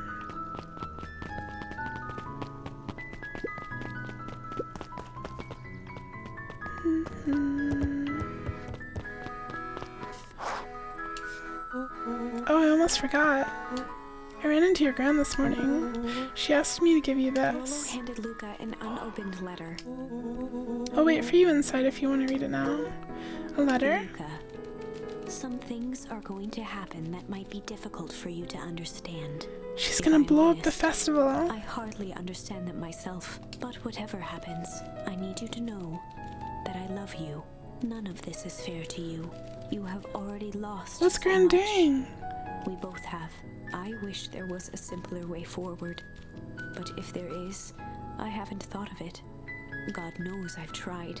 Everything I've done, I did for you. I hope someday you can accept that. Love, Gran. What are you doing, Grandma? I love you too, Luca Gran. folded the paper into his pocket and headed up the ladder. She's gonna blow up the festival or something. What's up with the letter? Anything you want to talk about? Maybe later. Sure, whenever you want. You know, you really didn't have to go through all that trouble just to apologize. I know, but we'd been looking forward to the festival for weeks. After I ruined everything with my big mouth, this was the best way to make sure you still had a good time without me. Rolo. Luca was at a loss for words, but that was fine. Oh, they're Words so aren't sweet. always I'm scared about necessary. what's gonna happen to the festival. The festival seemed nice. Was it nice? We can still go. Nah, this is fine. Well, there's always next year. Sadly, this was untrue. A distant rumble shook the treehouse. The ground blew up the festival. It's actually happening. Huh, what was that? Oh man, we missed the It was fireworks. not fireworks. It was something the boys couldn't possibly comprehend. Something as old and cruel as time itself.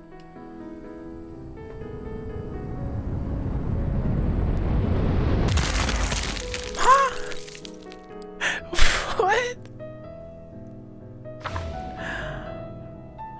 A shockwave of cold tore through the room. What? A bitter, unfathomable chill.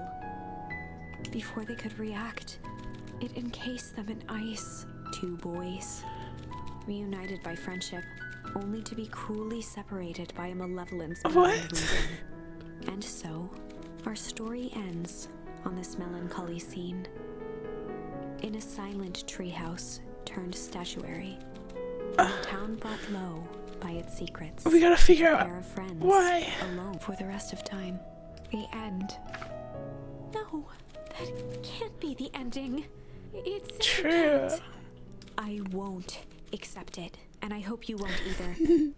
There are more endings, more possibilities. I can feel it. We are just going to have to sort through them all until we find the one that fits. Okay, so, we have, charms to go through both branching paths. We could do the branch. The interrogation part after we discover that Gran's doing something with the festival. Or we could do this one where, Rolo is kidnapped. We never did the tickle thing here either. Let's do the tickle thing here.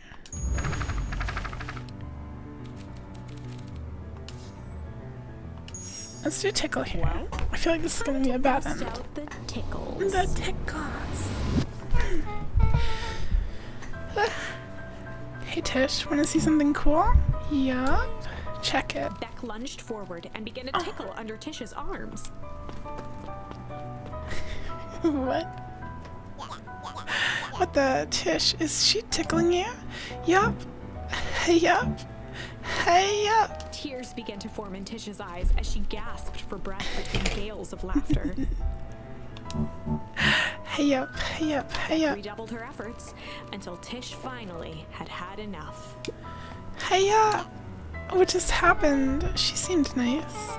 Sorry for the interruption. I think you were just threatening us. Iggy's eyes darted around, a realization dawning on his face that he was now outnumbered. I just remembered. I have somewhere to be. See you around, new kid. Iggy kicked at the puddle before making his escape.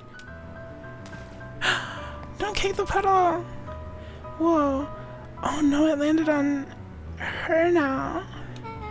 What a little creep. Beck, I think you got a little ooze in your hair. Shook the ooze out of her hair as best as she could. Is it bad? It depends. What are your feelings about having a more mature, refined look? Oh god. Huh? Chapter 4. The best policy. I guess it's not that bad. Luca paused for a moment, catching his breath. Thank you for the follow, rat's knee. He'd only just met Beck, and somehow he already managed to drag her into this mess. Hopefully he could make it up to her. But finding Rollo was his primary concern. Oh, rat. I'm doing well, having a comfy night, really enjoying this game. Oh, Luca, what the heck are you doing out here? And why did a kid with gray hair just run past us in a panic? Roxy and Fitz looked drained. It was clear they'd spent all day searching. That's Beck. I don't care who she is. What happened? We were just helping look for Rollo. Luca, I need you to start telling me the truth. Roxy's temper could often be dismissed as the impatience of an older sibling. But this was the most intense Luca had ever seen her. Her eyes were wild and unfocused, looking And we didn't know where through Rollo Luca. is at this point. We're running out In of a torrent time. of rambled words and tears, Luca broke down. Rollo and I weren't just playing in Weepwood yesterday. We were investigating lights at the old Valentine warehouse. The cat purrs. I can purr like crazy. Welcome, Morris. Thank you so much for the read. Shut you up. Welcome. How was the battlefield tonight? Did you win lots? How's it going? But someone was there in a strange suit, and we hid in the dumpster and had a heavy bag dropped on us, and I think it was a body. And so we ran, but we got split up, and I ran home, and it's all my fault, and now my best friend may never come back. Wow. Just wow. Roxy, still exhausted and angry, softened briefly as her eyes hunted the ground in thought. With a determined sigh, she looked up at Luca.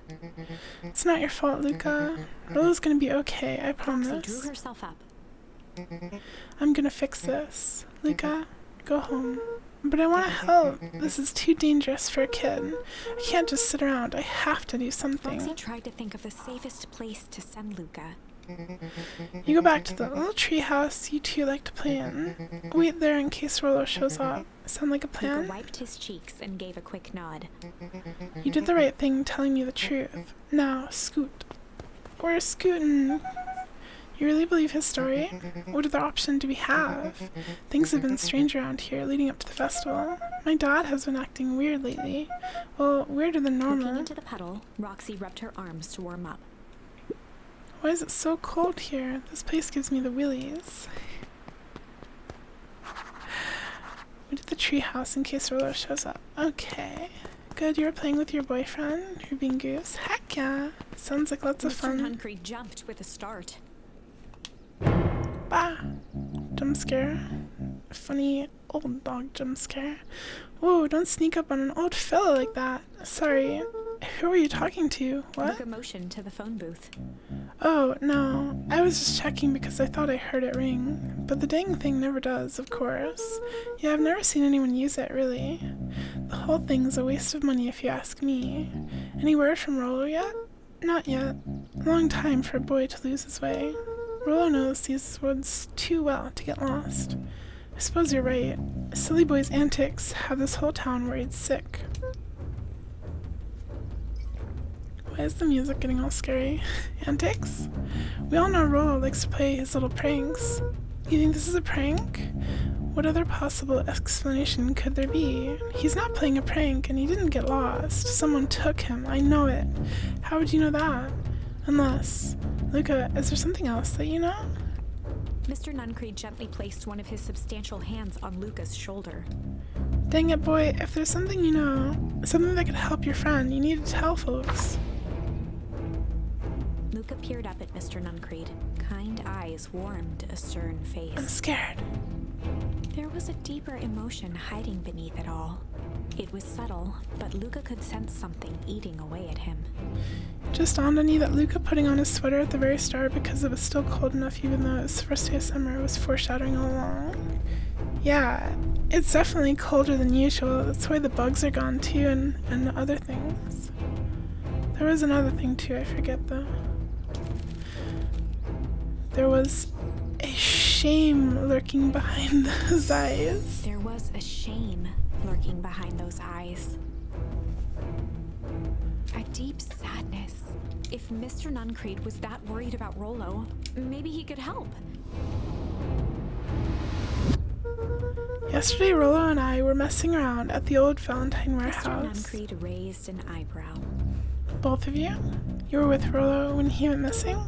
Not exactly. I was hiding in the dumpster. The dumpster? What were you doing in there? At first, we were just looking around. Then someone in a strange yellow suit came and dumped something on us. We both got scared and ran. That was the last I saw of him. You got scared by some garbage?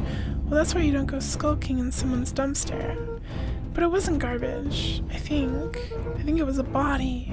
I'm sure it was just some trash. No, there was a name tag. It said Deep Engineering. Mr. Nuncreed's shoulders slumped. I wish he wouldn't have said A that. deep sigh bellowed from his chest. Why did you have to? Do you think Nuncreed was the other person in the hazmat suit? I tried, Luca. God knows I tried to keep you Luca safe. attempted to take a step back, but Nuncreed's hand clamped down on his shoulder. But you Van Horns just can't help yourselves, can you? We were all so close to being done with With a firm this. shove, Nuncreed manhandled Luca into the phone booth. What are you doing? It's out of my hands The door now. latched shut with a mechanical hiss.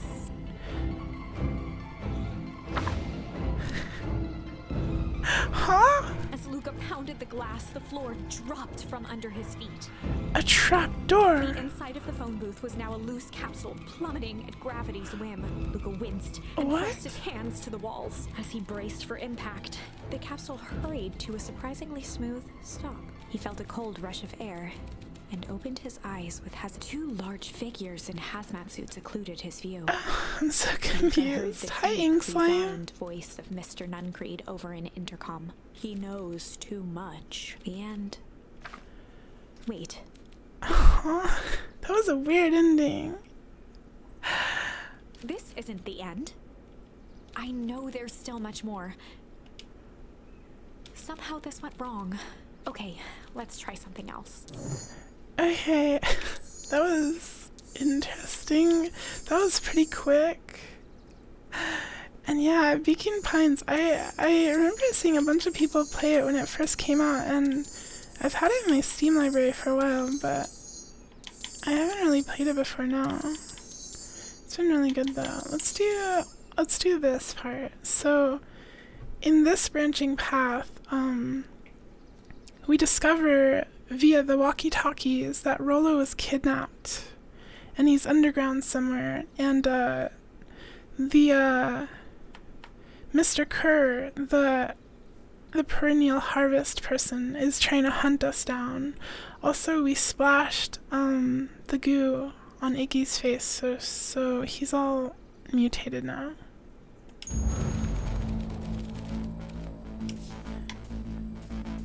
Flight. Luca drew himself up and decided to take the only option they had left. Iggy knows too much. Take him out.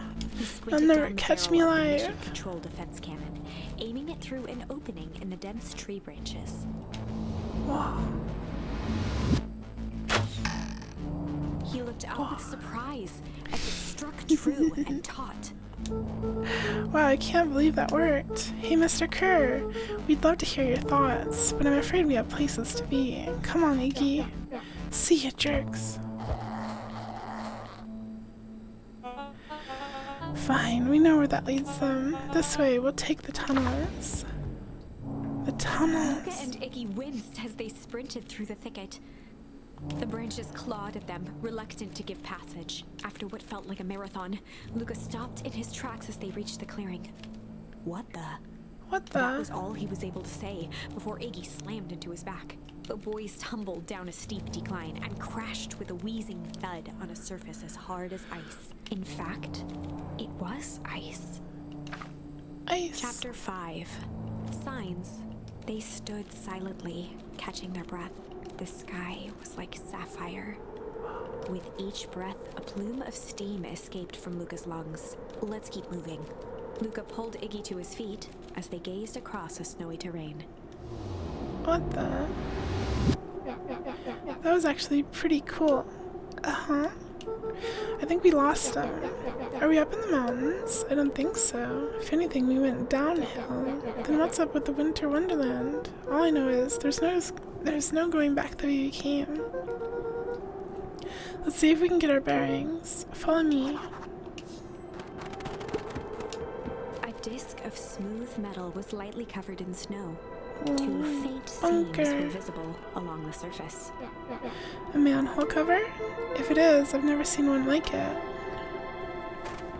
Oh, we can't open it. Whoa. What's the readout? It's sitting just above 258 Kelvin. That's a bit down. That's down a bit from last time. Should we report this to Mr. Kerr? Meh, still within safe ranges. It may be spreading, but it's under control for now. Even a smaller nudge in the equilibrium could cause a cascade. Dude, relax. Wait, are they in front of the Beacon Pines sign? Just a few more sites to hit before we can punch out. Let's get this over with.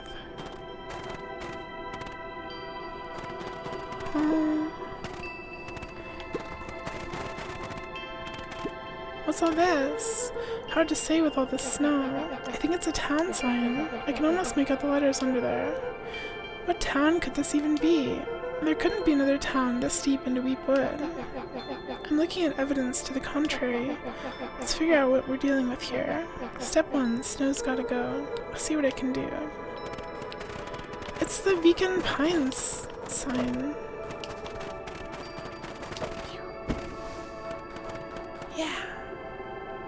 The boys stared in disbelief at the sign that now clearly read, "Welcome to Beacon Pines." This doesn't make any sense. We're in Beacon Pines? How's that possible? We ran away from town. How did we get back here? I guess we got turned around. Where did all the snow come from? Well, it's been colder than normal lately. There's a pretty big difference between sweater weather and this Arctic hexscape. The puddle we fought at before, it was cold too. Maybe all of it leads to one source. You think it's related? What the heck is going on? We're gonna get you some answers. Let's keep moving. I wanna go back. Luca? Luca, are you there? Luca had almost forgotten the walkie-talkie he was carrying. It's that bozo Kerr. I hope nothing bad has happened to you out in those Luca woods. looked at Iggy with hesitation. No need to be With a rude. resigned sigh, Luca responded. Seems like the only dangerous thing in the woods is you. He speaks, the young man of the hour. Now, how in tarnation did you end up with one of our radios? Just lucky, I guess. Boy howdy, you Van Horns are full of surprises, aren't you? You knew my parents? I never had the honor of meeting your father, but your mom sure was a handful. Luca winced, shoving the walkie-talkie back into his pocket. What do you do with my mom? We gotta keep moving.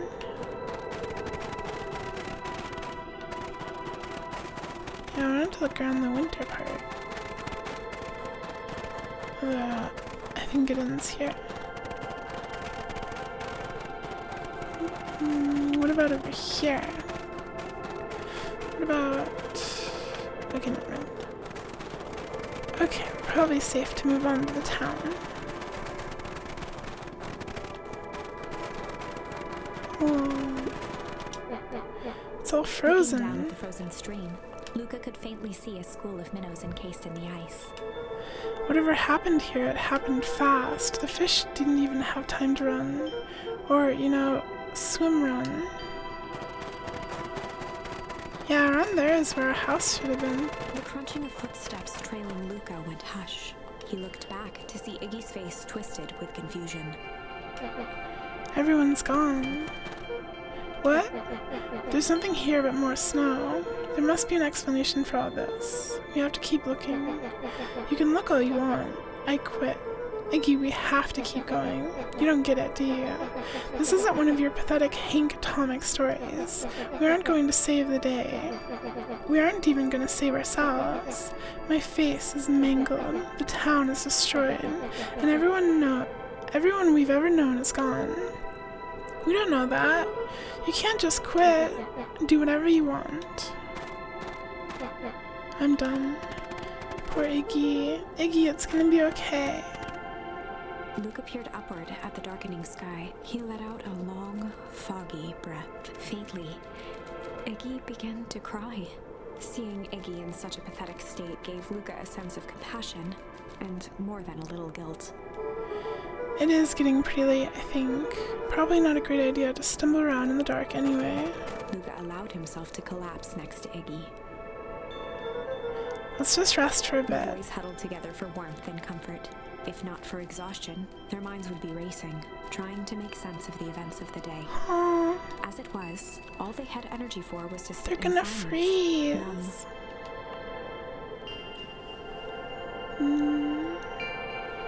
Is this another game over right away? The way the snow covered everything over, it's kind of calming. Yeah, I haven't had time to say it, but thanks. Huh? For getting us away from those creeps. I sort of froze up back there. Iggy, I should be the one apologizing. This all happened because I lost my temper. Nah, that's bull hockey. First of all, you didn't know what that gunk would do. You didn't, right? Of course not. And second, stop with this baloney about losing your temper. But I did lose my Iggy temper. motioned sarcastically to his half-deformed face. Obviously. But that's exactly what you should have done. Huh? I was being a butt. You were supposed to be a butt in response. That's how it works. Iggy, I'm having a hard time following. You wanted me to fight you. Of course. Geez, you goody-goody types take forever to understand this very basic point. Why would you go around saying cruel things trying to get into Iggy fights? shrugged. It's something to do. You're a butt because you're bored? Sometimes I just feel empty. You wouldn't understand. You and Rollo are always having a blast together, laughing and calling that dinky little treehouse mission control. Iggy now wept openly. Perfect little Luca Van Horn, with his perfect little life. My life is not perfect. Everybody in town likes you. Not everybody. Heck, that new girl hasn't even unpacked yet, and even she already likes you. You have He wiped Tish. his nose with his sleeve. I love Tish. Tish is great. But she ain't exactly the world's greatest conversationalist, you know? Luca gave a warm chuckle. I get that Iggy impression. cleared his throat as he wiped his eyes. Huh, it must be raining out here. Iggy Definitely. arched into a wide yawn. We should probably try to get some sleep. Yeah, let's lay low for now. Tomorrow, we'll get to the bottom of all Luca's this. eyelids began to slowly drift shut. Luca? Yeah? I always did want to see the inside of your dinky little treehouse. What did you think? Not bad. I'll give you the full tour when we get back. You know what? That's all Luca could whisper before succumbing to sleep. Iggy snuggled in some more. When it comes to worst days of my entire life, this one wasn't half bad. Should they be sleeping outside? The house smelled of warm bread. Luca was playing with toy blocks on the living room rug. He looked up to see his parents on the couch. His mother held his father's head in her lap. She idly stroked his hair while humming a song. A voice behind Luca spoke. This is how you remember them, huh? Luca turned to see his own face, the doppelganger from his dreams, still clad in a yellow hazmat suit, still carrying a look of disdain behind empty eyes. Aww, look at this perfectly cozy scene. You know it wasn't really like this. The figure picked up a toy block and inspected it.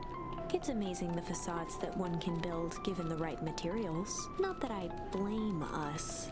These are a child's memories, all warm and fuzzy. You don't remember, do you? Luca snatched the block from the figure's yellow-gloved hand. Remember what? The doppelganger pointed to the couch.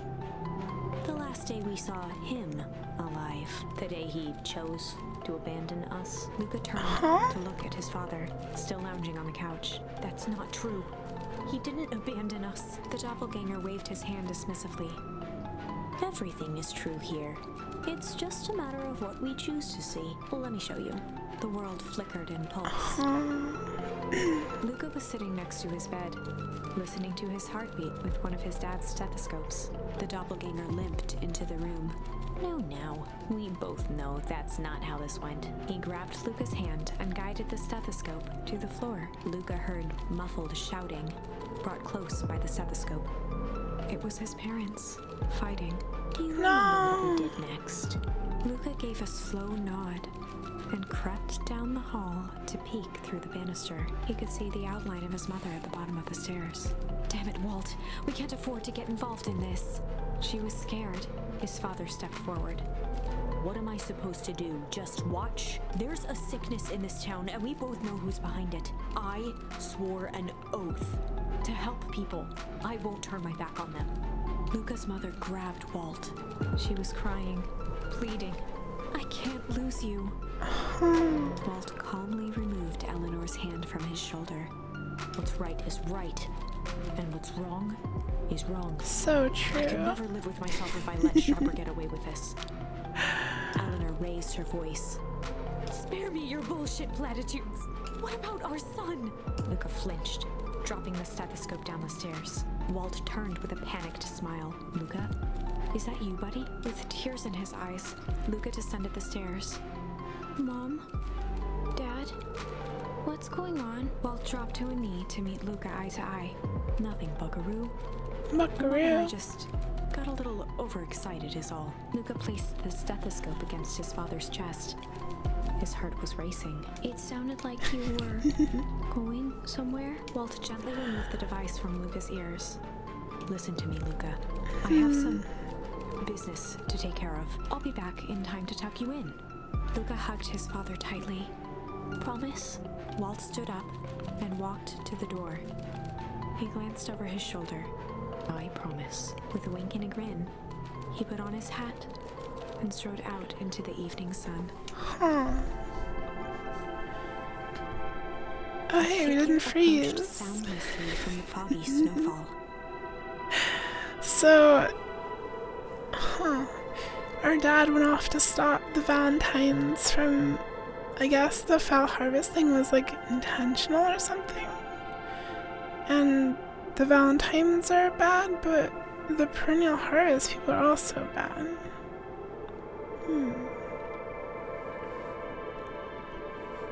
It stood above them, lingering in contemplation. Slowly raising one hand above Iggy, it snapped out 2 brisk raps on his head. Knock From a knock. deep slumber, Iggy sprang up defensively. Get your hands off of me. Whether it was the calming presence It's a or the bunny. recognition that he was not in danger, Iggy felt his clenched fists lower. Just what do you think you're doing? Luca looked up, gradually remembering his whereabouts. The figure exhaled a cloud of warm vapor. You two certainly have caused a lot of commotion. What's that supposed to mean? Take it easy, Iggy. We were asleep minding our own business. You're the one running around knocking on people's heads. I'm sorry if I hurt you, Iggy. You didn't hurt nobody. Anybody. Huh? Oh, I see. You think you're better than me. When You... it came to complete strangers, Iggy had trouble cobbling together an insult.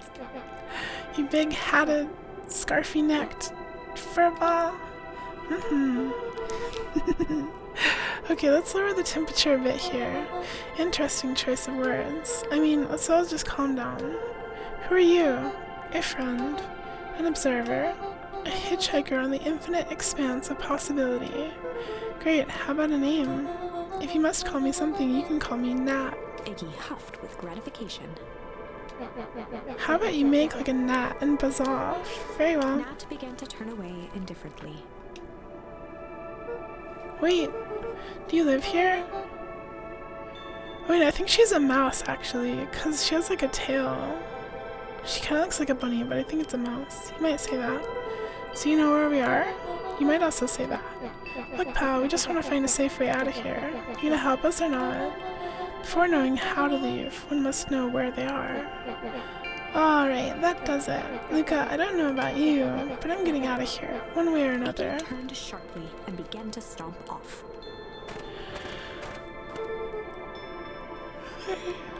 Enough with the riddles. Iggy, wait up. Realizing he'd worn their patience then, Nat relented. Very well, I suppose this isn't the time for metaphors. I'll show you how to get back Luca home. and Iggy turned around with hope in their eyes. How do we get back home? Come here. Nat took a deep breath in. Close your eyes. Nat exhaled slowly, then snapped his fingers. Okay, open For a them. brief moment, Luca and Iggy let themselves believe that some great magic was about to unfold, until they opened their eyes and found themselves in the exact same place, cold and disheartened. This is your home. This is Beacon Pines. Look, Nat, we don't know how we got here. Maybe we stumbled through some time travel gate in Weepwood, or we teleported to some alternate universe, or this is all just some cruel joke or cruel experiment by Kerr and his goons.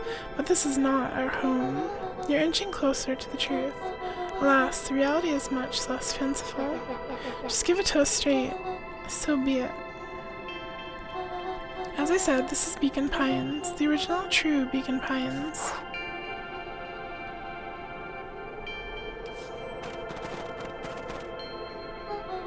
You both grew up here, but the town you've called your home for the past several years is a replica.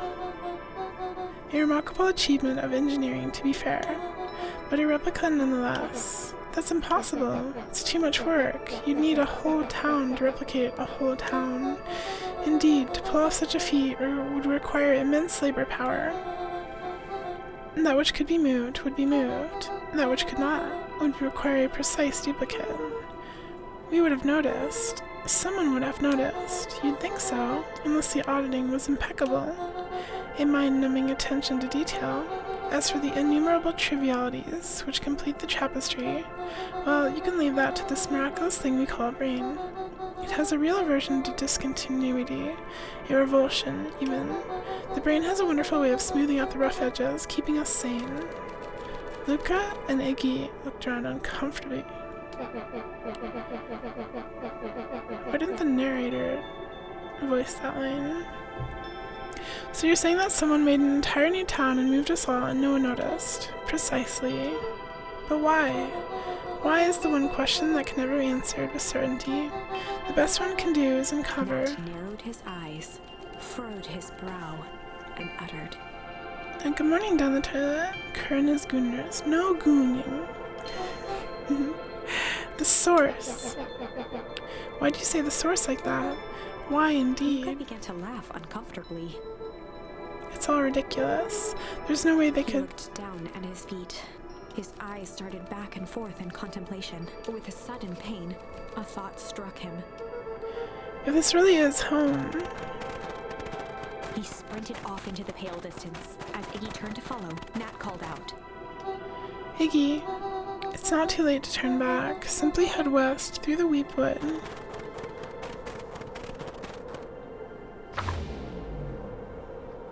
Chapter 6. They did not notice the town got The replicated. source. Nat expressed his sympathy with a shrug and sauntered off as unassumingly as he'd arrived. This game's really good. He'd given Luca and Iggy what they needed, and nothing more. As Luca sprinted across the snow, the events of the past few days became forgive clearer, you. pieces to a larger puzzle. Rolo said he was underground somewhere, captured. Mr. Kerr tried to cover it up with lies. Yeah, we gotta save The Rollo. clipboards were hell-bent on capturing Iggy. It all seemed to point to perennial harvest. But right now, there was one thing that Luca needed to know. Are we going back to our house? Our pre-replicated house. Luca stopped dead in his tracks. The tree was gone, uprooted and moved, leaving a raw gash in the earth. Oh wait, He dropped to his knees and dug wildly at the cold snow. it's the tree where His our numb dad hands is hit buried. something hard. A headstone. A dry whisper escaped Luca's lips. You're here. All this time I thought I was visiting you, but you've been here alone in the snow. Dad, I'm so sorry. They ruined your favorite spot in the world. Our favorite spot in the world. Dad, what do I There was no do? reply. Just snow-covered silence. Why didn't you give me the slip like that? What if I couldn't find you, you jerk? Iggy finally noticed the tears welling in Luca's eyes and the snow-covered grave. Oh. Iggy, they stole his tree, Iggy. Yikes. Suddenly, they heard the crunch of approaching footsteps in the snow. We gotta hide. Hazmat people. 259k. Fall off distance, still good. Dude, did you hear me? I said 259. Sorry. You ever think about what we did here? We saved a whole town of people. Doesn't feel like it sometimes. What about everything we left behind? That's the grave of someone with a family.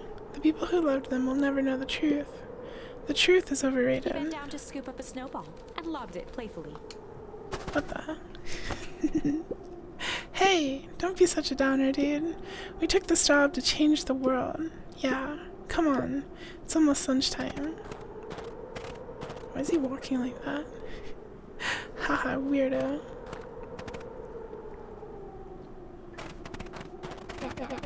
Here I thought I was a jerk. These dinguses are out here literally dancing on Luca graves. stuttered through heaving sobs. I thought I was visiting him. I thought he was with me. Not gonna lie, that's a bad break. Here's some Iggy advice. gave Luca a solid smack on the back of his head. Bap. Hey, who's any of this helping? What? Sitting here in the snow, crying like some pushover. Who are you helping? Iggy, look what they did. They lied to everyone. Blah, blah, blah. Luca Van Horn, you're a lot of things, but you ain't no pushover. What did I tell you before? When some jerk comes at you acting like a butt, I should stand up for myself. Heck yeah. Kerr and his merry little band of clipboards pulled off this switcheroo for a reason, right? Nat mentioned something about a Saurus. Luca wiped his eyes with a sleeve. Whatever's at the Saurus must be awfully valuable to perennial harvest. Sure would be a shame if something unfortunate were to happen to their precious Saurus, wouldn't it? What do you have in mind? If it's small enough to steal, we snatch it. If it's too big to snatch, we smash it. And what if it's too big to smash? Iggy flashed a mischievous smile and cracked his knuckles. I'm always up for a challenge. I'm gonna make this right, Dad, I promise. Let's do this. Thesaurus. I mean, it can get awful cold out there in those woods, Luca. Probably best you two stay put and conserve your energy. Help's on the way. Where's Rollo? Where's my mom? Did you kill her? Oh, heavens no. Do I seem like a killer to you? Iggy and Luca shared a skeptical look. Well, do I? Aw, shucks. Now that hurts my feelings. Screw that guy. I'm guessing the source is the fountain. Wait a minute. If this is the original town, then that means... Iggy darted behind a large pine and began digging furiously. He emerged holding a shoebox with a crude skull painted on its lid. Skull! What's that? Long story. So a few years back, I came into possession of some premium grade fireworks. Not the wimpy firecracker stuff they give kids. The good stuff. So why did you bury it under a tree? That's the long part of the story. You and Rollo were doing chores at Rollo's chicken coop, and you guys pissed me off for some reason or another. Luca rolled his eyes with realization. Oh, you burned the chicken coop down? No, you didn't. Iggy stifled a chuckle. Yep. I just wanted to give you guys a little scare. But like I said, these were some primo fireworks, so I might have underestimated things. You blew up the chicken coop. I prefer to think of it as an incendiary redecoration. Sorry, but you should have seen the looks on your faces. Rollo got grounded for months, which is why I needed to stash the evidence and lay low. So I buried them under that tree. But when I came back from later, they were gone. I figured some grown-up found them and tossed them. Iggy triumphantly raised the shoebox. Turns out, it wasn't the fireworks that got moved. It was us. Unbelievable.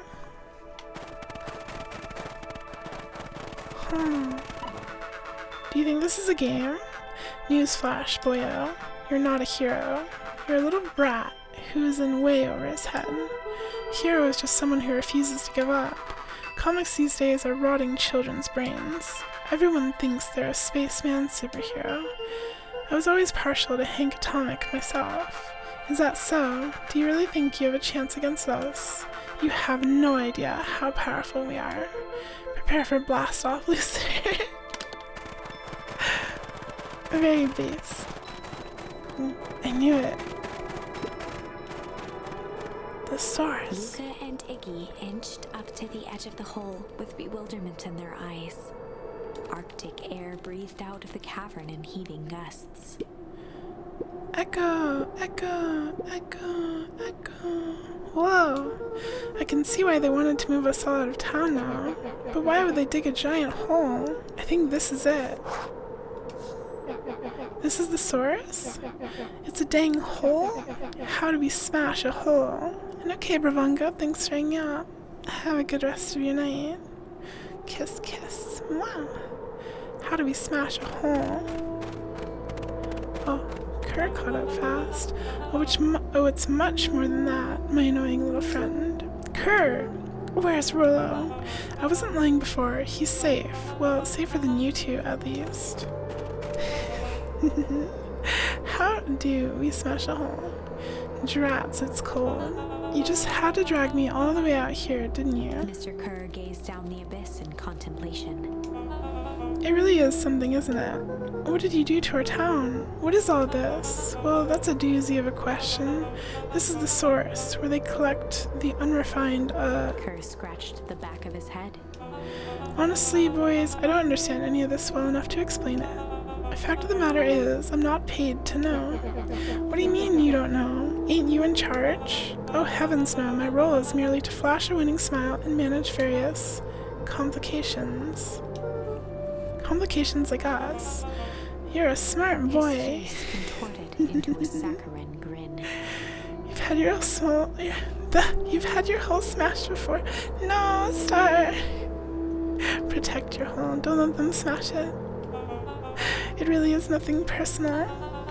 Some people are destined to strive for greatness, and others are simply obstacles along the way. Seems like you were destined to be a creepy lackey. The point is that we all play our part in life, and I just happened to be a lead in the role of a lifetime. And you happen to be extras, ready for your curtain call. We aren't giving up without a fight. Your smile's not going to be so winning after we're done with you. Now, boys, there's no need for melodrama. It makes even a professional such as myself embarrassed for you. Let's change the mood a bit. Kerr snapped his fingers. Scene change. No, the clipboards! There, that's better. Deal with them. Iggy turned to Luca with a sly glance. Why are you smirking? Because I have a box full of fireworks and you don't. Iggy waved the box into the air, threatening to drop it down the hole. Stop! Let's not do something regrettable.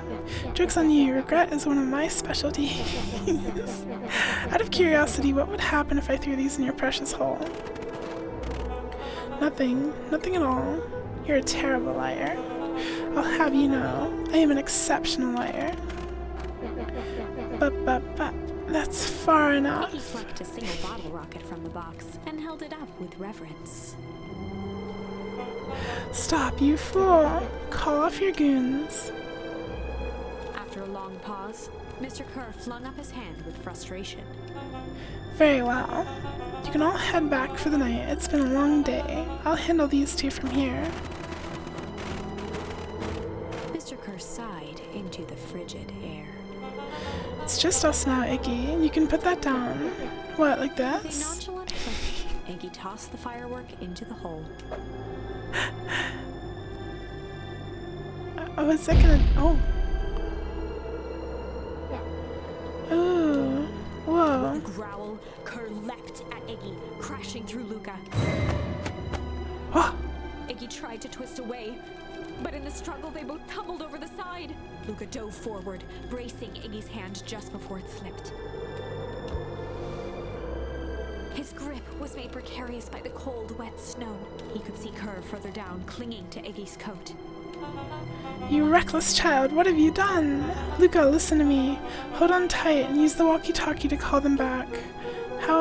What channel do I use? It doesn't make a difference. They're always listening.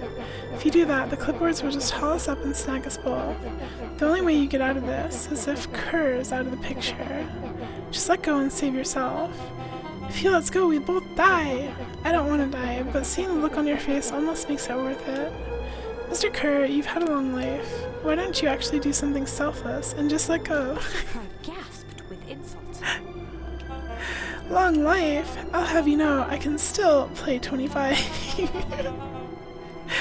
You should have heard me sing the part of Phyllis Young. With a wild look in his eye, Mr. Kerr began to hum a proud melody. Ba-dum, dum, dum. Ba-dum, dum, dum. Wow, can you believe this guy? Luca's hand began to cramp. His voice began to crack. Kerr, just let go. No can do. If you want to save your friend, you'll have to save me too. Luca, look at me. It's okay. Luca felt Iggy loosen his grasp. You aren't going to kill your friend like that, are you? Every muscle in Luca's body burned. I'm not his friend. Yes, you are. Nah, I'm just a no-good bully. Like you, Kerr. Iggy, no. Luca felt his hand slipping. And I told you what you need to do with bullies. I can't. It's your only way out of this mess. 2 birds with 1 stone. It makes sense for all of us to fall together. Wackadoos travel in packs. Calm settled over Iggy's face. Luca, let me do Iggy's this. voice was colder than the bitter air billowing from the chasm. Let me do the right thing for once. Oh, what are we gonna do? Luca had no choice but to... Ah, Amulet, welcome, welcome. Welcome, Women Raiders. We're at a very, very dramatic part in the story. But welcome, welcome. What were you playing? Did you have a good stream? For those that don't know, Wham made my logo, and they're an amazing artist. Everyone should follow them. And they're doing art too. Heck yeah! I hope it went well.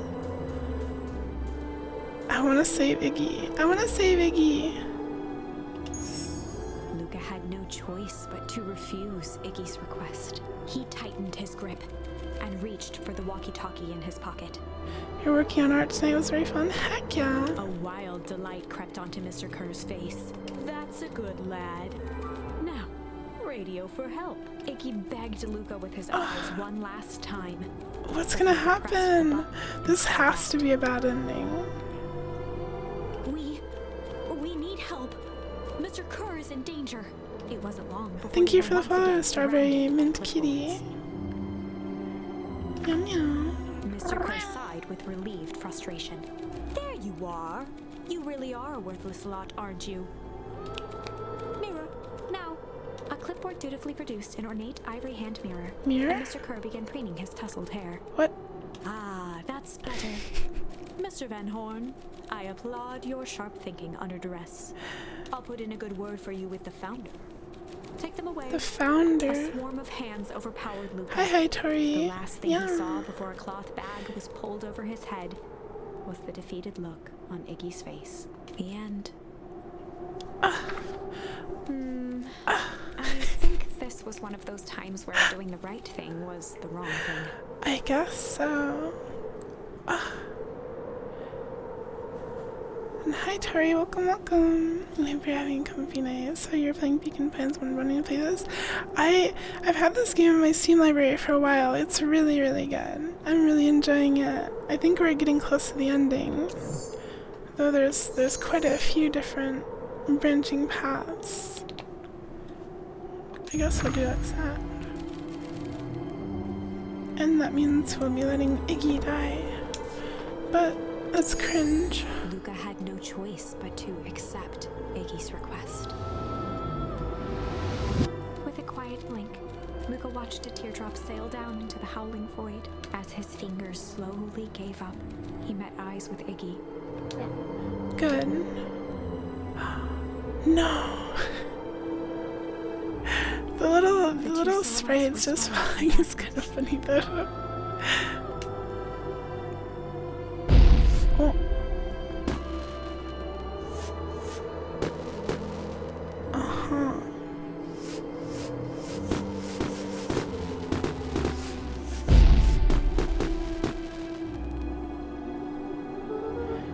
Heck of a goodbye, Iggy. And Nat is back. Don't say like that, Kips. I had to. Luca, you should really step back. What? Quickly. Oh. Curious. But of course, those fireworks of Iggy's must have just been just the right amount of energy. We should get out of here before perennial harvest arrives. Not until you tell me what just happened. Your friend's sacrifice just saved this town. For a little while, anyway. How? Tempest liquamine is a peculiar substance. It can change the relationship between matter and time itself. But doing so requires unfathomable energy. In a closed system, that energy can only come from its surroundings. A useful side project of this property being, by adding precisely the correct amount of energy to it, one can create a cryogenic cascade. So the gunk makes things cold, and the fireworks made the whole freeze over. That's one way of putting it, yes. As dumb luck would have it, the fireworks weren't strong enough to generate a runaway reaction.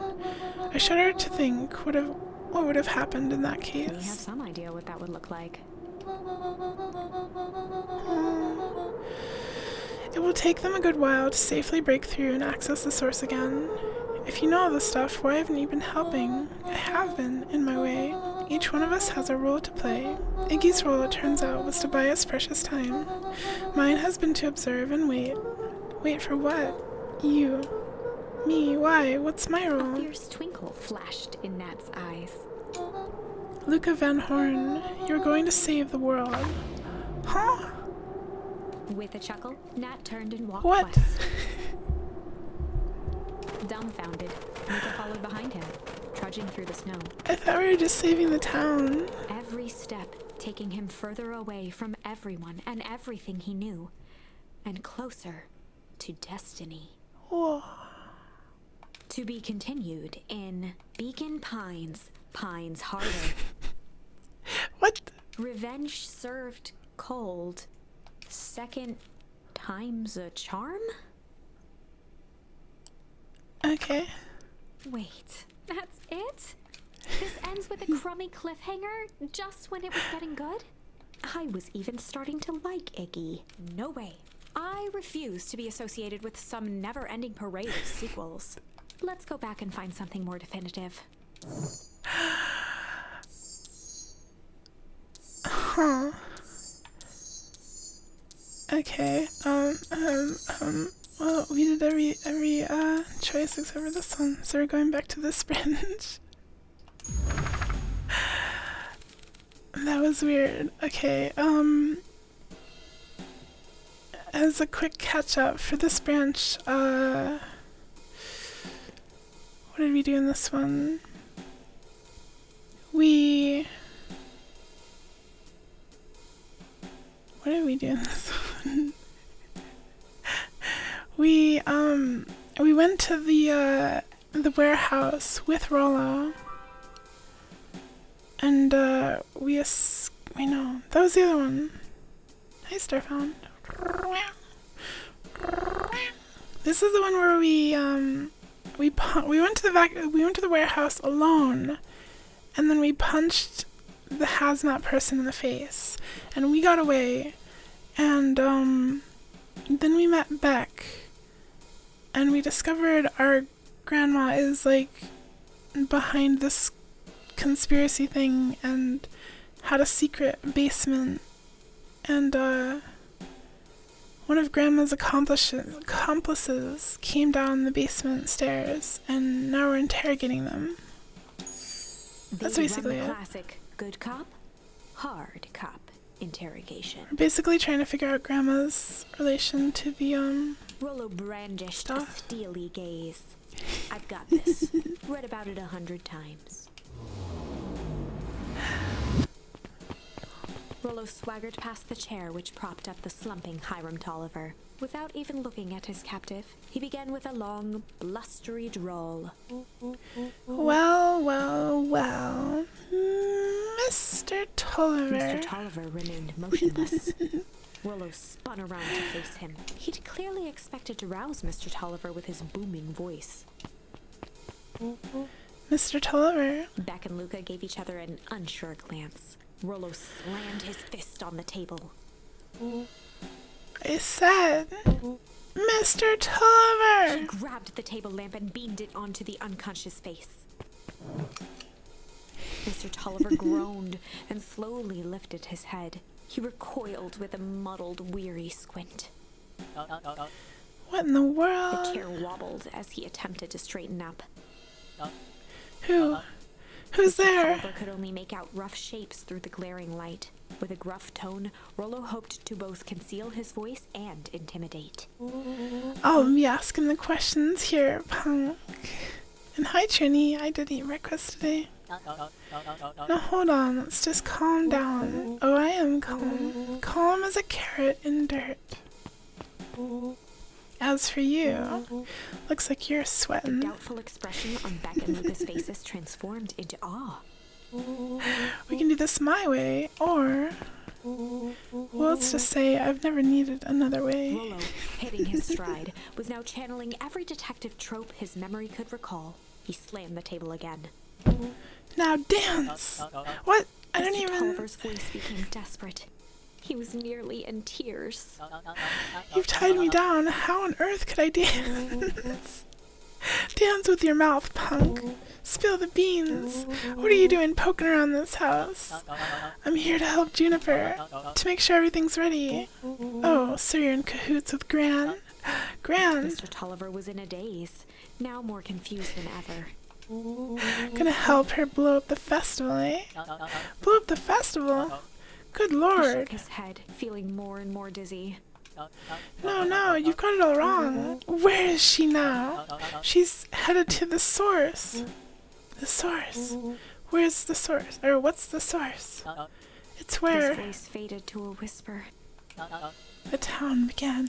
Okay, I'm just realizing the map that Granny had pointing to the fountain was a map of the old town, and they're aware of the, like, frozen town's existence. I think.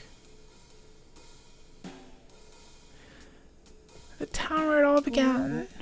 What is Operation Sparkplug? With that, Mr. Tolliver passed out cold. And I guess they're trying to plug the hole.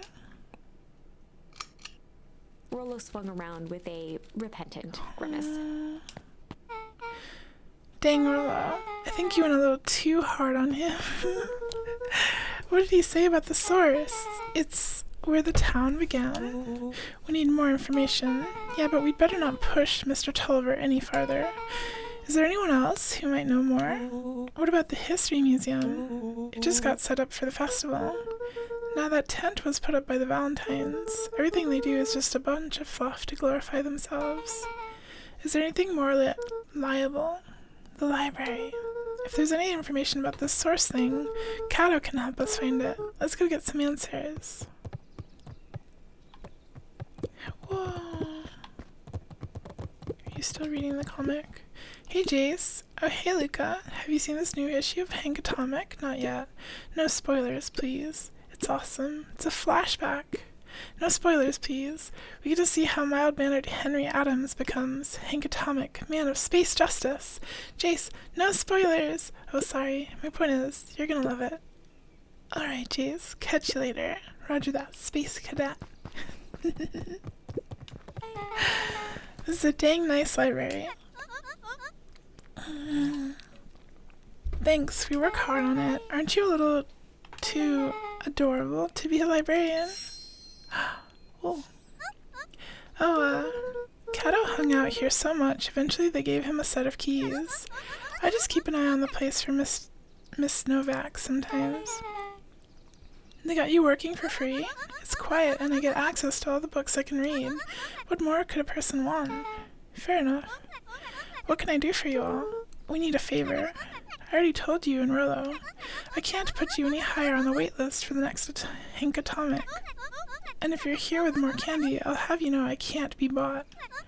Call it a personal code of conscience. Actually, we're looking to do some research. Now you're speaking my language. What are you looking for? That's the thing, we sorta don't know. What do you got on the history of the town? There's the county record archives. What's in those? Births, deaths, newspaper clippings, stuff like that. Pretty boring reading. But they do go all the way back to when the town was founded. Great, we'll start there. Yay, reading! Chapter 8. 6 feet under, 3 towns over. The kids spent the rest of the afternoon combing through dusty piles of old county records, desperately searching for anything that could help them make sense of Mr. Tulliver's cryptic utterance. Luca tried to shake the thought of Gran's basement, but his focus wavered. Explosives, messages hidden in jam, dossiers on various town figures, and a corkboard threaded with photos. I think Gran is a good guy. He had left. He still couldn't bring himself to believe the worst. But the old map with the symbol of explosives in town square made that difficult. As the sun began to set, the kids were no closer to the truth. If I have to read any more records, my eyeballs are gonna pop. We have to keep digging. If I dig another word, I'm gonna end up in one of these asinine death records. Rollo Cotter lived a full and wonderful life, till he read so much boring crud that his brain oozed out of his ears. Rollo shut his book with an assertive nod. If you've got a better idea, spit it out. You sound like my sister. Keep pushing your luck, pal. And it won't be boring county records that kill you. I'll put you in the obituaries myself. He muttered under his breath. You're a county record. Really? That's the best you've got?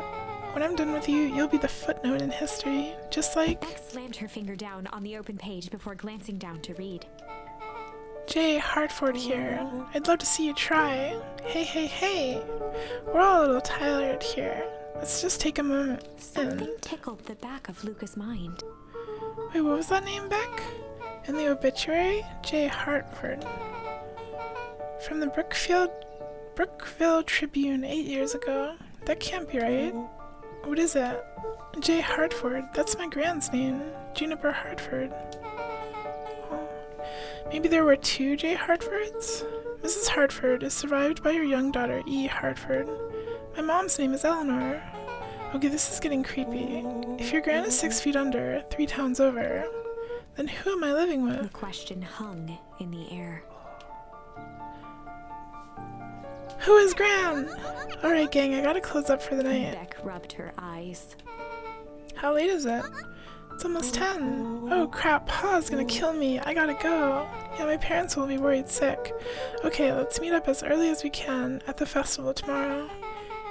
What are you gonna do about the unconscious man in your basement? I'll think of something.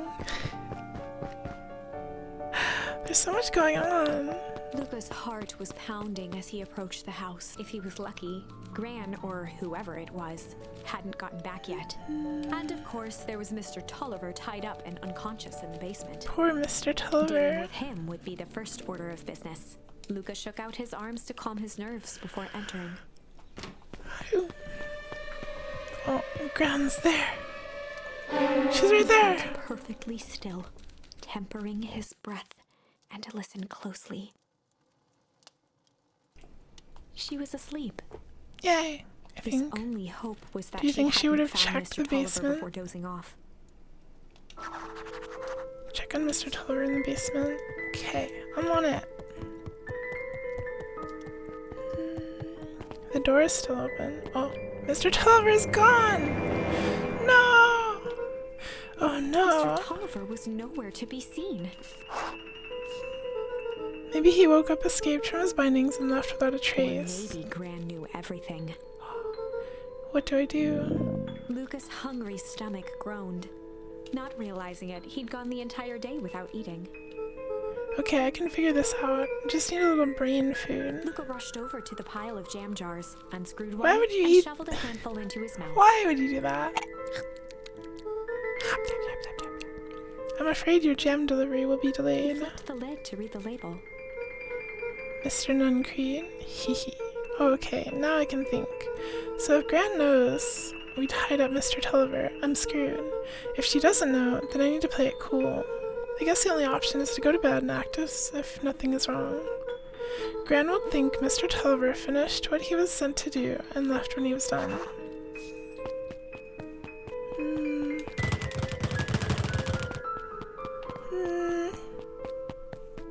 Okay. Oh, she's gone. Gran?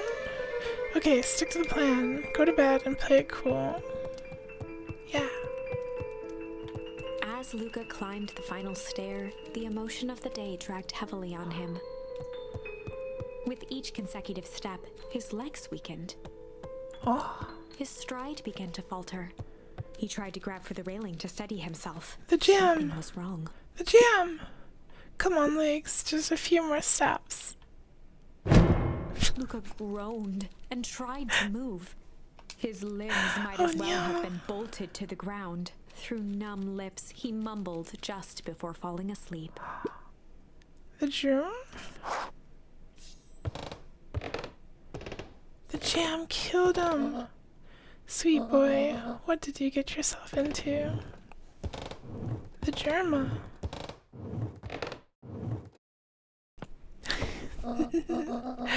Rest now and let me handle everything.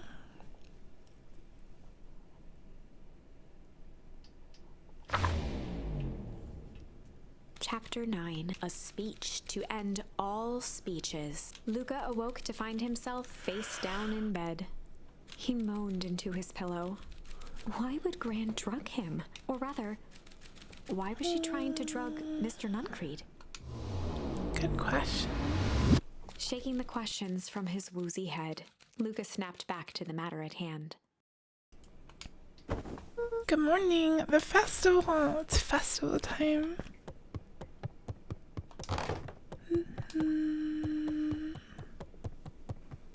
He groaned.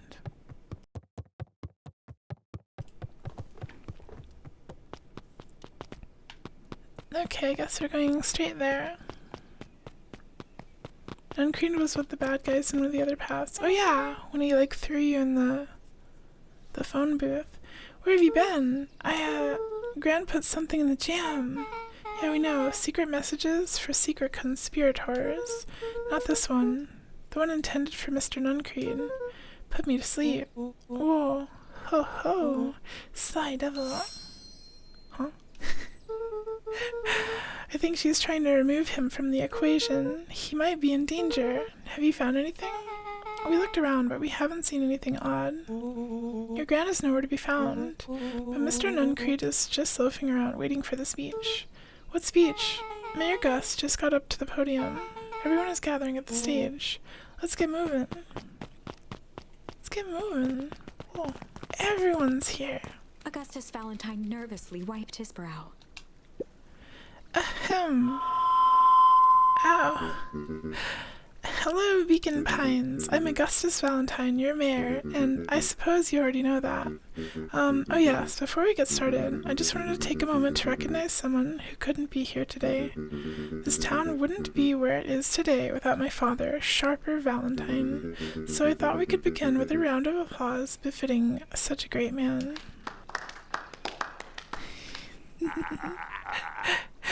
Even that's more than the old codger deserved. Gus cleared his throat and awkwardly loosened his tie. Right, where was I? William Kerr bounded on the stage with the energy of a preacher at a big tent revival. Gus Valentine, He everyone. gave Gus a hearty slap on the back and motioned him off the stage. Let's hear it for our mayor. Yay, mayor, what a great turnout. Oh heck, I didn't prepare anything, but I suppose I could say a few words. It would be a shame to waste such a beautiful podium. Mr. Kerr pulled a thick stack of note cards out from his vest. Community, conviction, commitment. These are the things we celebrate at Perennial Harvest. For us, these are the pillars of the bridge to a better tomorrow. But I think it's time to add a new pillar. Change. Change is a powerful thing.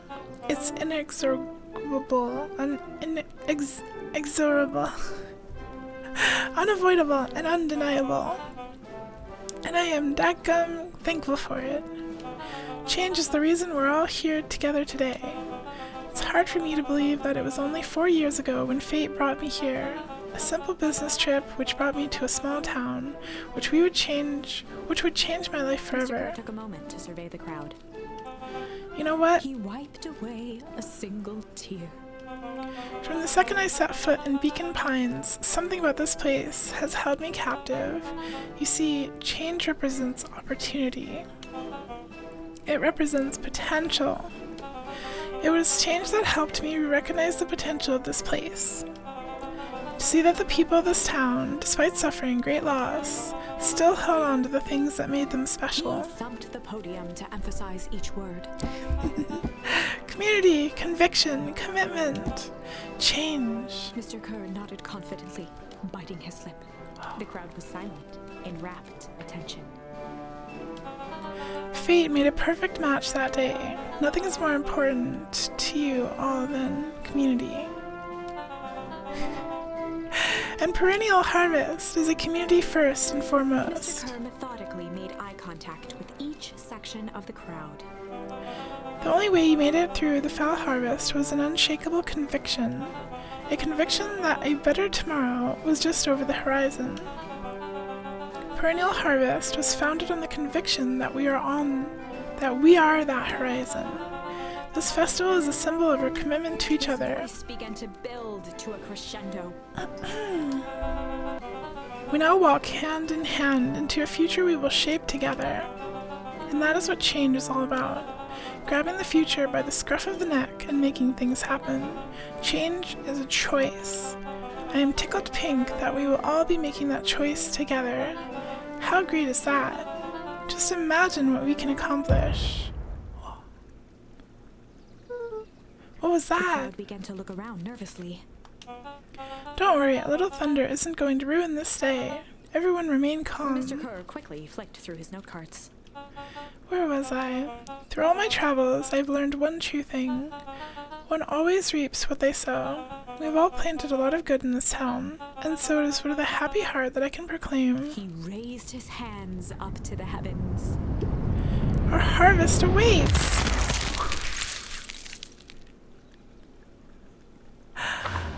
Uh-huh.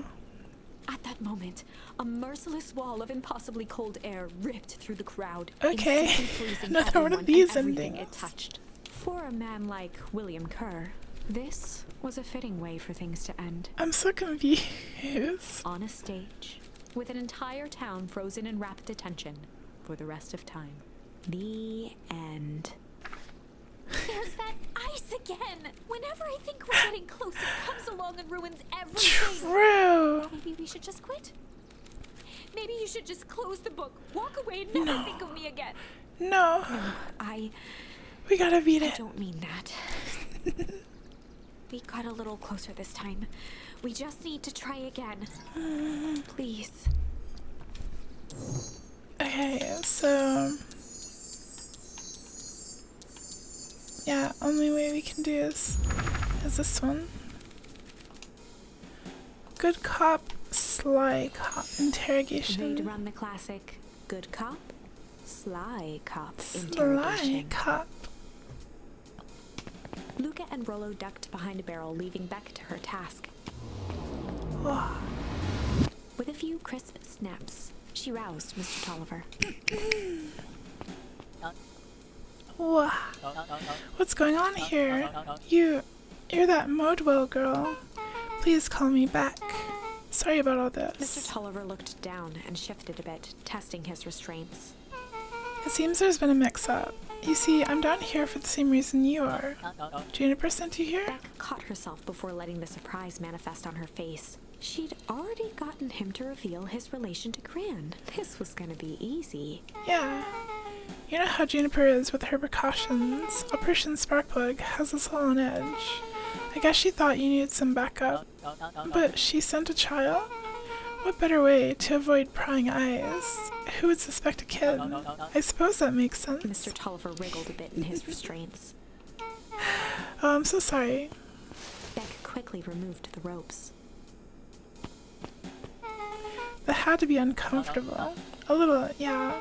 But you understand. We never know who to trust in this Mr. town. Tolliver rubbed the growing knot on his forehead. Very true. So it turns out we're both here Beck to twirled her hand, as if to prompt Mr. Tolliver to finish her thought. destroy the Beck evidence. shook her head and clicked her tongue. Yep, the old gal is nothing if not thorough. Mr. Tolliver let out an amused huff in agreement. She sure is. Can't blame her though. If anyone were to find out we're going to destroy the Saurus, well, we both know how bad that might be. No one will know anything once I finish cleaning things up down here. Beck was on a roll now, playing Mr. Tolliver like a fiddle. You sure you can finish this up on your own? Juniper trusted me for a reason. You can leave the rest to me. Good, there's one more loose end I'll go work on. Loose end? Oh, it's nothing, really. The other day I had the radio on scan while restocking the candy shelf. And wouldn't you know it, I intercepted an odd phrase in a perennial harvest transmission. Underground secrets. That's ominous. I think it might be a password, but Juniper dismissed it. She said it wasn't mission critical. What's the password for? We don't know. So we have a password and nowhere to put it. It's gotta mean something, right? Good thinking, you should probably go work that out. I've got this under control. That's a relief. Between you and me, this basement gives me the willies. Heading for the stairs, Mr. Tolliver hesitated and turned to Beck with a puzzled look.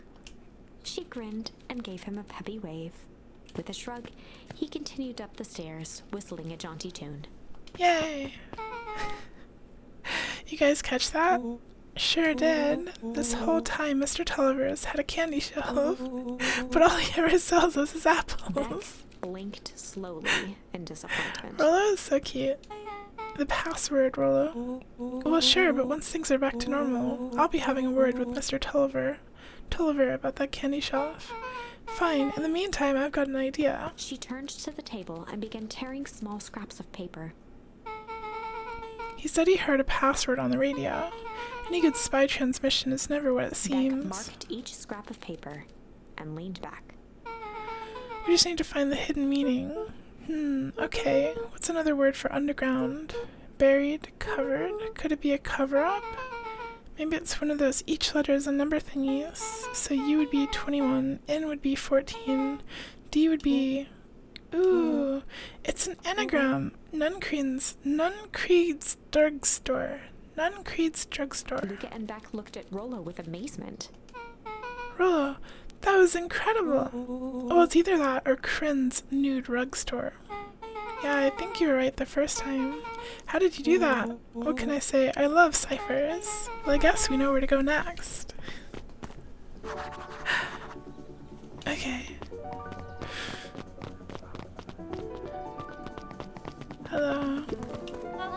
You scared me half to death. Sorry, you kids haven't seen Mr. Tulliver around, have you?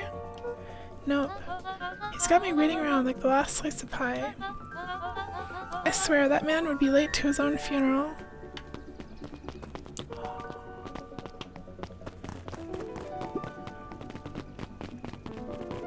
So, we're gonna talk to Mr. Nuncreed.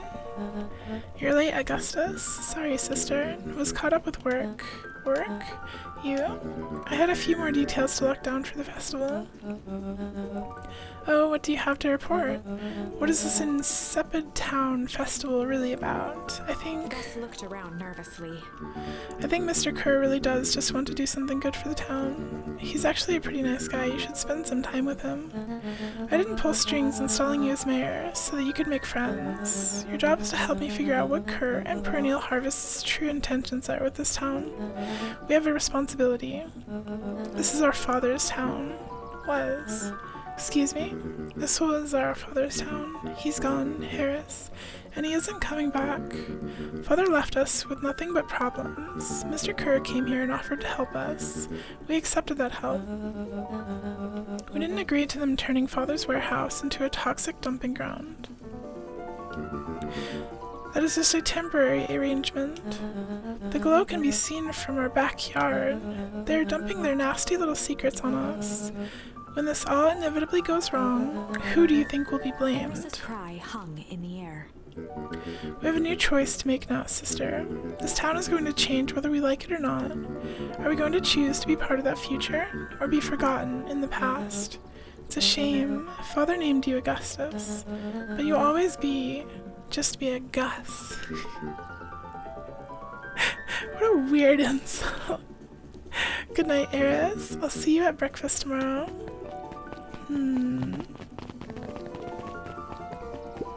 It's getting late, children. True. Let's see what the book lady has to say. Knowledge, he spat out with a sneer. There exists a gulf between knowing something and being able to do a thing about it. I do hate it when the villain makes a good point. Okay. Oh. It's the little doggy boy. Where's Pasta? We gotta show him the doggy boy. Solomon stood proudly at the entrance to the drugstore, holding a brown bag overflowing with black licorice. Oh, heck yeah. Black licorice, black licorice is disgusting. Hey, Solomon. We're looking for Mr. Nuncreed. Is he still in there? I'm afraid not. And where'd you get the candy from? You might say we have an arrangement. Solomon shoveled a surprising amount of licorice into his mouth. Sometimes small pleasures in life. Though we might not always have the family to rely on. Another cat, why do you like black licorice? It's weird. Licorice has never let me down. Well, I can't say licorice would be my first choice, but whatever floats your boat. Licorice. You can tell a lot about a person by their choice of confection. Oh yeah, I guess.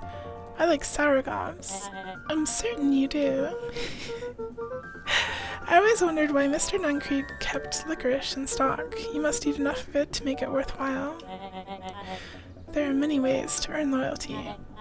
For some, it's as easy as cold, hard cash. True. Going to go get some right now. What the? Can I have some? Well, he's right. It's locked. There's gotta be more clues. Okay, let's see.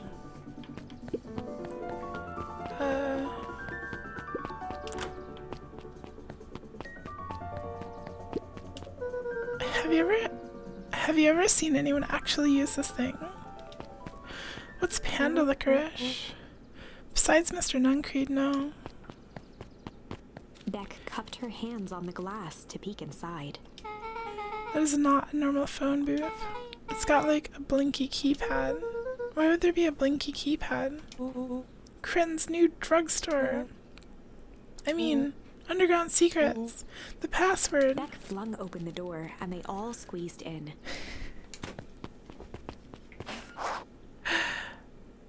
Okay.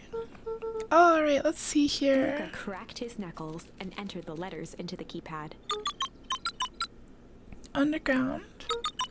Secrets. It's really sticky and really tasty. Sticky. Sounds good. Sounds like that did something. Great, now what? I guess we... Oh. The inside of the phone booth dropped loose from its shell. Without even the space to panic, they closed their eyes, held their breath, and accepted their fate. Suddenly, the chaotic descent slowed to an effortless landing. Whoa. It was unclear where they ended up, but at least it was solid ground. Whoa. The air was stagnant and smelled vaguely Underground of secrets. I knew it. You knew that there was a secret hub full of strange tubes under the phone booth? Of course I did. Didn't I say that? No. I definitely thought it. Luca, do you remember when I said how cool it would be if the trans-dimensional conduits from Hank Atomic issue number 12 were real? Well, at one point or another, you've said that about every technology ever discussed in Hank Atomic. That's why I'm such a good predictor. It looks like each of these has something written on them. Mining Operations Alpha. You guys have mines here? Not that I know of. The town is all farms and fertilizer, and a series of tubes. Pa always says you can only trust a miner up to the point when they hit gold. Not sure how that wisdom applies in this exact situation. That's the thing about Pa, you don't always realize what he means until it's too late. Perennial Harvest Main Office. That's where my mom works. What does she do? Science stuff. Is she involved in all of this? We just moved here. How could she be involved? True. Valentine Fertilizer Warehouse. Isn't that where you almost got snatched? Yeah. Why would Perennial Harvest have a tube going to the old Valentine place? This is starting to feel like something big.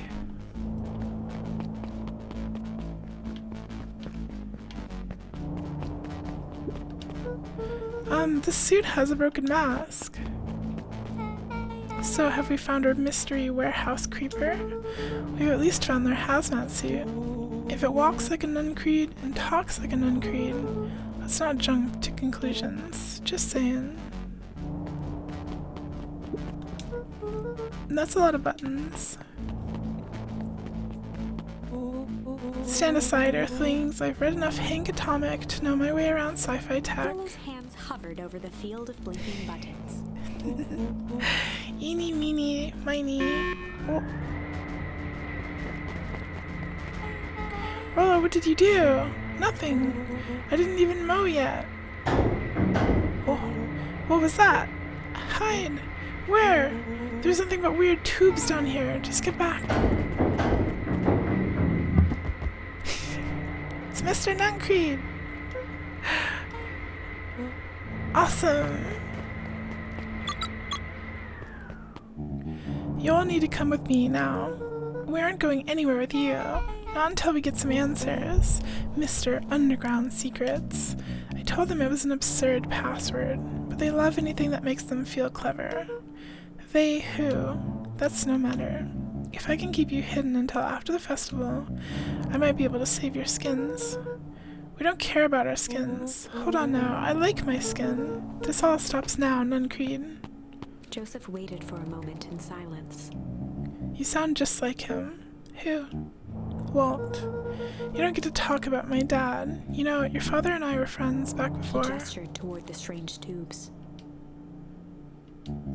All of this. That's a lie. It's true, I used to bounce you on my knee. What happened? Same thing that always happens.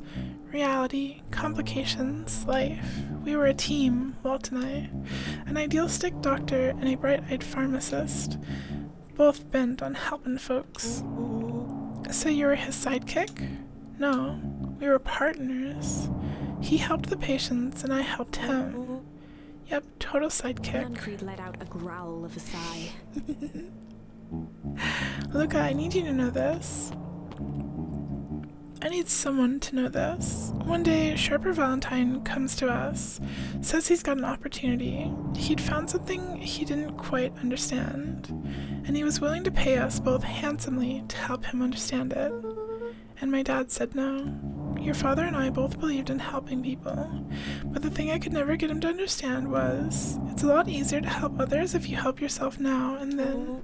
Classic sidekick into villain plotline.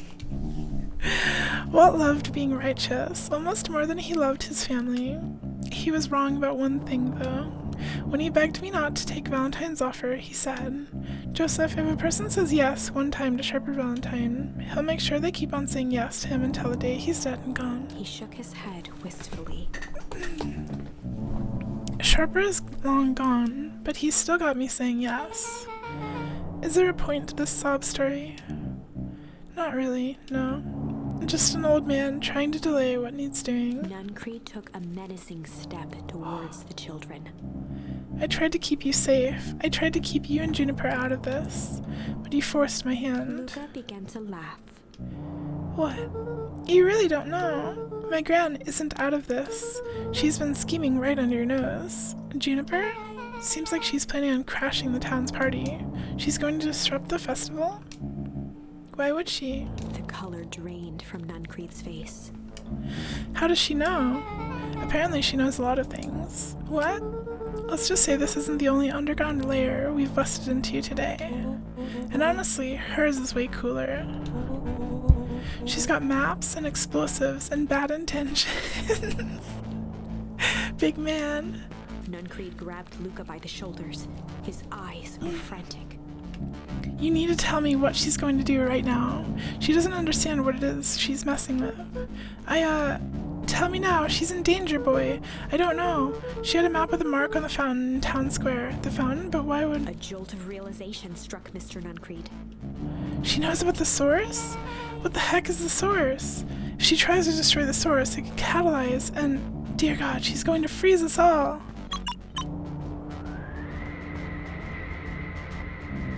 You all need to run. Run where? Away. As far away from this town as you can get. Head west and don't look back. That did not go how I expected. So, we're totally following him, right? Totally. See you on the other side. You good? Yep. I love this town. Me too, back. Chapter 8. The Cold, Hard Truth. Beck leapt up, allowing the suction to yank her into the dark. Dimness eclipsed around her like the shutter of a camera, as she seemed to cover great distance in mere moments. Her only points of reference were glints of upcoming turns, which approached with frightening speed, only to carom her gracefully along.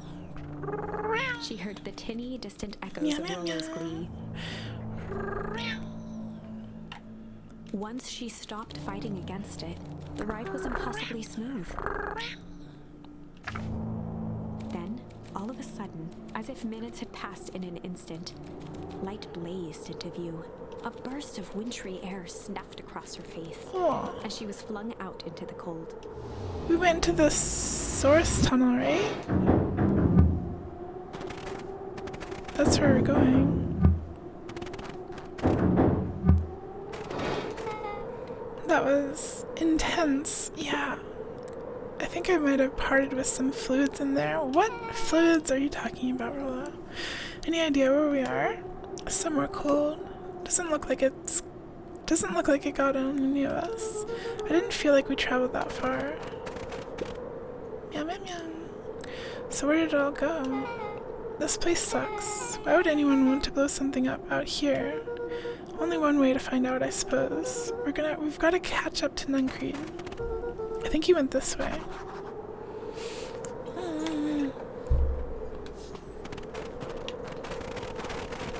Onward!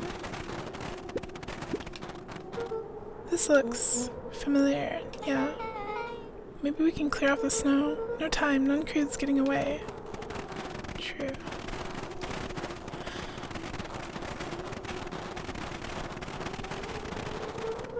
Okay, this is starting to feel really familiar. I may not be the most well-versed in all things Beacon Pines, but this does look like some sort of frozen replica of town. Ah, I got it. It's so obvious now. Mr. Nuncreed is an alien. Rollo, stick with me here. His species can only live in sub-zero temperatures. Oh boy, here we go. The source is their base camp dimension, so naturally they keep it cold. We found it by traveling through those metallic wormholes back there. The final objective, kill us all and shapeshift into a Beacon Pines citizen of their choosing.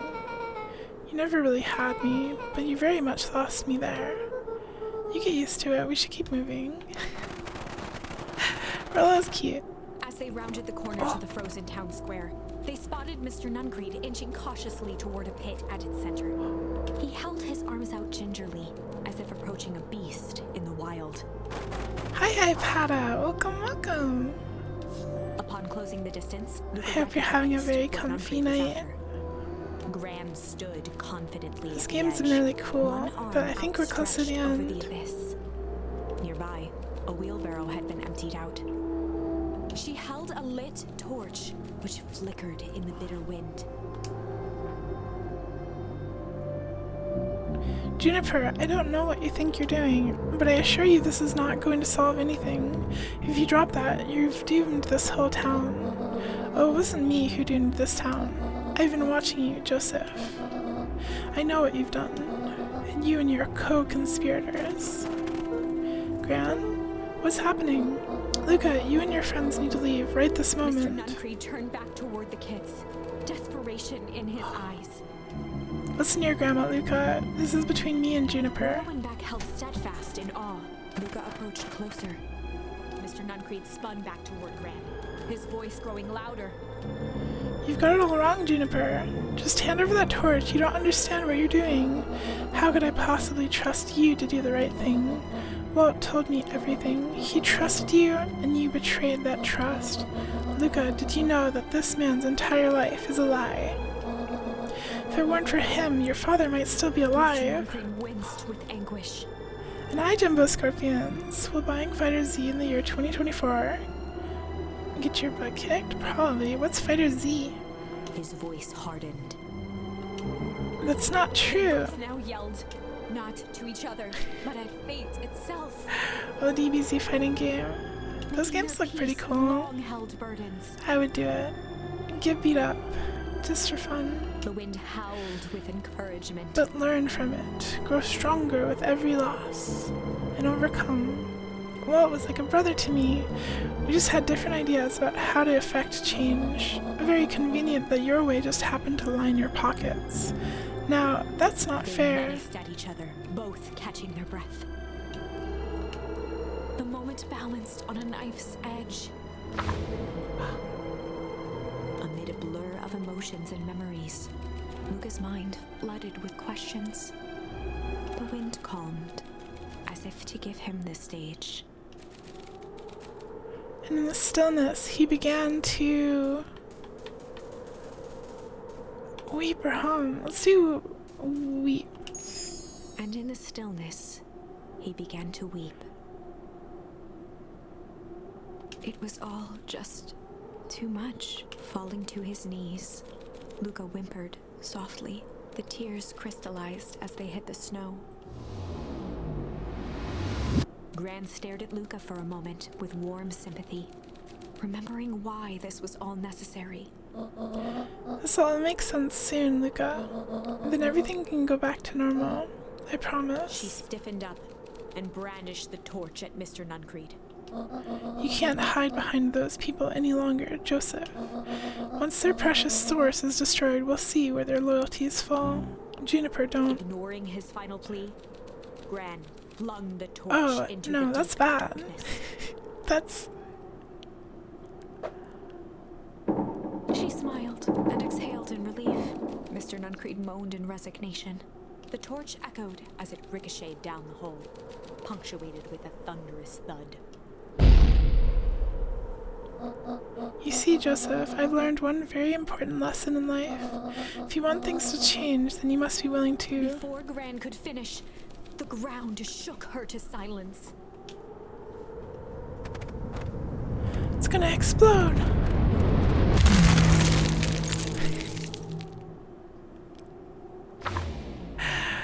Well, Gran only had time to spin around and run to Luca. Her attempt to shield him, an honorable but trifling act. Unflinching love, pitted against an unthinking horror. is this even really Gran? There Are was they no gonna explain, contest. like, why there's two? Her warm embrace froze in an instant. That is where they remain, fixed in place, forever. Forever. And so, our story ends on this melancholy scene. In a town brought low by its secrets, sits the frozen statues of a misguided band of meddlers. The end. Well, that was dire. On the bright side, we finally figured out where all the ice is coming from. Now, we just need to find a way to deal with a mystic, unfathomable force of nature. True. Alright. We do a little humming. And in the stillness, he began to hum. After the death of his father, Luca had trouble sleeping. Each night, his mother would sit at the foot of his bed and hum a gentle melody. It was the only thing that could calm his mind. The only thing that, however briefly, could make it all seem okay. That melody pervaded every memory Cloned Luca had grandma. of his mother. Shivering in the raw snow, he began to hum it out loud. It is a mystery.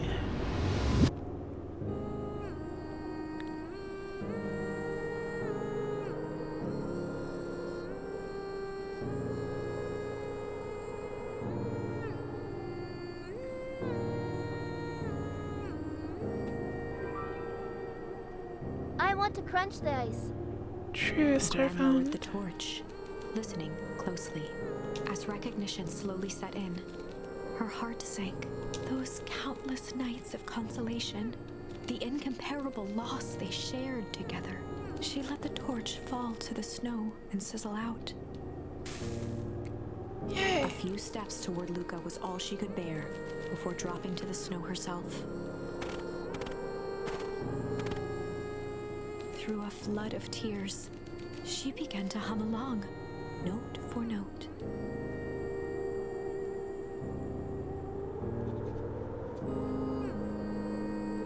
Cute.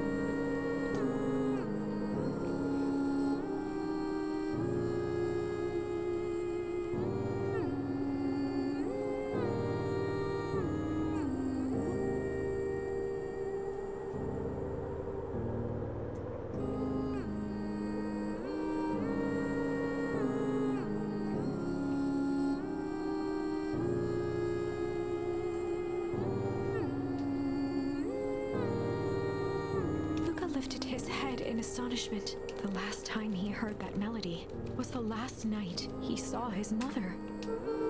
How do you know? I'm so sorry, my little buckaroo. Buckaroo? The only people who call me that are my dad and your mother. Luca blinked through blurry Oh wait, is eyes, Gran our trying to see mom? more clearly. He could just make out the impression of a familiar face. Huh? He peered across the snowscape at the woman on her knees. What? Something about her was undeniably his mother. But why is she older and why did she do that? Smaller, older, changed. Mom? That's right, buckaroo. Mom. Huh? Luca sprinted as fast as he could toward his mother. The goo. They held each other close, What? and the cold Scala. retreated from their bodies. Skella, Skella, Skella. Hello, Skella and Raiders. Welcome, welcome. Eleanor, I thought you were gone. Hi, hi. Playing Minecraft. Heck yeah, what were you doing in Minecraft, Skella? It's the school of booth donathon. Heck yeah, I hope the subathon's been going well, Skella. Welcome, welcome. I hope you had a good stream. Did you work on your tower? I want to see your tower. You should have known I would never abandon my son. Eleanor looked down at Luca. We're playing Beacon Pines, and if you don't want spoilers, we're kind of right at the end of the story, but welcome everyone. Thank you for the follow, Chocolate Fitzgerald. I love the rats. How? You're a smart man, Joseph. I thought you'd have pieced it together by now. You were exposed. Mom, I don't understand any of this. What happened to you?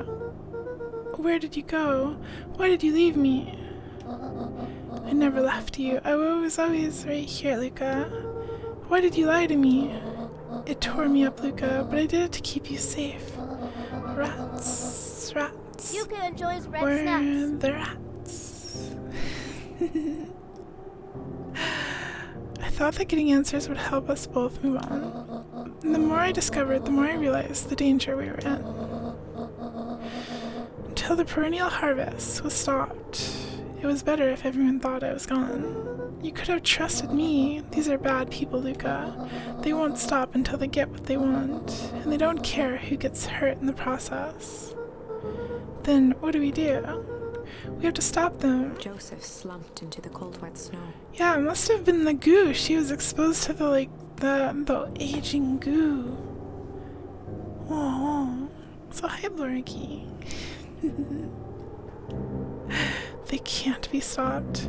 This is too big. Pasta, you missed it. We were talking to the little dog boy. I tried beating them at their own game. I'm done fighting fire with For the fire. first time in a long time, her voice felt like her own again. No more lies. I see now. There's a better way to stop perennial harvest. The cold, hard truth. Luca gazed down at Nuncreed with pity. He looked small. Joseph stared into the snow, as if searching it for answers. Come on, everyone. We've got a party to crash. Yeah! Let's go with our mom! And Joseph's just sitting there. Poor Joseph. And thank you, Chocolate Fitzgerald. You don't understand. He always wins. This game is very, very Chapter awesome. 9. I highly recommend it if you like story The devil games. you know. 7 months ago, Eleanor Van Horn crept down the maze of sterile hallways under perennial harvest. She stopped in front of the large steel door marked Deep Engineering. Deep No engineering. turning back now. She raised a trembling hand. The stolen keycard worked as promised. So and she the door broke bust in. open with mechanical efficiency. She was immediately hit with the smell of disinfectant. It was some sort of laboratory. In one corner was a desk Some covered in sort papers. of Across the room stood a tall sciencey metal pod with hoses laboratory. protruding from its base. She rushed to the desk and began shifting through the piles of papers. They were experiment reports on something called Tempest Liquamen. There were dozens of them. Every one stamped failed. Eleanor heard the sharp echo of footsteps approaching. I have so many questions. She was out of time. Her eyes scanned the room, eventually landing on the strange pod. Muttering a curse under her breath, she dashed over and dove inside. Wait, she went in the pod. That's why she was alone. But I have so many questions. How did they find the source in the first place? And that is what change is all about. Hooray! Grabbing the future by the scruff of the neck and making things happen. Change is a choice. I am tickled pink that we will all be making that choice together. How great is that? Hi Evie! Hi JJ! Welcome. I hope you're both having very cozy nights. Excuse me. I will not. This town has a dangerous secret and perennial harvest only exists to keep it hidden. Nonsense. They picked up the whole town and moved it right under our noses. You aren't making any sense, dear. Mr. Kerr addressed the crowd with a sarcastic tone. Imagine such a thing. It's absurd and just plain impossible. They promised they could fix the foul harvest. They told us they would clean up this place. We just had to leave town for a few days. But while they had us evacuated... Miss Hartford, I'm afraid I'm going to have to ask you to. You're afraid of a lot of things, aren't you? You sniveling little worm. You sniveling little worm. This is growing tiresome. A little help, please? The clipboards. Don't you all see? This festival is a sham, an excuse to have the whole town gather in one place. They're planning something awful. I don't know what, but these people are wicked. Don't listen to her. She has absolutely no proof. I am the proof. I'm Eleanor Van Horn. Whispers filtered through the crowd. Wow. Well, aren't you just sneaky as the dickens? We all knew Valentine's fertilizer was too good to be true, and now this whole town is paying the price. Ladies and gentlemen, I am so sorry about this disruption. We were worms. No, I would squish you. My associates will take this obviously disturbed woman somewhere comfortable so that she can get the help she needs. She's not the one who's disturbed. You two-timing clown! You all know there's something wrong with this town. It was just easier to look the other way. The truth is, there's a little doggo boy. Hey, Pasta, look. Little puppy. It's quite enough, Mr. Nuncreed. Torment dragged on Joseph Nuncreed's face. Wait. That's sharper. That's sharper. That's gotta be sharper. Yes, sir. The boy is sharper, but he reversed the aging while our mom went the other way. Right? I assume that's it. Take them away. No, I want them to see this. Nice armpits. The tempestuous Eleanor Van Horn, you've been quite the thorn in my side, like a weed that's burrowed in where it doesn't belong. I must confess, you look dreadful. He paused for a moment, plucking a piece of fuzz from his sweater and discarding it to the ground. Consider yourself in rare company. You've managed to pull one over on me. It won't happen again. I knew you had some sort of plan to disrupt our little party. But alas, I expected something a bit more impressive than incoherent rambling. No matter, your failures are yours to bear. Mr. Kerr. Yes, sir. It's a shame it was cut short, but I thank you for that rousing oratory. I will take it from here. Yes, sir, of course, sir. Yeah, it's gotta be sharper. He must have de-aged himself and faked his death. You have done quality work for me, William. You can look forward to the recompense we agreed Gave a upon. bow of deference. Founder, you are most gracious. Gasps rippled through the crowd. Thankfully, we can dispense with the formalities from here on out. Solomon pulled a glass vial from his pocket.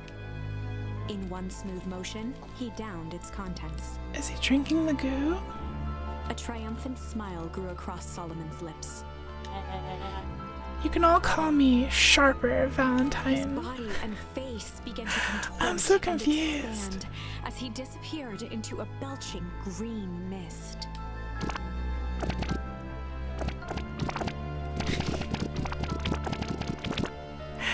A hushed horror. He's going filled crazy. the crowd. What if he just like strangled the child? True. Just gotta reach out and grab his little doggy neck. The wolf next to the funny lizard is cute. Oh, that's the boy that's in the library reading the comic all the time. This is a story about change. What? No! So you didn't see that coming. Good. Sharper examined his new hands. Wow, this is quite the improvement. Everything looks so much smaller now. Eleanor was right about one thing. This festival was a ruse. I wanted you all to witness my glorious return with your own eyes. Why does everyone look so downtrodden? This is a celebration, people. Maybe it would help if we set the mood. Mr. Kerr, be a dear and reveal the sign. Sharper Valentine Festival. This is kind of dumb. Ha, wonderful. Sharper choked out a crude squawk of a laugh. Frustrated grumbles sprinkled through the crowd. Sharper, you malicious nerd. Malice. I'm glad you're back so I can tell it to your face. You destroyed this town. We ain't gonna let you get away with it again. Sorry, this is not the time for audience participation. Some assistance, Mr. Kerr. William Kerr gave a subtle nod to the clipboards. William Afton wishes he is this cool. Oh, You coward! Does anyone else have something to contribute? A helpless quiet settled over the crowd. I thought so. Did you all truly believe you could be free of me? A town of complete and utter fools. You people should be celebrating my return. You're clearly lost without me. And that leads me nicely to my children. Daddy? I gave you both the greatest gift a parent can give, the opportunity to prove yourselves in my absence. Squandered. Oh, he was so happy. To say I'm disappointed would be an understatement, but Silence, Augustus. An adult is speaking. I don't know which is worse, a son who is completely hopeless, or a daughter with such potential who inevitably lets me down. Eris, you fail me with admirable consistency. Thankfully, I was counting on it this time. Father, I have been wasting my time, my dear. What have you accomplished? I was focused on cementing our legacy. Legacy? Who needs a legacy when you can just live forever? But what about... It's all right, kiddo. I'm afraid you suffer from a complete lack of imagination. There's just no helping it. Now then, where is Joseph? You didn't take the opportunity to slip off, did you? Ah, there he is. Everyone should give him a hand. None of this would have been possible without Joseph. I think you've said enough. Nonsense. The people deserve to know how helpful and loyal you've been. I only did what I did because he left me no choice. You always had a choice, Joseph. You were simply too weak to take it. No matter. Cheer up. You are about to be rich beyond your wildest dreams. You should follow Mr. Kerr's example. When I found him, he was in a sorrier state than any of you. An aging actor, desperate to recapture his youth. He played his part, and soon he'll be able to play the leading man again. Forever, in fact, if he remains loyal. That goes for all of you. Well, those who haven't already frittered away my goodwill. Beacon Pines is mine again, and I am willing to share its spoils in exchange for absolute loyalty. Are you saying William Kerr was never in charge of perennial harvest? Ha! You think that puffed-up blatherskite could have accomplished all of this? Dawn, I suppose it's time for your big exclusive. Sharper addressed the crowd with indignant pride. He'd planned this moment for so long that now, at the deed's fruition, it almost felt frivolous. You see, I needed a figurehead to hold things down while I orchestrated my return. Someone to misdirect, lie, and bilk this town for a spell. So I invented William Kerr. Take your bow, you've earned it. Mr. Kerr flourished a preposterously elaborate bow. Bilk. Patrick C. Montesquieu. Thespian extraordinaire at your service. Wait, that's the guy that wrote the books. Founder, I just want to thank you again for this opportunity. It truly was the role of a lifetime. Wait, so this Bill Kerr was a Pat C the whole time? Bilker. Wait, his name was Bilker. Bilker. Now that your secret is out in the open, what's to stop this town from rising up against you? Oh, that's the delicious part. Fear. Thanks to our clipboards, I know what each and every person in this town fears most. And I will make those fears manifest for anyone who steps out of line. The choice is simple. I'm not afraid of you. Ha, the young hero. I've kept a keen eye on you, boy. You and your friends made a habit of disrupting my plans. What a pity. If things would have gone a bit differently, you might have had your moment of triumph. But that's a fate for you. That's fate for you. You can't do this. Oh, but I can. I have won. Never underestimate what a great man can do given time. And now time is my plaything. Perhaps the most expensive thing I've ever bought, but well worth it. Ha. Sharper coughed up one final laugh and cracked his knuckles. Enough chit-chat. Let's get to work, shall we? What's his And goal? so, Sharper set about remaking the town in his own image. The fertilizer factory soon reopened for business. Sales rose steadily as more and more farmers across the countryside began to swear by its miraculous properties. Beacon Pines became famous. A secretive town that, for the right price, shared its gifts with all. Gifts that became more and more necessary in a world where winters grew longer and longer. The end. This is wrong, but things are becoming clearer now. You can feel it, right? We can't let Sharper win. He might just be the key to this whole thing. We gotta get him. Let's see. So where? Oh, here. Oh, this is a completely different branching path. And this one, Rollo is kidnapped. And, I forget what else happens. I guess they're trying to sell immortality.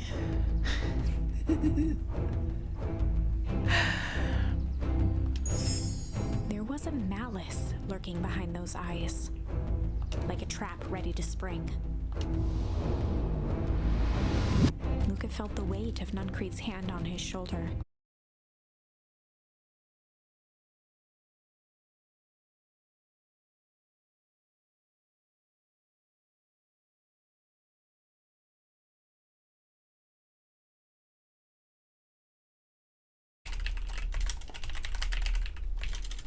I think it's back.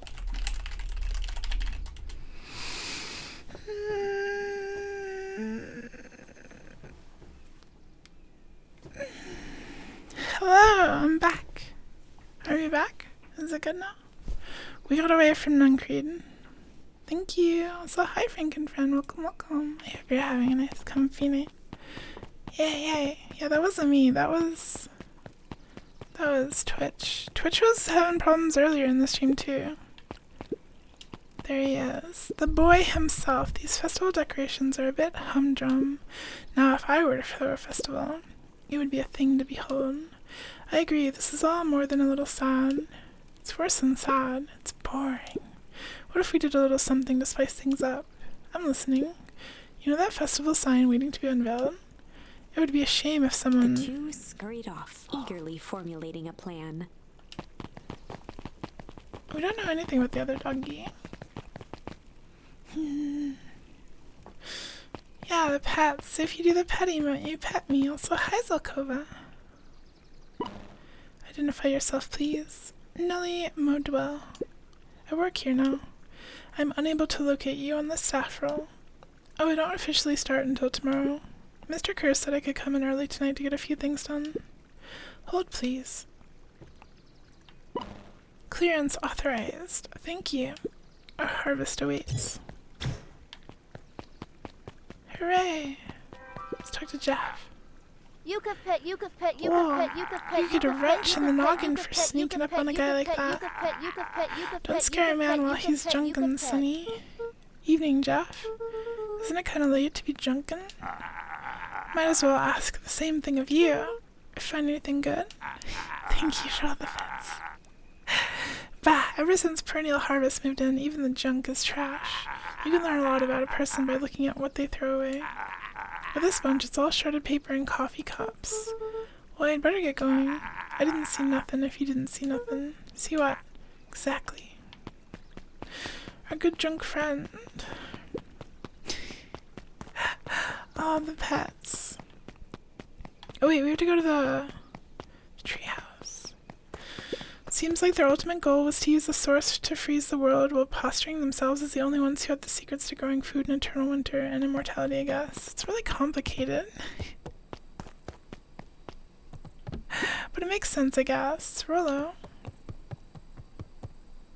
He aired a long holler into the woods. Rollo! Sigh.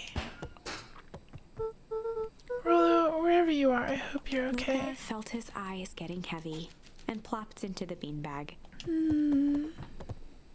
He conceded to its lumpy embrace.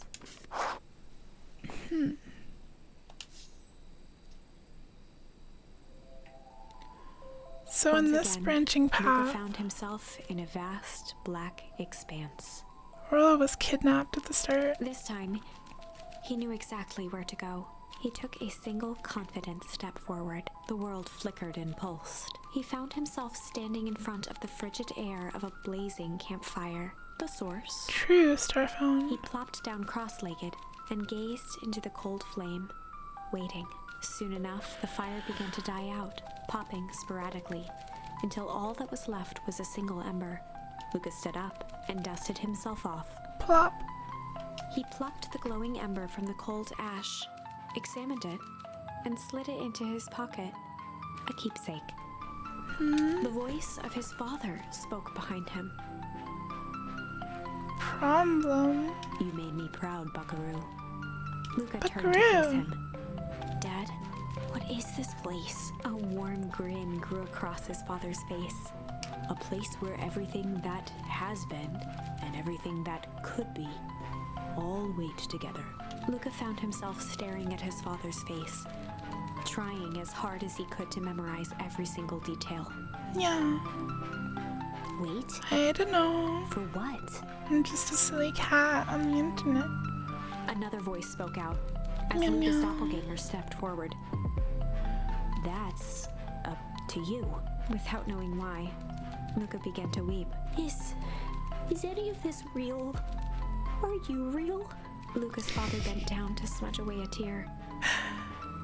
Of course. Of I'm course. as real as the part of you that misses me. Luca turned to look The at the dream older sequences version are a of little himself. weird. And you? The doppelganger choked back tears. I'm as real as the part of you that's angry he's gone. Does that make sense? Through his tears, Luca laughed. I think so. His father pulled him in for an We're all a embrace. little weird. It's true. Time to go, Buckaroo. Luca was startled from his dream by a banging on the floor. Are you in there? A commanding voice rumbled from below. Is it gonna be Just as Luca Nuncreed? sprang to lock the entry hatch, the door knocked open. What? Chapter 5. Dangers Big and Small. Luca stumbled back. What? He heard the rope ladder creak under significant weight. Keeping his eyes fixed on the hatch, he inched backward to the balcony. As his hand grasped the door handle, Luca froze. A large figure clumsily It's wriggled up through Nuncreed. the hole. Wait. Huh? Who are you? Stop right there. We're all. Sheesh, I know it's dark and all, but I figured you recognize me. It's Rollo, but they made him grow up? Who are The you? large figure cocked its head inquisitively. Stop now or I'll clobber you with a baseball bat. Whoa, whoa, whoa, take it easy. Luca, you need to get your eyes checked. It's me, Rollo. Nice try, but I know you aren't Rollo. You're like one of his random uncles or something. Where is he? Ha ha ha, uncle. Luca, quit messing around. It's me. If it really is you, prove it. Flaming chicken coop, Luca. Luca's jaw dropped. He peered more closely at the man standing in front of him. Something about him was undeniably Rollo, only bigger, older, changed. How? What happened to you? When I was running away, I ran into more people in those yellow suits. They grabbed me and dragged me away. What? Where did they take you? Dunno, they threw a bag over my head. It was cold and smelled like a swimming pool. I think it was an underground lab or something. They made my hands all big. Look. Rollo proudly presented his hands to Luca. Pretty sweet, right? I mean, it wouldn't be my first pick for a superpower, but beggars can't be choosers. Rollo, it wasn't just your hands. My feet too? Dang, Pa just made me new shoes. Wait, Luca, why are you so small? Luca moved to the side and pointed Rollo to He's his so reflection tall. in the balcony window. What His the? hands shot up to his face. Holy Toledo! Rollo, what did they do to you? They made me drink some sort of green crud. Ew. Actually, it wasn't too bad. It kind of tasted like licorice. I passed out and woke up like this. And then I sort of smashed open my cage and escaped. Oh, you smashed open a cage? Kinda. At least I think I did. It's all a bit of a blur. They had you in a cage? Who are these people? I don't know who did this to you, but we're gonna fix it. Fix it? This is awesome. Well, I'm glad you're safe now. Luca, you don't need to worry about me. Sure, I got snatched, but look at it this way. I got snatched. I know where snatched people go. We may finally have a lead on what happened to your family. True. Maybe you're right, but this all seems dangerous. Danger. Ha. Rollo shadowboxed a few jabs. I'll take them all on. Whoa. Our cat friend has a hat. Hey fellas, what's With up? a yelp, Rollo dove behind Luca. Take cover. Did I come at a bad time? Who the heck are you? Also, thank you so much, Ninja Cat. You're very sweet, and it means a lot. This is Beck. Sorry, something truly bizarre just happened and I need help. I didn't know where else to go. So, you're just hanging out here with your large adult friend? Ah, no, this is my buddy Rollo. This is your missing friend? One and the same. He seems a little old. I'll have you know this is a recent development. What the heck does that mean? Oh, I'm sorry, you're the one who just showed up out of nowhere. So we'll be asking the questions here. That's fair. How did you find us? Your silly little treehouse? I think you mean our silly little mission control. I hate to break it to you, but your secret path isn't so secret. And I could hear your racket from a mile away. See, Luca? This is why we need to improve security around here. Not now, Rollo. Beck, you said something bizarre happened. Yeah, but... She shot a nervous glance at Rollo. Anything you can say around me, you can say around Rollo. This has been a weird day all around, hasn't it? Yep. Beck's eyes narrowed. Okay, so it all started when I made it back home. My first order of business was to try to salvage my hair. So I dyed it with some stuff from the chemistry set my mom gave me. Oh. Oh yeah, she got her hair gooed a little bit, so it turned old and gray. Okay, just need to play it cool and hope no one notices. Notices what? Oh, nothing. I was just... Come here and let me have a look. Oh, honey, what in the world did you do to your hair? I just kind of felt like a change. This is going to take forever to grow out. You were the one who said that change was a good thing, right? I was talking about your mother's new job. I was talking about us moving. Well, I guess I just took your lesson to heart. Ilona tried to put on a smile. It's goofy. Before I forget, I came up here to tell you that Nellie had to go into work. Tonight? Her and Mr. Kerr decided it would be good for her to get some things done before tomorrow. That Kerr guy really seems like a grade A creep. Beck. He is. Him and his weird cult of personality. You are not going to ruin this job for Nellie. It means too much for her. Oh, I know exactly how much it means to her. It means enough to exile her daughter to this podunk town. This place sucks. The people are weird. You just don't know them yet. It's always cold. We're in the mountains. You'll get used to it. I can't even pick up a single decent station on the radio. It's all banjo music and farm reports. You know, I grew up in a town not that different from this one. Is that why you're better at talking to plants than people? Hi, Mom. Good morning. Okay, so here's what we're gonna do. First of all, you're grounded. What? In the morning, I'll have Nellie come and see what we can do about fixing your hair. You need to look presentable for the festival, but not another She piece. sighed, and after a moment, looked down at Beck sympathetically. I know moving is hard, honey, but that doesn't mean you have to make yourself miserable all the time. Other people seem to have that covered for me. Oh, and if you decide to rebel by dyeing your hair more, She flashed a sly grin and tousled Beck's hair. I'll just shave it off for you. Think of how rebellious you'll look then. Very funny. Thank you. Good night, sweetie. Good night, Mom. Wait. First of all, this town does not suck. But good morning, Mom. Early bird gets the worm, right? Right. Second, you need help because you got grounded? No. I'm sorry you got in trouble. It's my fault your hair got screwed up in the first place. Don't worry about it. I actually kind of like this look. Great. can we get back to the story now? The next part is important. I have this radio I upgraded with my mom, and I was too angry to sleep, so I tried to dial in something worth listening to.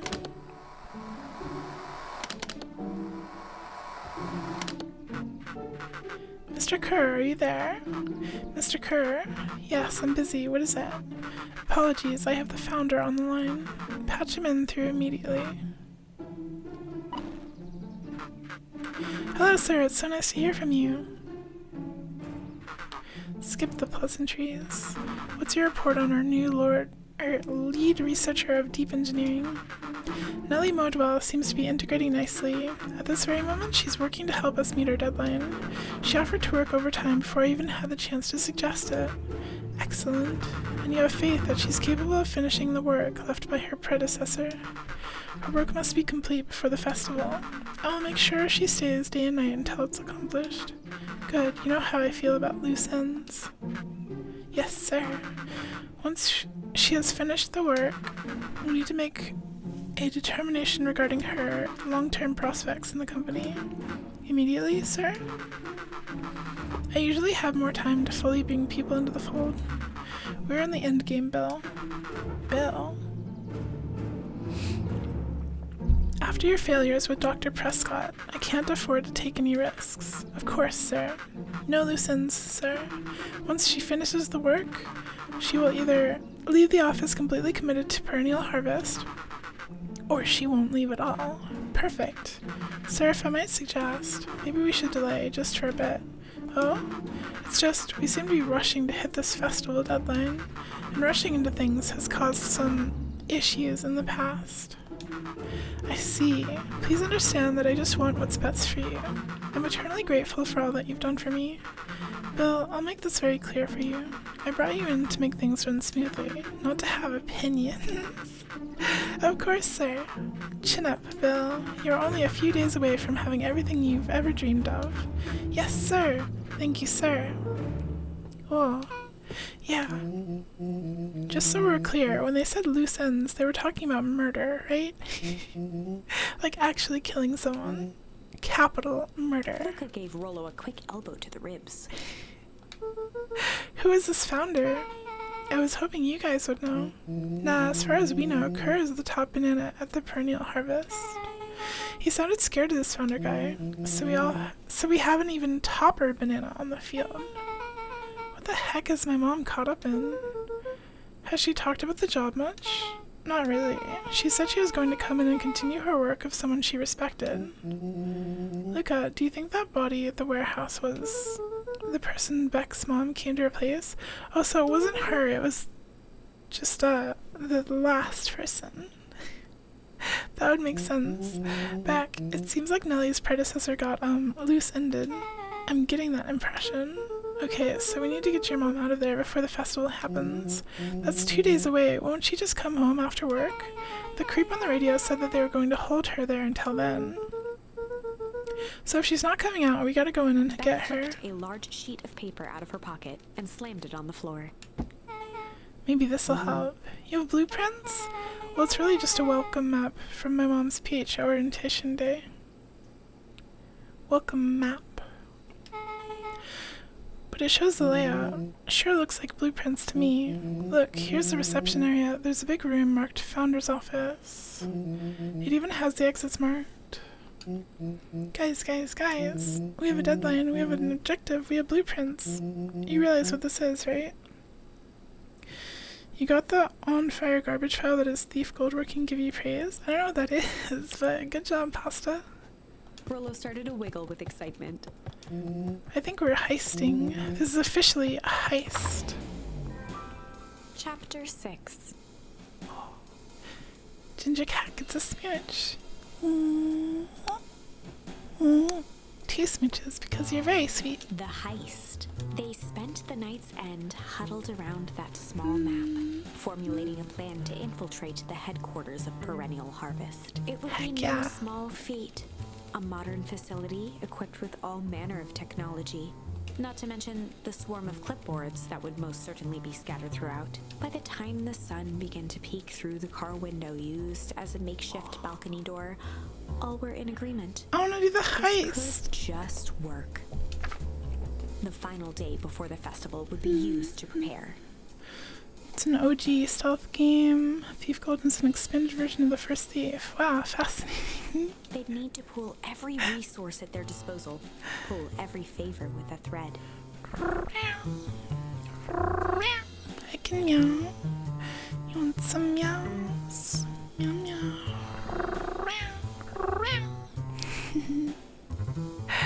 The final day before the festival would be used to prepare. Even enlist some blah, blah. unsavory characters around town with important tasks only they were suited for. Luckily, there was enough ill will and mistrust toward Yeah, I can perennial meow. harvest that alliances could be found at a bargain. Luca, Beck, and Rolo rubbed their eyes as they exited the I'm a cat, treehouse. so I can meow. They hadn't slept at all that night. There was no time. The festival was to begin in one day, and they each had their assignments. Let's go! Alright, quick recap. Rolo, you're gonna talk to Roxy cordially. Cordially. Without her and Fitz, this whole thing could go bust. Me, Cordial is my middle name. Uh-huh. And how do you plan to explain your He new waved vaguely at Rolo's sizable figure. circumstance? Ah, she'll be so happy I'm alive, she won't even Beck notice. snorted an involuntary giggle. Yeah, I do have my voice.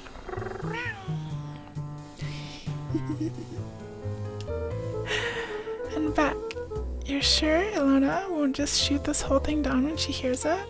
She'll listen. Once she understands the danger Nellie is in, the danger we're all in, the plan will make sense. Okay, that leaves me with Jeff, then Iggy. How are you gonna persuade them? I'll think of They something. each looked at each other with sleepy confidence and nodded. Well, Godspeed.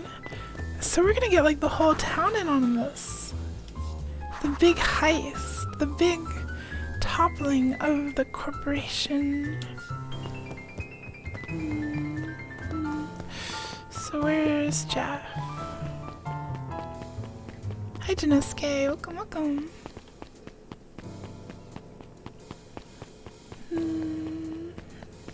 I'm glad. Hey Jeff, what can I do you for? Well, I know how much you hate perennial harvest. Hate's a strong word. Oh, sorry, I didn't say it was the wrong word. Gotcha. So we're gonna break into their headquarters, and I thought you might be able to help. Jeff wheezed out a long snicker. Hee hee. I see, I knew you kids were alright. Great, so you'll help? The joy in Jeff's face drained instantly. Not a chance. But give me one good reason I should risk my hide aiding and abetting you rascals. Looking into the sullen eyes of his would-be accomplice, Luca blurted out the first word that came to mind. Oh. Junk? Junk. Yeah, what of it? Sonny, I've got more junk than a king has copper. Ain't interested. What? Luca wasn't ready to give up so easily. He shouted Meow out meow meow again. meow meow. Nya nya nya nya. Nya nya nya nya nya nya. Meow, meow. Fight. I've done enough fighting for one lifetime. Time's come to hang up the gloves. Ugh. I find a poo. Yeah, it's all poo. I still ain't helping. What do you want? Hide? Hide. Jeff's brow perked up. What'd you say? Go ahead and hide Sensing then. some traction, Luca carried on with vigor. Let a bunch of kids do what needs to be done. We're not afraid. Jeff's scowl faded with a sigh. Say what you will about old Jeff, and they all do, but you'll never hear him say I hid from nothing. One good stomp of the foot was all Jeff needed to drive his point home. What was it you kids needed? Some sort of disguise. I've got just the thing. And while we're at it, that crate should come in handy. This ain't gonna be free, you know? I'm thinking 5 bags of sour gobs should cover it. Put it on my tab. Luca offered out his open hand to seal the deal. With a firm and dusty grip, Jeff Heck reciprocated. yeah. Done. Swing by first thing in the morning. Okay, now we need to get, Tish and Iggy. Where are they at, though? I don't think they have, like, a specific place they're always at. They're usually by the perennial harvest headquarters.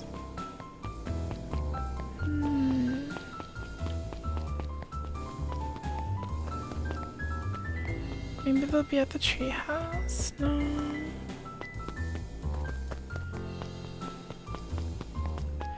Don't cough up a hairball in my chat, Starfound. I have no idea where they would be.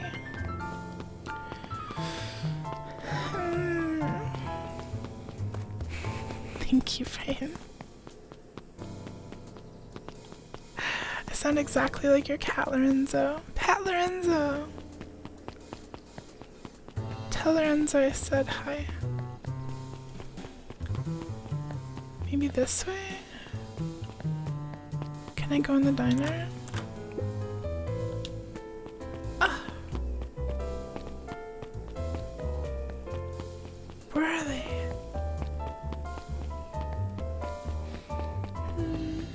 He passed away. I'm sorry. I'm sure he was loved though. Lots and lots. And true. Hey Tish, look who it is. Look, are you here to try to tickle us to death again? Look, just hear me out. Iggy raised an eyebrow suspiciously. Hey Ginger. We're listening. Iggy, I know we've both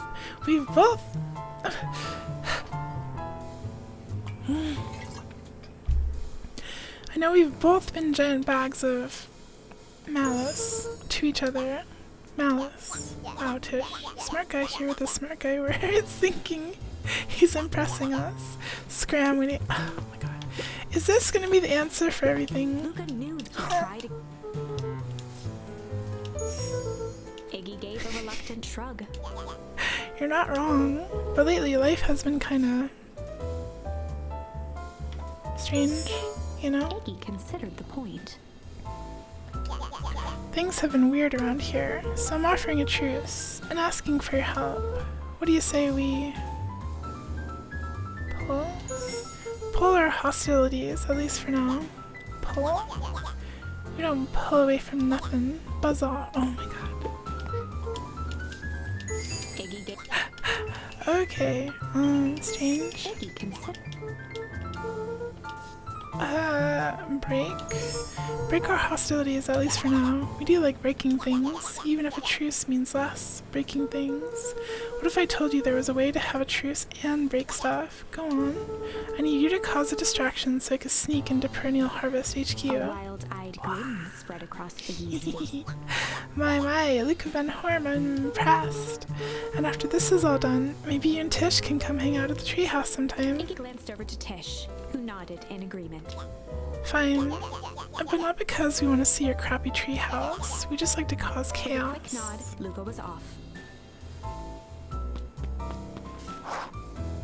I said you're not allowed to cough up hairballs? How am I supposed to answer that? Don't spam chat in all caps? That's probably the way to phrase it. And hi Hodan, this game's really, really good. It's very cute. I think we're close to the end. But then again, I said that an hour ago.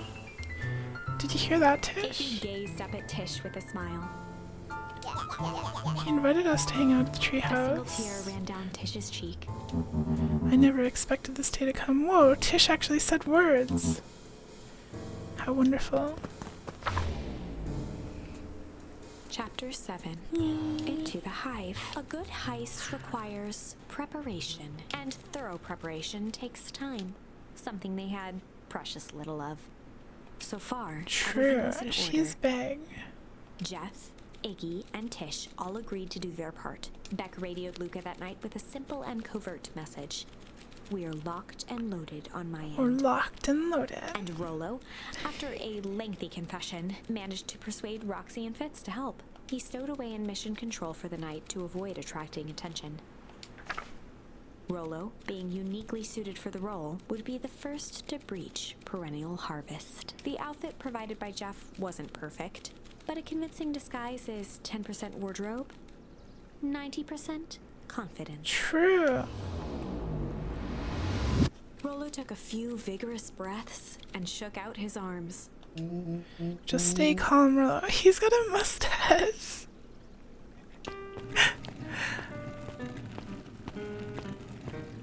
Oh, got your delivery here. A delivery? I don't have anything in my notes about a delivery. One moment.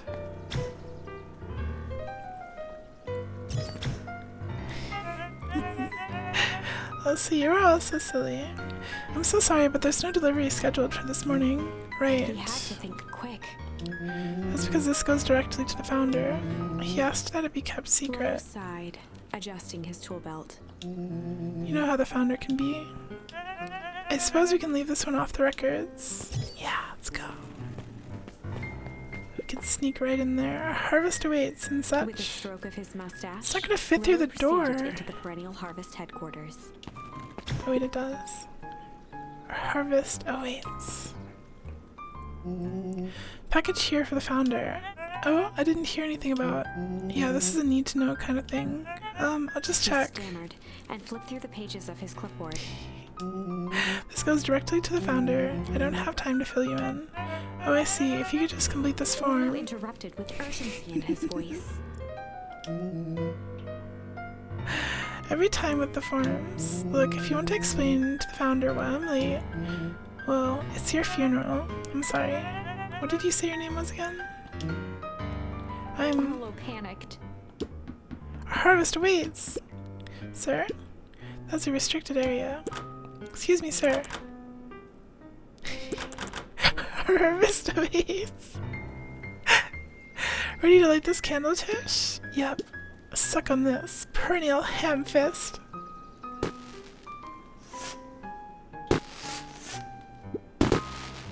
Oh.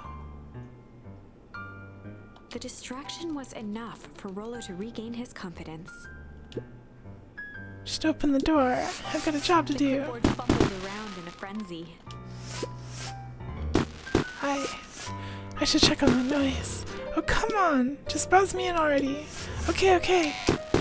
Yeah.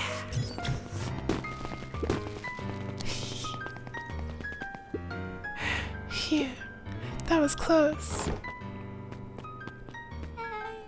Our harvest awaits? Hey, I figure, when in doubt, stick with the classics. Well, that was a close one, but you pulled it off. Nice work, Rollo.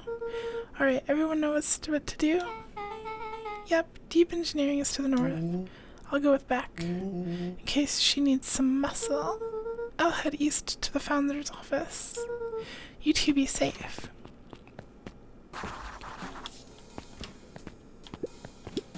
That's odd. There's not even any cups for the water. No sippy time.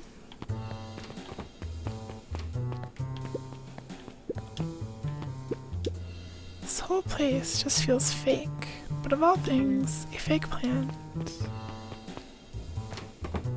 Oh, there he is, Solomon. Solomon stopped in his tracks. Luca, what are you doing here? It's a long story. Are you okay? A glare of confusion flashed across Solomon's face. His words rushed out dramatically. No, I'm most certainly not okay. Some strange people grabbed me and... Were they in hazmat suits?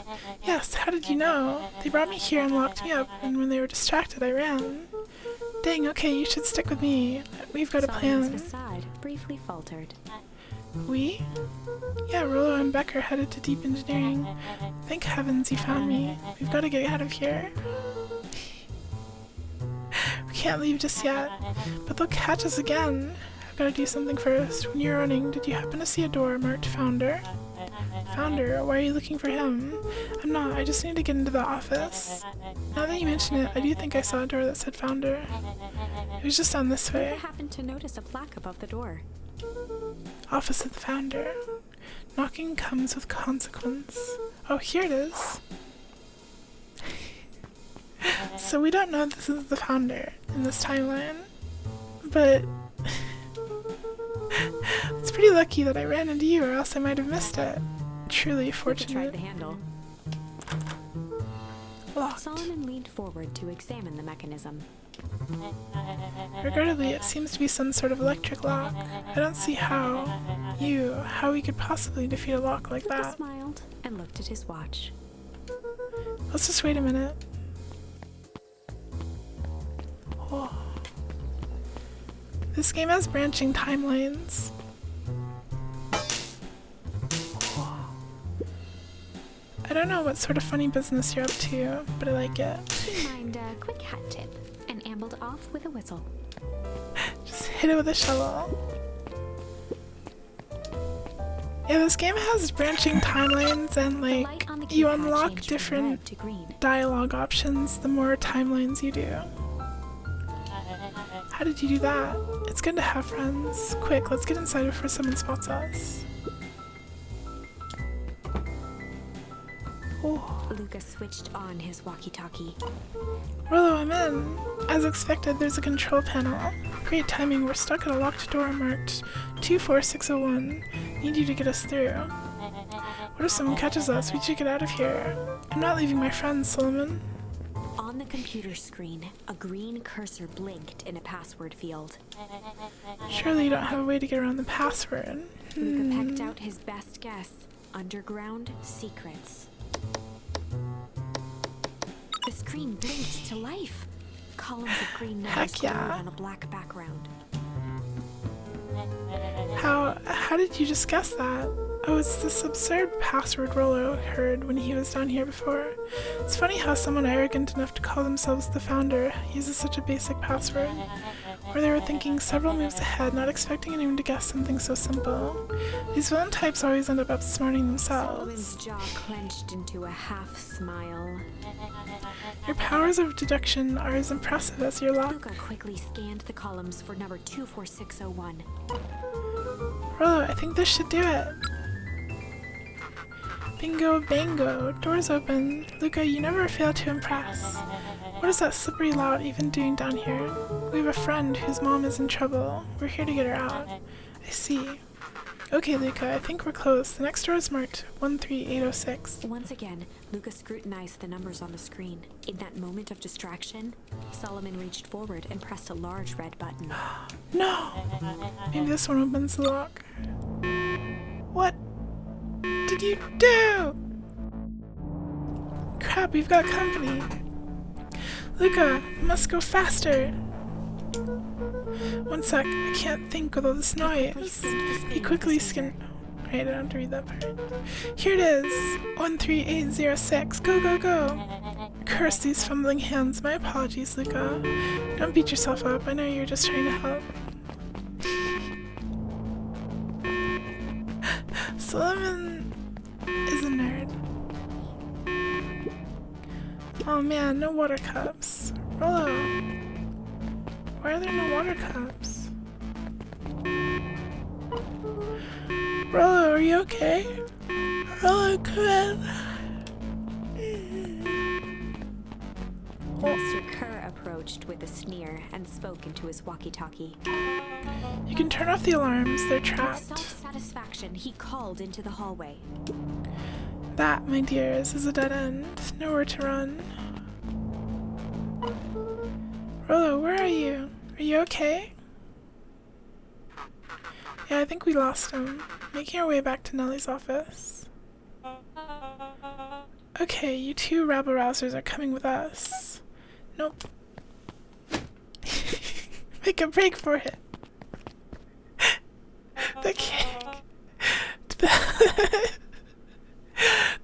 Did that little rat just kick me? Don't just stand there after them. Okay, I think that worked. Roxy and Fitz have them on a wild goose chase. I'm having trouble following what just happened. Like I said, it's good to have friends. Rollo, how long do you think Roxy can distract them? How long can Roxy keep someone so pissed off they can't see straight? Let's just say we've got time. Entering Nellie's office now. Mom! Oh, honey, what did you do to your hair? I thought you'd be happy I finally used the young chemist lab kit. You sure have a knack for making me incredibly proud in the most frustrating ways. We need to get you out of here. We?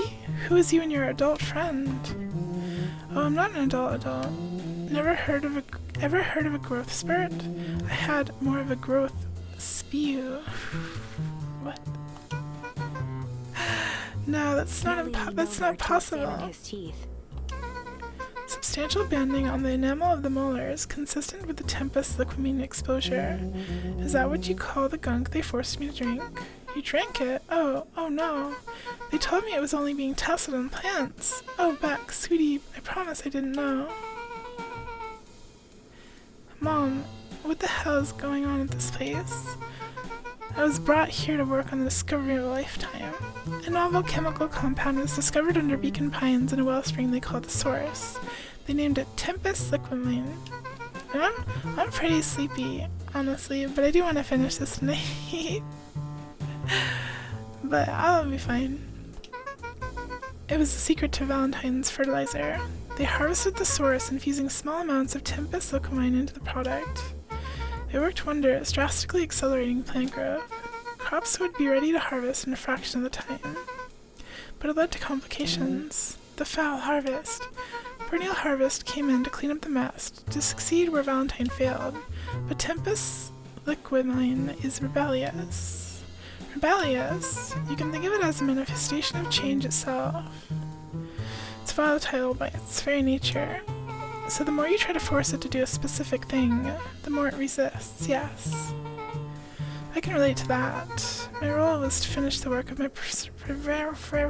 predecessor, Dr. Prescott, harnessing Tempest Liquamine to reliably manipulate an organism's age. Just imagine how many people we could feed. Mr. Kerr was very insistent that we achieve a successful result before today's festival. But you didn't, right? Sighed.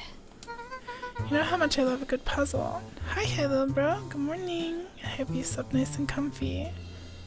I poured myself into the problem. It wasn't long until I discovered oddities in Dr. Prescott's notes. Oddities. They contained obvious errors, mistakes that someone of his reputation would never make. So I fixed them, and now I get to replace my entire wardrobe. I really am truly sorry. Wait, so Dr. Prescott is Luca's dad, I think, right? And he was doing the right thing by, like, causing mistakes on purpose, I guess. Hello, we're a cat. Meow. It sounds like Dr. Prescott figured it out, got cold feet, and intentionally sabotaged his own work. Oh, yeah, I just explained that. I had considered that possibility. I've sent a letter asking him to clarify his thinking. Mom, Dr. Prescott is dead. Kerr had him killed. Oh wait, am I thinking of someone else? It's not our dad. What? I overheard them talking about it on the radio. It's why we gotta get you out of here. Now. Wait, the vial. I finally solved the chemical equation allowing direct control of aging. Mr. Kerr picked it up before you came. All the more reason we gotta hightail it. Luca, we've got Dr. Modwell heading your way now. Roger that, be careful. Prescott was the body bag near the beginning. Yeah, okay, that makes more sense. Alright, everything's on track. And what is your plan for escape? We'll go over everything when they get here. In the meantime, maybe we can dig up some more info. Malice 80 proof whiskey. A hard drink for a hard man. Wow, even his alcohol is arrogant. Solomon muttered inaudibly. I should just smother you right now. What's that? I said I shouldn't bother you right now. Don't be silly, you're no bother at all. Let's see what else this bad boy has on it.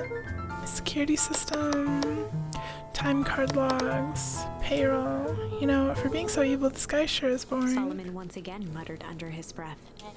Just you wait. Huh? Oh, nothing. Luca tugged on each of the cabinets. Dang, this must be the good stuff. They're all locked. Perhaps he's not as careless as he suspected. Oh, you can see like the books he sits on in the chair. It looks like the founder was helping Kerr plan the festival. Why would such a secretive leader be obsessed with a party? Only time will Luca tell. held his hand up to the ashtray. Still warm. He must have been in here recently.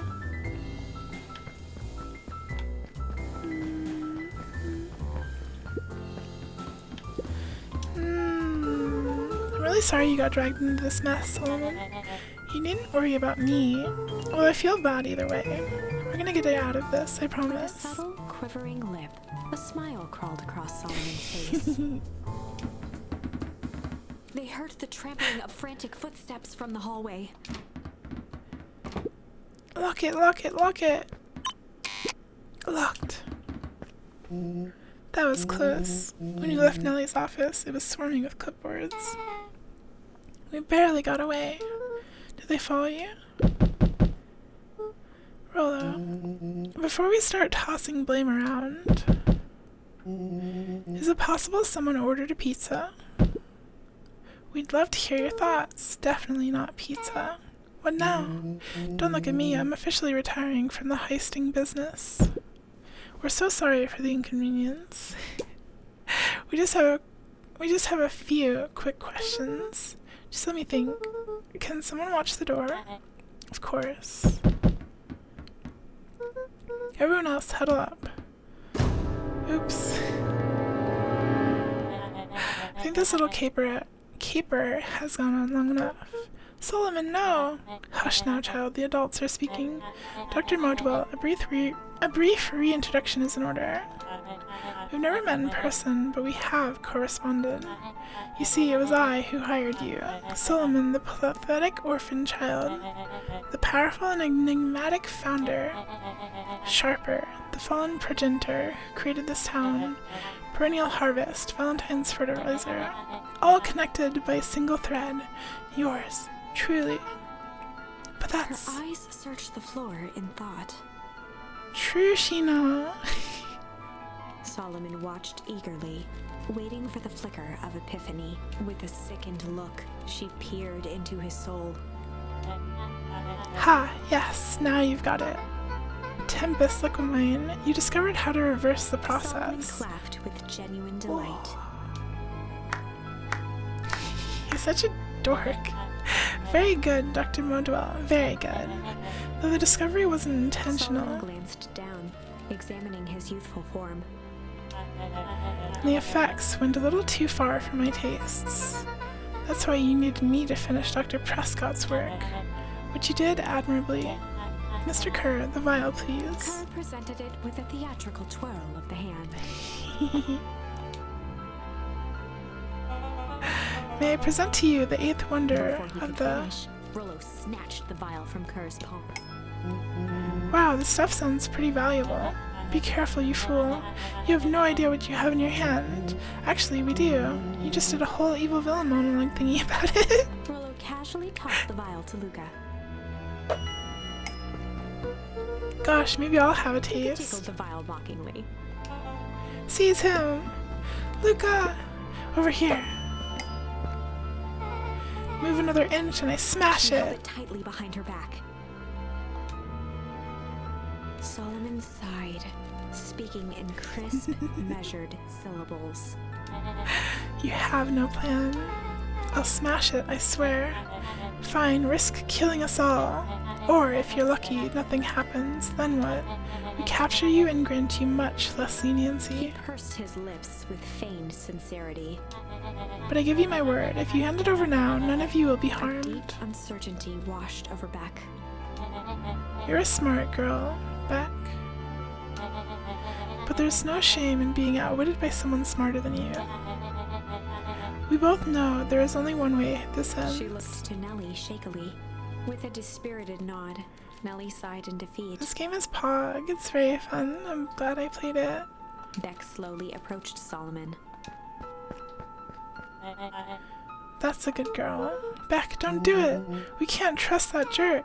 I'm sorry, he's With right. apprehension, Beck conceded. Solomon pocketed the vial and brushed off his shoulder with a sharp Huh? flick. Mr. Kerr, you have allowed yourself to be humiliated by a group of children. Report to my office tomorrow for a performance The review. blood drained from Kerr's face. Of course, sir. But first you have a speech to make. Trot out there and give me the introduction I deserve.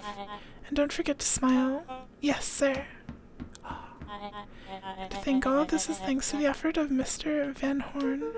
I don't understand. How is this all because of me?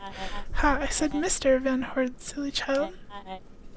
Dr. Walt Van Horn, your father was always a thorn in my side.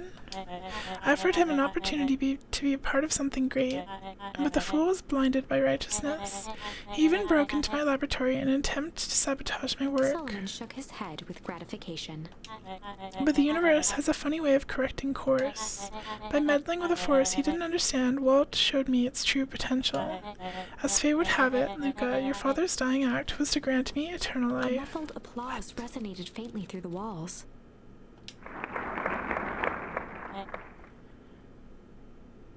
Well, that's my cue. After the festivities and my subsequent ascension, I will return to deal with you all. Until then, I suggest you use this time to reflect on the magnitude of your failure. You three keep post outside the door. What? They're locking us in the room with the giant control panel for the whole building? Well, crap. I can't believe Beck sold us out like that. I'm not sure she had any other choice. So what now? What's the plan? I don't have one. Of course you do. You always have a plan. Rolo, you just need some time. Rolo, it's over. We lost. Nellie was staring at the floor, deep in thought.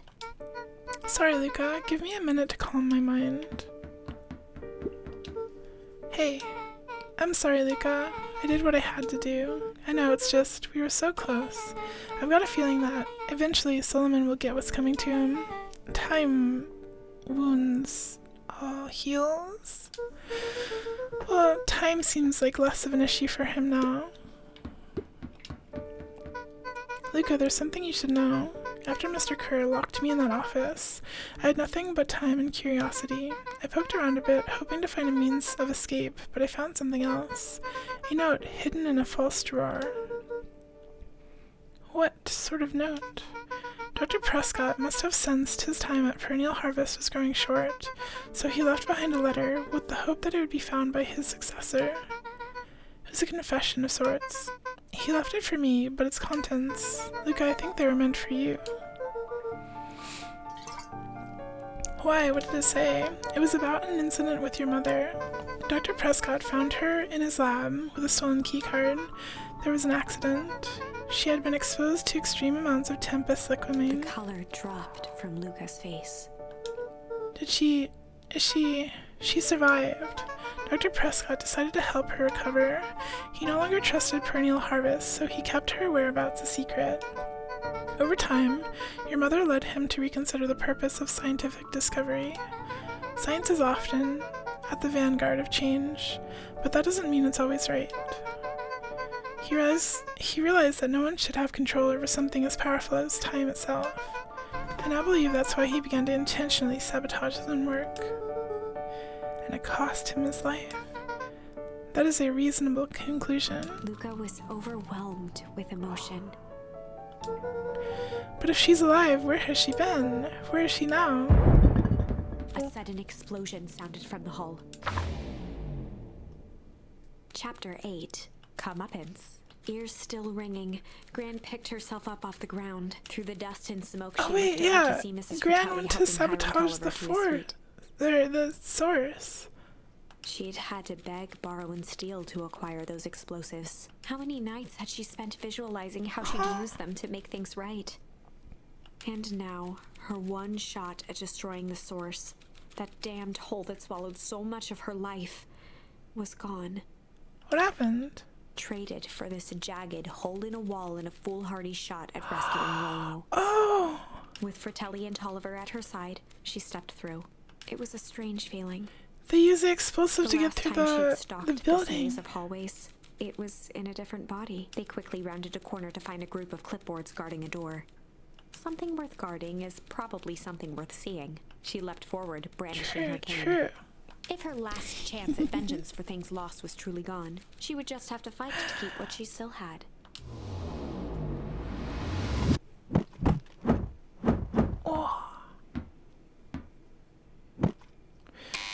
Callie and Tulliver are the most Italio-American names ever. True. Gran, what are you doing here? Luca, what are you doing here? We're here to save Nellie. We're here to save Rollo. Hey, Mrs. Lucas, Gran. That's awful nice of you. But I'm fine. Oh no, what did they... Gran, there's no time to explain. We have to go now. Come on, everyone. We've got a party to crash. They made their way out from deep within Perennial Harvest, just as Solomon finished up his speech. Thankfully, we can dispense with the formalities from here on out. Solomon pulled a glass vial from his pocket. We've got to stop him. In one smooth motion, he downed its contents. Did Beck A sabotage triumphant it or smile grew something? across Solomon's lips. No! Well, I guess that's it. We lost. I wouldn't be so sure about that. With Yeah, his Beck wouldn't let look, us down. Beck elbowed Luca. Remember when I had the vial behind my back? I might have tweaked his wonder potion with a little... Oh god, which one would it be? Malice. I might have tweaked his wonder potion with a little malice. And Luca is the boy star found, the deer. Malice, the whiskey from his office. Yep, dude had an unfinished glass on his desk. Figured his grow juice could use a little hair of the dog. Hair of the dog. You can all call me Sharper His Valentine. body and face began to contort and expand as he disappeared into a belching green mist. Hester.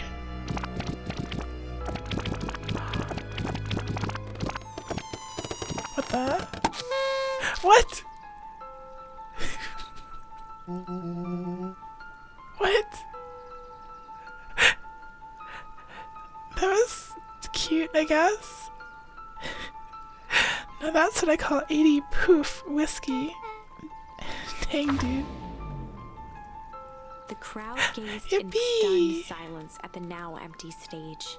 The quiet was broken when William Kerr sprinted off stage and into the distance. He was never seen around Beacon Pines, or anywhere else for that matter, again. Watching the silhouette of Kerr disappear over the horizon, Luca began to laugh. First, a low chuckle that became uncontrolled, heaving laughter. Through his tears, he was vaguely aware that the crowd had begun to laugh with him. The end. Is that how it's gonna That end? was unexpected. Perhaps a bit of an absurd ending for my taste, but who am I to say? Maybe that's not the true I'm only ending. writing the damn thing. Okay, yeah, it wants us to try the other endings. Alright, let's do junk. I might have tweaked his wonder potion with a little I feel like junk. change is probably the true ending. Can't wait to see the look on his face when he realizes he drank his own cigar ash. How did ashes get into the vial? It was pretty easy to mess with the vial when it was behind my back. Oh, that's sneaky. Well, it's a bad habit anyways. Pa always says, bad habits are like 50-yard field goals. Huh? Hard to kick. You can all call me Sheriff His Valentine. body and face began to contort and expand as he disappeared into a belching green mist. Oh.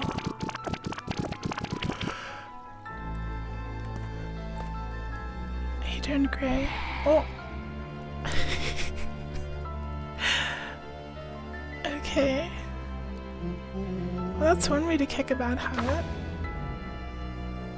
As the last of what was once Sharper Silly. Valentine wafted into the air, the crowd began to disperse, still numb from what they had just observed. Sharper Valentine was gone for good. His end would be a new beginning for Beacon Pines, a new chance to let go of the things they had lost and grab hold of a new future. The end. Well, I'd be lying if I said that wasn't a bit gratifying. If that feels to you like a good note to end on, I won't stand in your way. Yeah, let's just end it here. Okay, change. I might have tweaked his wonder potion with a little change. Like pocket change? Your unlucky penny. Yeah, I plopped it in the vial when no one was looking. What's that going to do? No idea. That's the beauty of science. Now we observe. You can all call me Sharper His Valentine. body and face began to contort and expand as he disappeared into a belching green mist. It makes sense that this would be the true ending because the story started. Oh, he's a baby. The story started with some line about this story being about a story of change or something. Yeah, but he's still Sharper, right? What he was no longer matters. This is an innocent child. I apologize for all the harm my father has caused Eris you. awkwardly cradled the squirming child. She looked to her brother, her voice shaking with uncertainty. Augustus, what we do what Valentines always do. What must be done? I'll hurry home and prepare a crib for father. Or a young Sharper. That would be a great help, thank She you. looked back down at the infant with equal parts kindness and terror in her eyes. With a shake of her head, Eris addressed the crowd with a stern scowl. Okay, everyone, the show is over. You may leave now. Epilogue. So that was the true ending,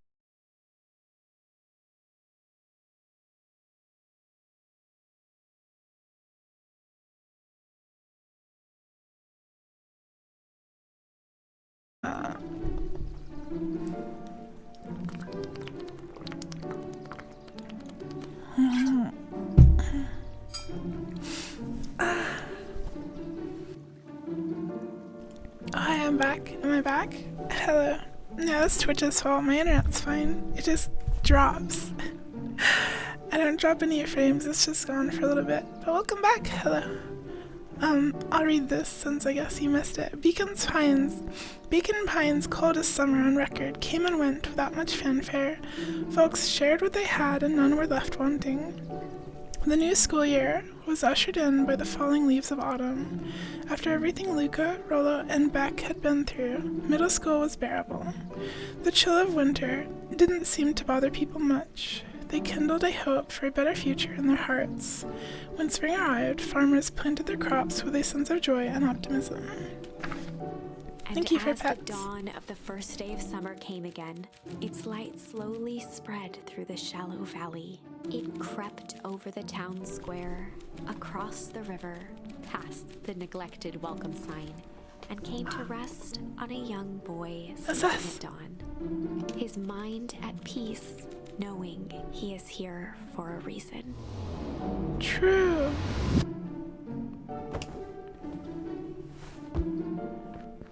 Good morning.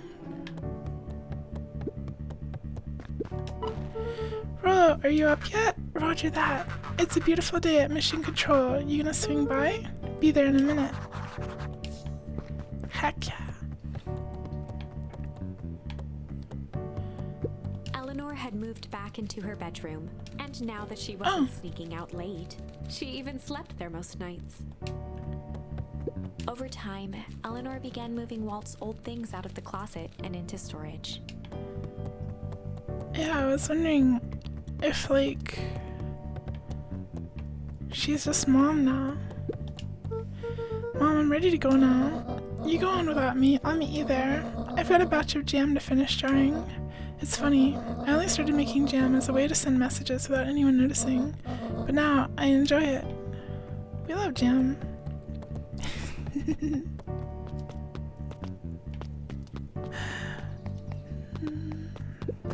Oh, I hear you and Rollo have big plans for that little tree house. Yeah, it started getting crowded after we revoked the max capacity, one Rollo, one Luca rule. So we decided to expand. But at least we've got some help with that. How's the internship at Nellie and Ilona's shop going? It's been great. I'm hoping it helps me get into the School of Agriculture up at State. Also, Nellie said she'd write a letter of recommendation, which would be huge. I just can't help but worry about leaving Rollo. He's grown up so fast, but he's still my little brother. Yeah, he had a heck of a growth spurt. I don't just mean grown, literally. This morning he was up and finished his chores before I even had breakfast. Well, some of that might be his excitement about the treehouse renovations. Don't tell him this, cause it'll go to his head, but I'm really proud of that little punk. I'm sure he feels the same way, but he's just too dang proud to tell you. I know. Do not put your hand in the ear fluff, it's dangerous. Hello, Gus. Hey Gus, how's the tree planting going? Couldn't be better. I'm so grateful to Aluna and Nellie for letting me help. I just wasn't built to be a mayor. Too much bureaucracy. Gus, we finished cleaning up the sidewalks. What's When next? Perennial Harvest collapsed, most of the clipboards skipped town. But some stuck around and dedicated themselves to making things right. Anyone with a knack for art can help paint the new offices. You can count on us. Well, looks like you really found your calling. I never really felt comfortable telling people what to do. Now this right here. This is something I can be proud of. Heck yeah. I see you decided on a name. Yep, we had to clear out all the old stuff before putting the final touch. Slow and Dirty Harvest is now official. I like it. It was actually Nellie's idea. There's still a lot of work to do, and the name serves as a reminder. Just because progress is important doesn't mean change should happen fast. In fact, I've learned Cat's scaring me. In fact, I've learned that the more you care about something, the more important it is to take things slow. Our motto is, go slow and fix things. Amen to that. I want to go see Jeff. I should probably go to the treehouse first. Yeah, Lena jumped scared. She jumped on the box behind me. Whoa! A little higher. Yep. A little lower. Yep. A little higher. Hi, JD. Welcome, welcome. I'm telling ya, the angle isn't the issue. We need more power to the radio. Luca, there you are. Would you tell him it's not the angle? Hey, I'm not in charge of the antenna redesign. Fine, fine. Iggy, just don't do anything drastic until we get back. Who, me? Tish, you're in charge while I'm gone. Yep. They'll be fine, right? It'll be fine. If we really want mission control to turn into something bigger and better, we have to loosen our grip a bit. You're right. Lead the way.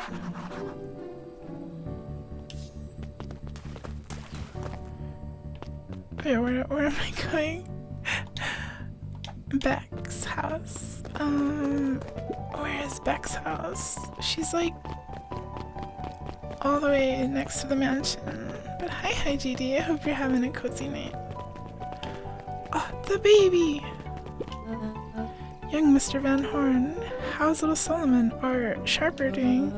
Young Sharper seems to enjoy nature more than I, so we do a lot of strolling these days. Has he, attempted to crawl out of his crib and plot world domination? Yeah. Thankfully, no.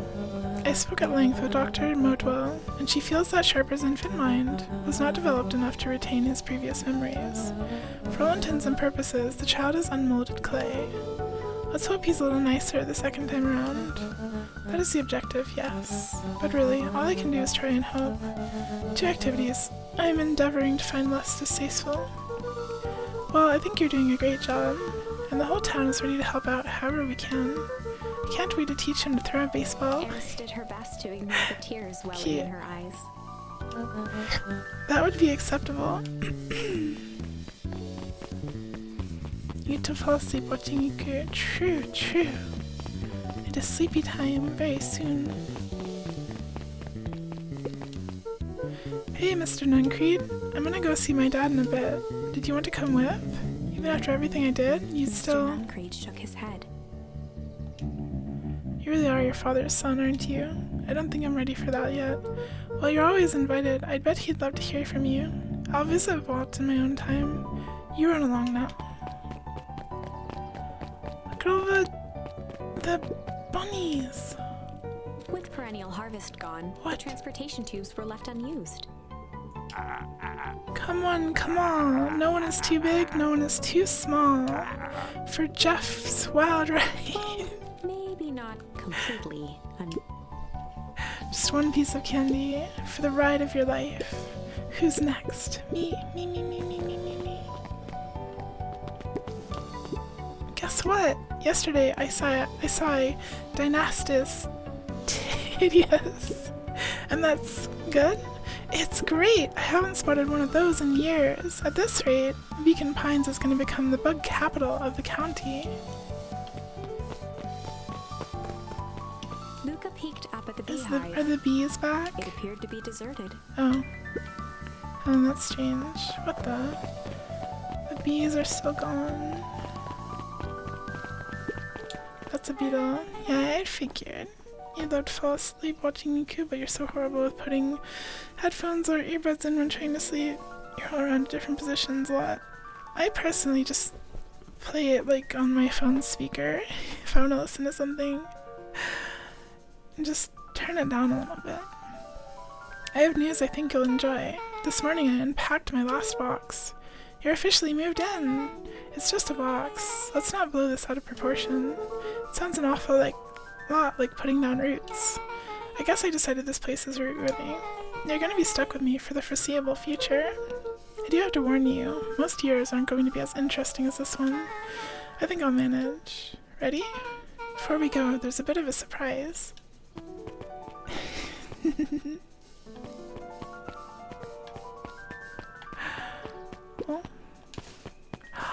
Oh, we're gonna replant Dad's tree in the frosty place. My mom's prepared this tree especially for you. They didn't have to do that. It wasn't just them. Just about the whole town pitched in. We all owe you. It should do okay in the cold of old Beacon Pines, and thrive as things warm up. That's perfect. When you're ready, take Jeff's wild ride to old Beacon Pines. We're gonna ride the tube. Hey, Ginger Cat. Yeah, I do what JD does.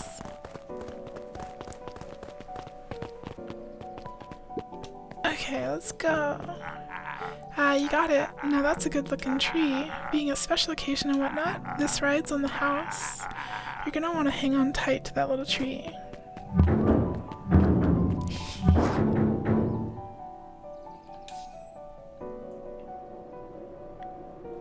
Hey, Mom's here. I think this is it. The end I've been waiting for. Honestly, I'd begun to lose hope of ever finding it. And you came along. I don't know exactly how to thank you. It's hard to explain how much this means to me.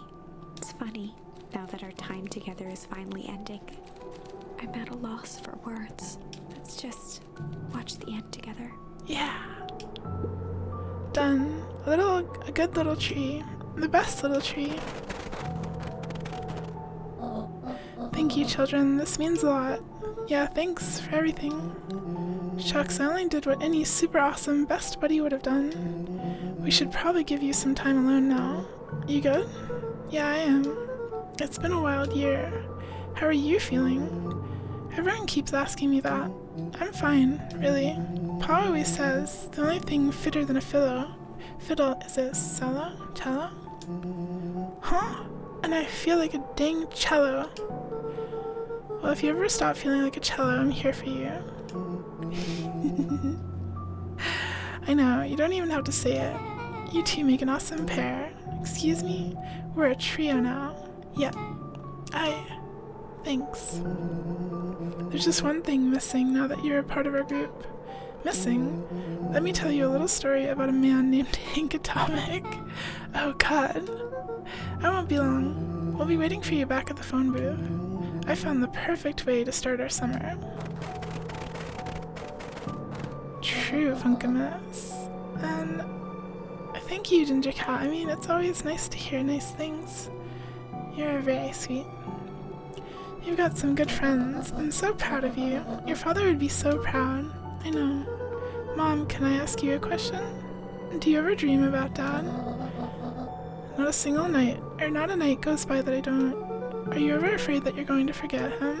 Forget what he looked like? Forget his voice? No, because so much of him lives on in you. He loved that old tree, but I know he would have loved this one more, because his two favorite people planted it. I'll give you two a moment.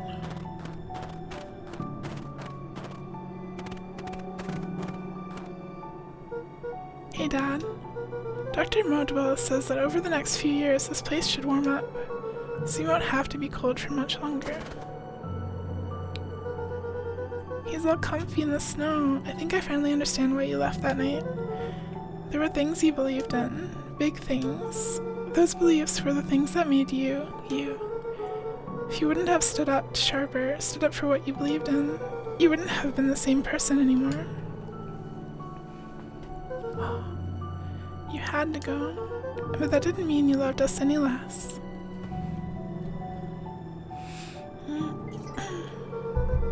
I might not visit you as much as I used to. I know you understand.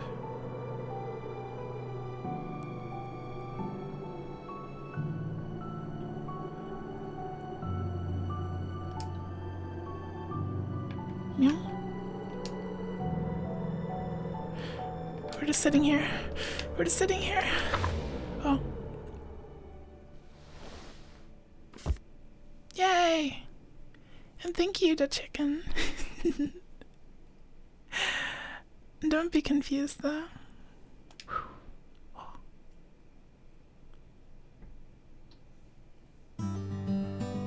Yay! The game was really, really good. I really liked that. I thought it was gonna end like 20 times before it actually did. But I guess the true ending did wrap everything up. I guess except for the cold hole. But I assume that, the agriculture scientists must have done something with it to fix it, saying that it'll warm up again.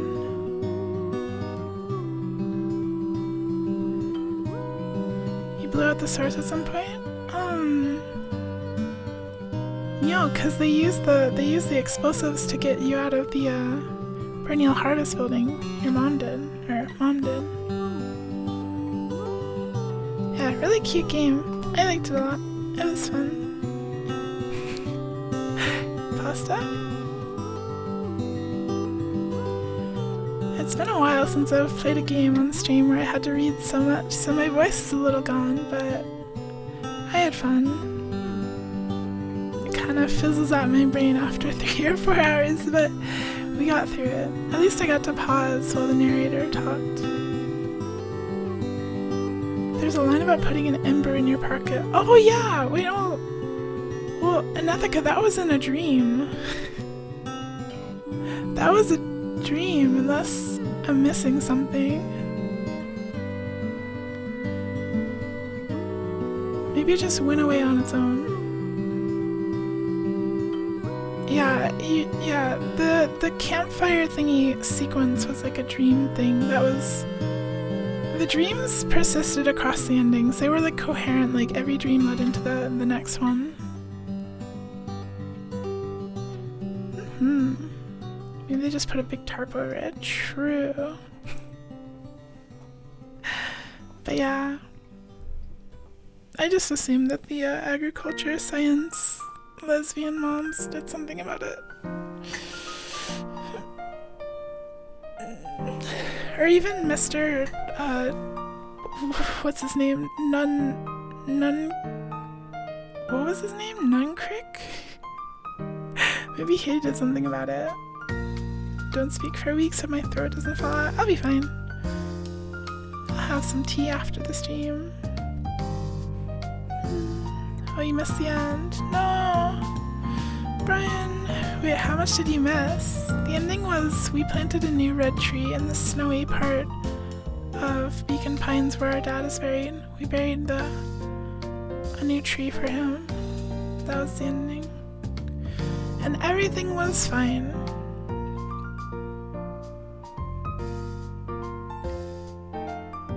That's when I went down. Okay, then you didn't miss anything.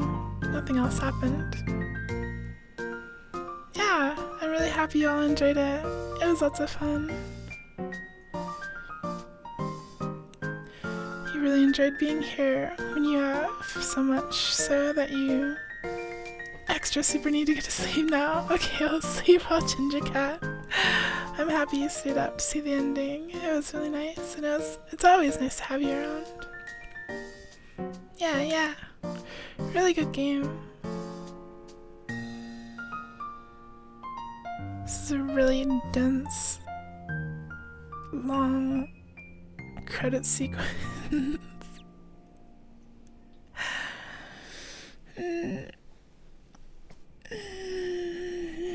Okay, that's it. Wah. Hello. Thank you all. Thank you. No. This one. Thank you all for watching and hanging out. It was fun.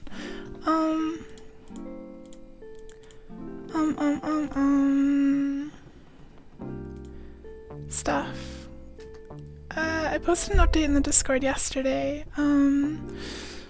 In 5 days, on Saturday, we'll be doing Community Barotrauma again. If you're interested in that, you can join the Discord. And then next Thursday, we'll be doing VR chat stream on the 21st.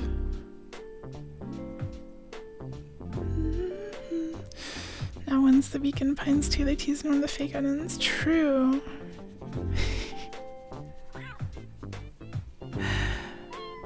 Oh, nice book, Kadima. Anyway, I'll find a nice place to send you all. Hopefully someone nice and comfy is streaming.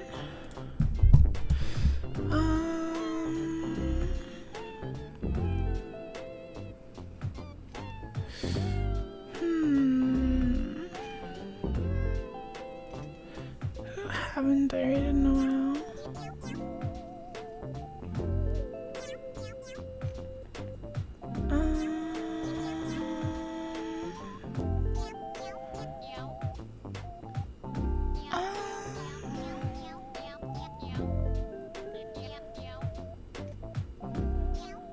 Let's send you to...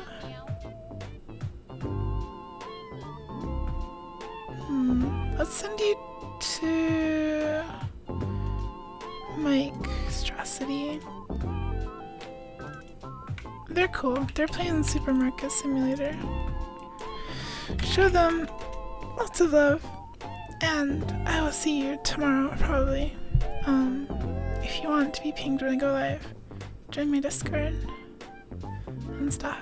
Until then, be comfy and cozy and have a good rest of your night or a good day if you're just waking up. I hope everything goes very smoothly for you. And I love you all.